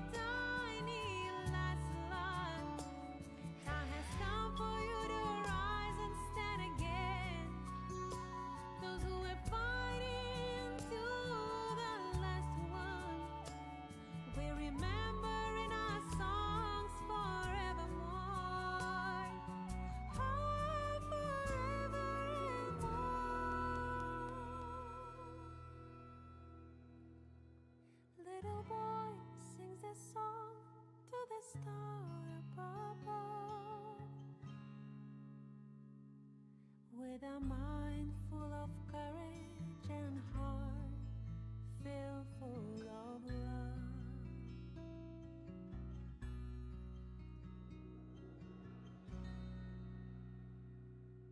The nightmare is forgotten.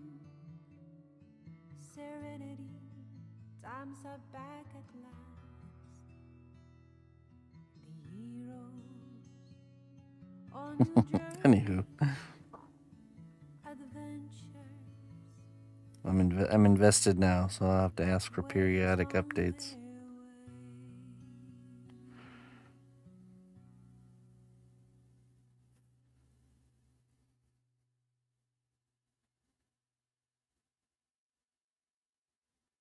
I must know how the story ends. I must. Yeah, me too. Now that you've been caught up to speed.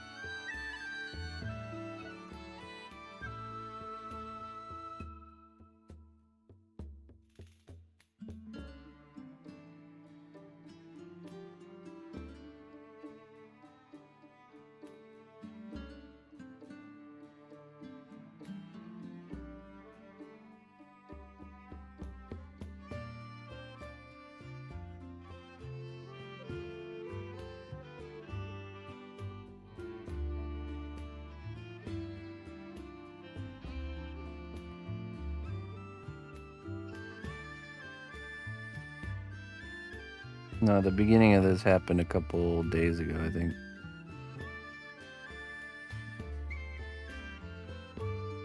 Wasn't today.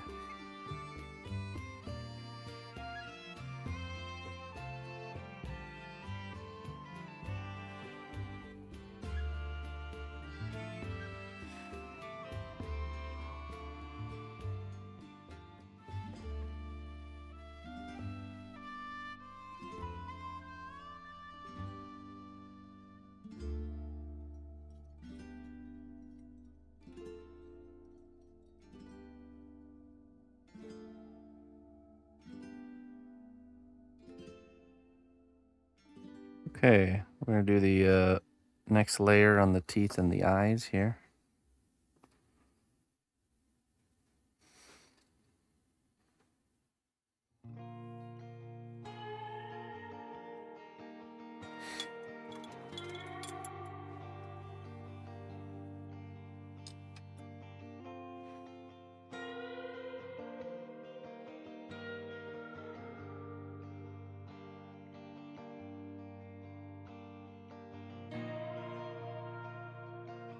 Let's see.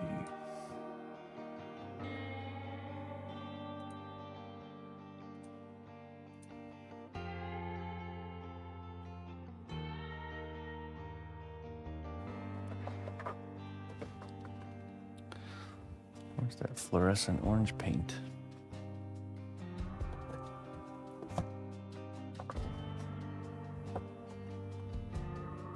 It's missing. Oh, thanks.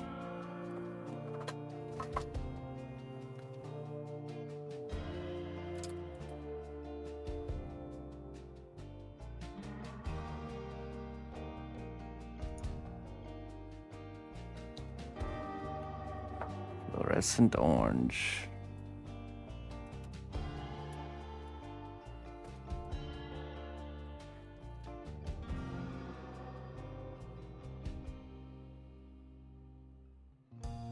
Nope.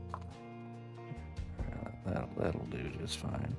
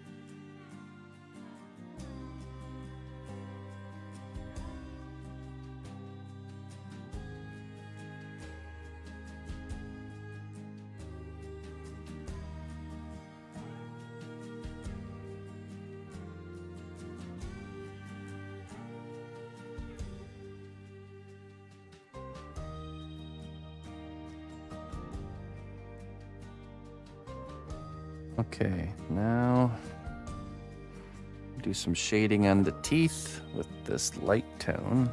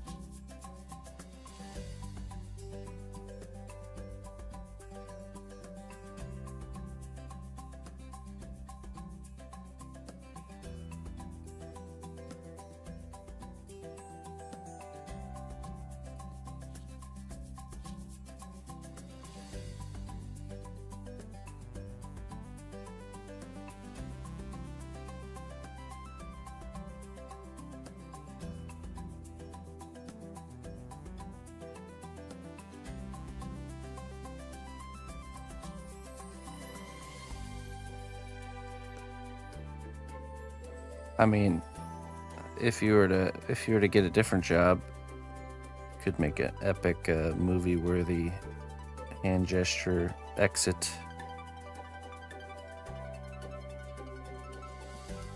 Straight out of a Ferris Bueller movie. But I would recommend finding another job first.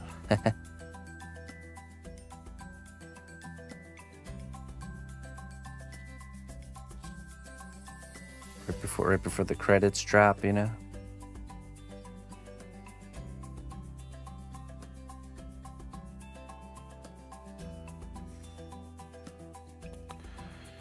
Looks pretty good.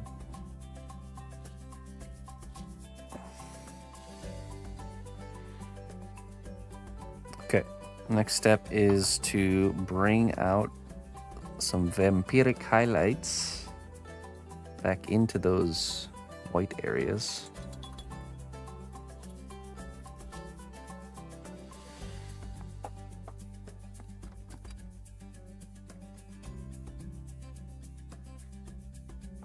Let's see, let's find a good brush for this. Not too big and not too small.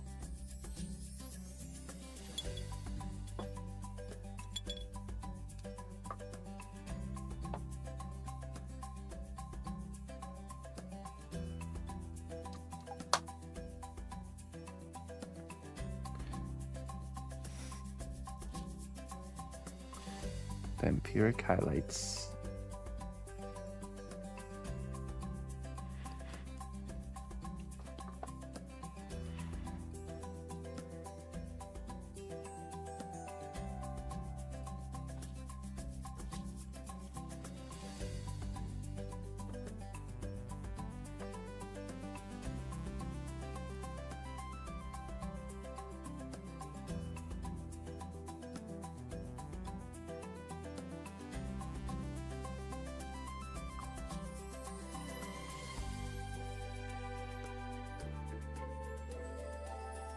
Yeah, all the projects that we were working on before the sponsored work will continue.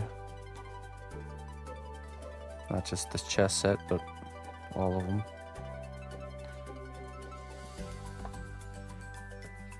Hey, what's up, Golden?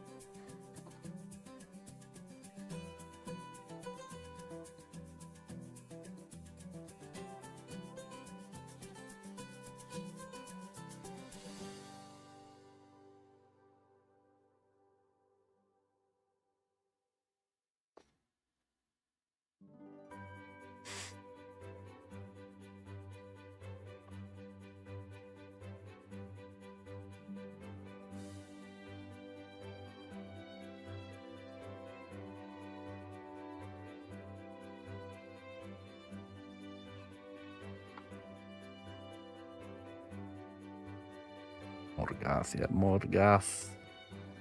The Minotaur. Lazelle. The Blue Dragon.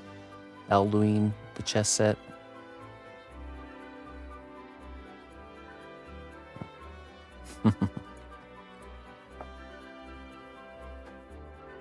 Most of which are actually really far along, so I'll be seeing a lot of them get finished up here back to back.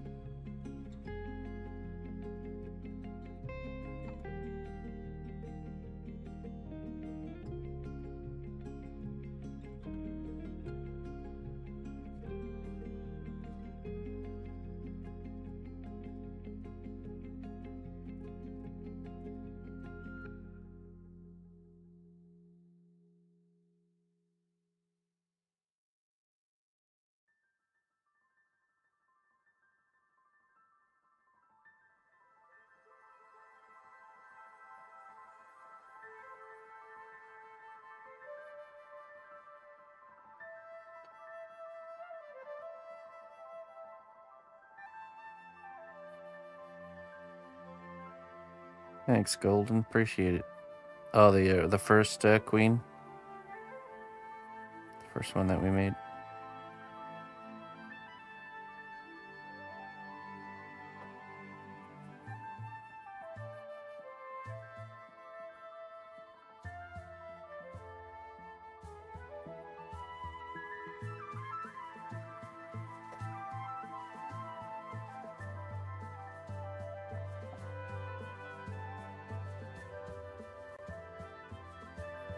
Off with her head.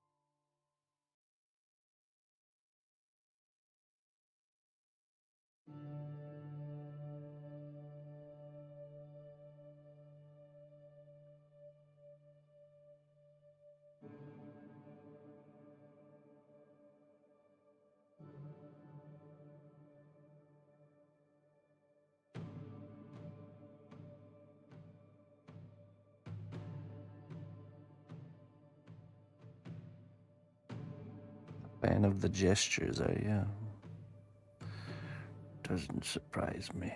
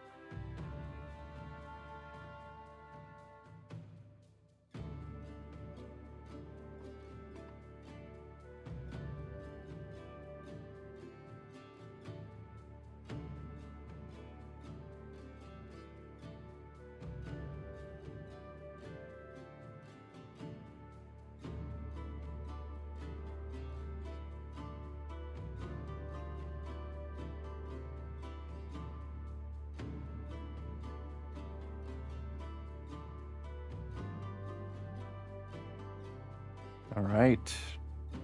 This one's ready to join his brothers.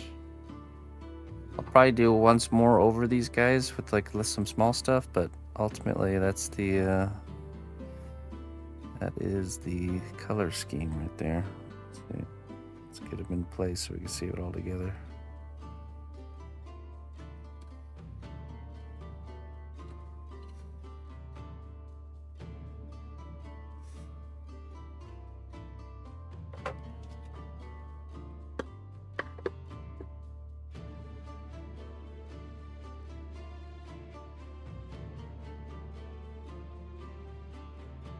Out of the way.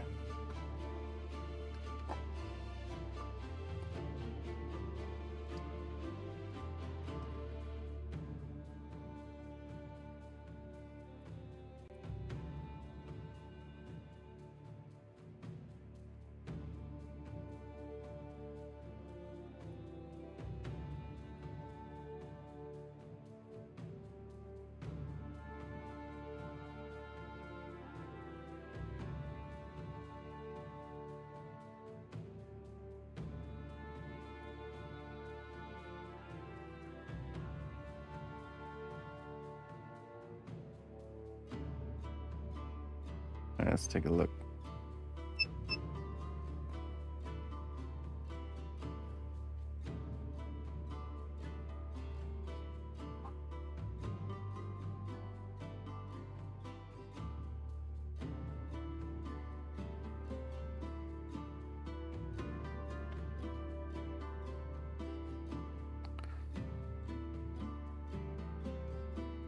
Pretty cool. So that means next week we'll just we'll do the base and then final touches on each of the characters. And that'll be done. Pretty cool, huh? Pretty happy with that.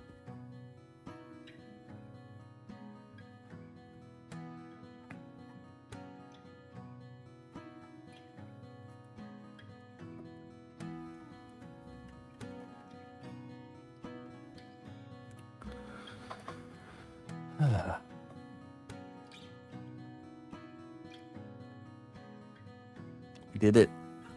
Mission accomplished. What was that? Oh. Next week we'll be working on this piece and the Logitech piece and finishing them both off. And then the week after we'll be able to jump back into all our old work. So yeah, thank you everybody for joining me today. It's been a wonderful Friday. Thank you.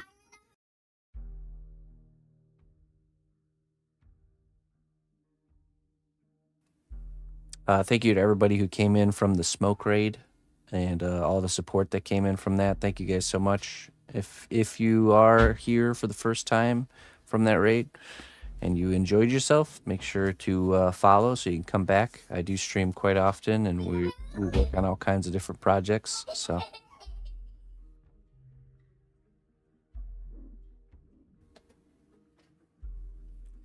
we have guests.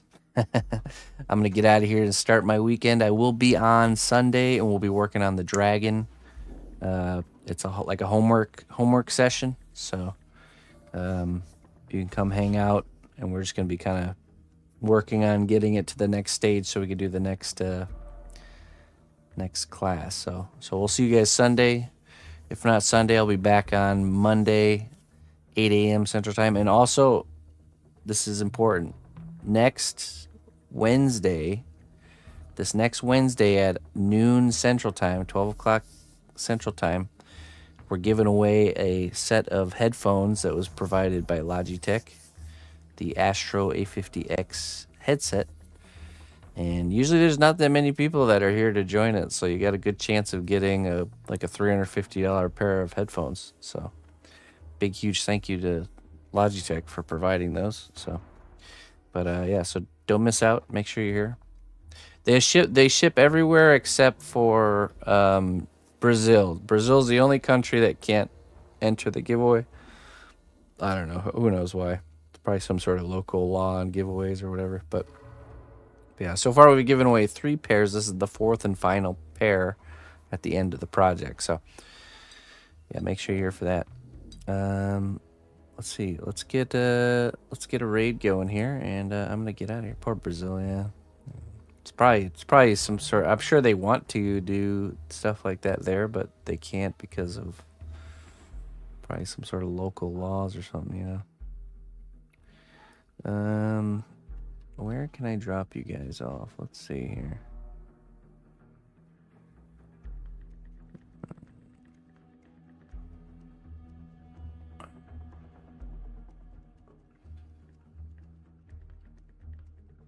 You know what? Let's go raid I Paint Burbs. She does exactly that. She paints birds like in a really cool way.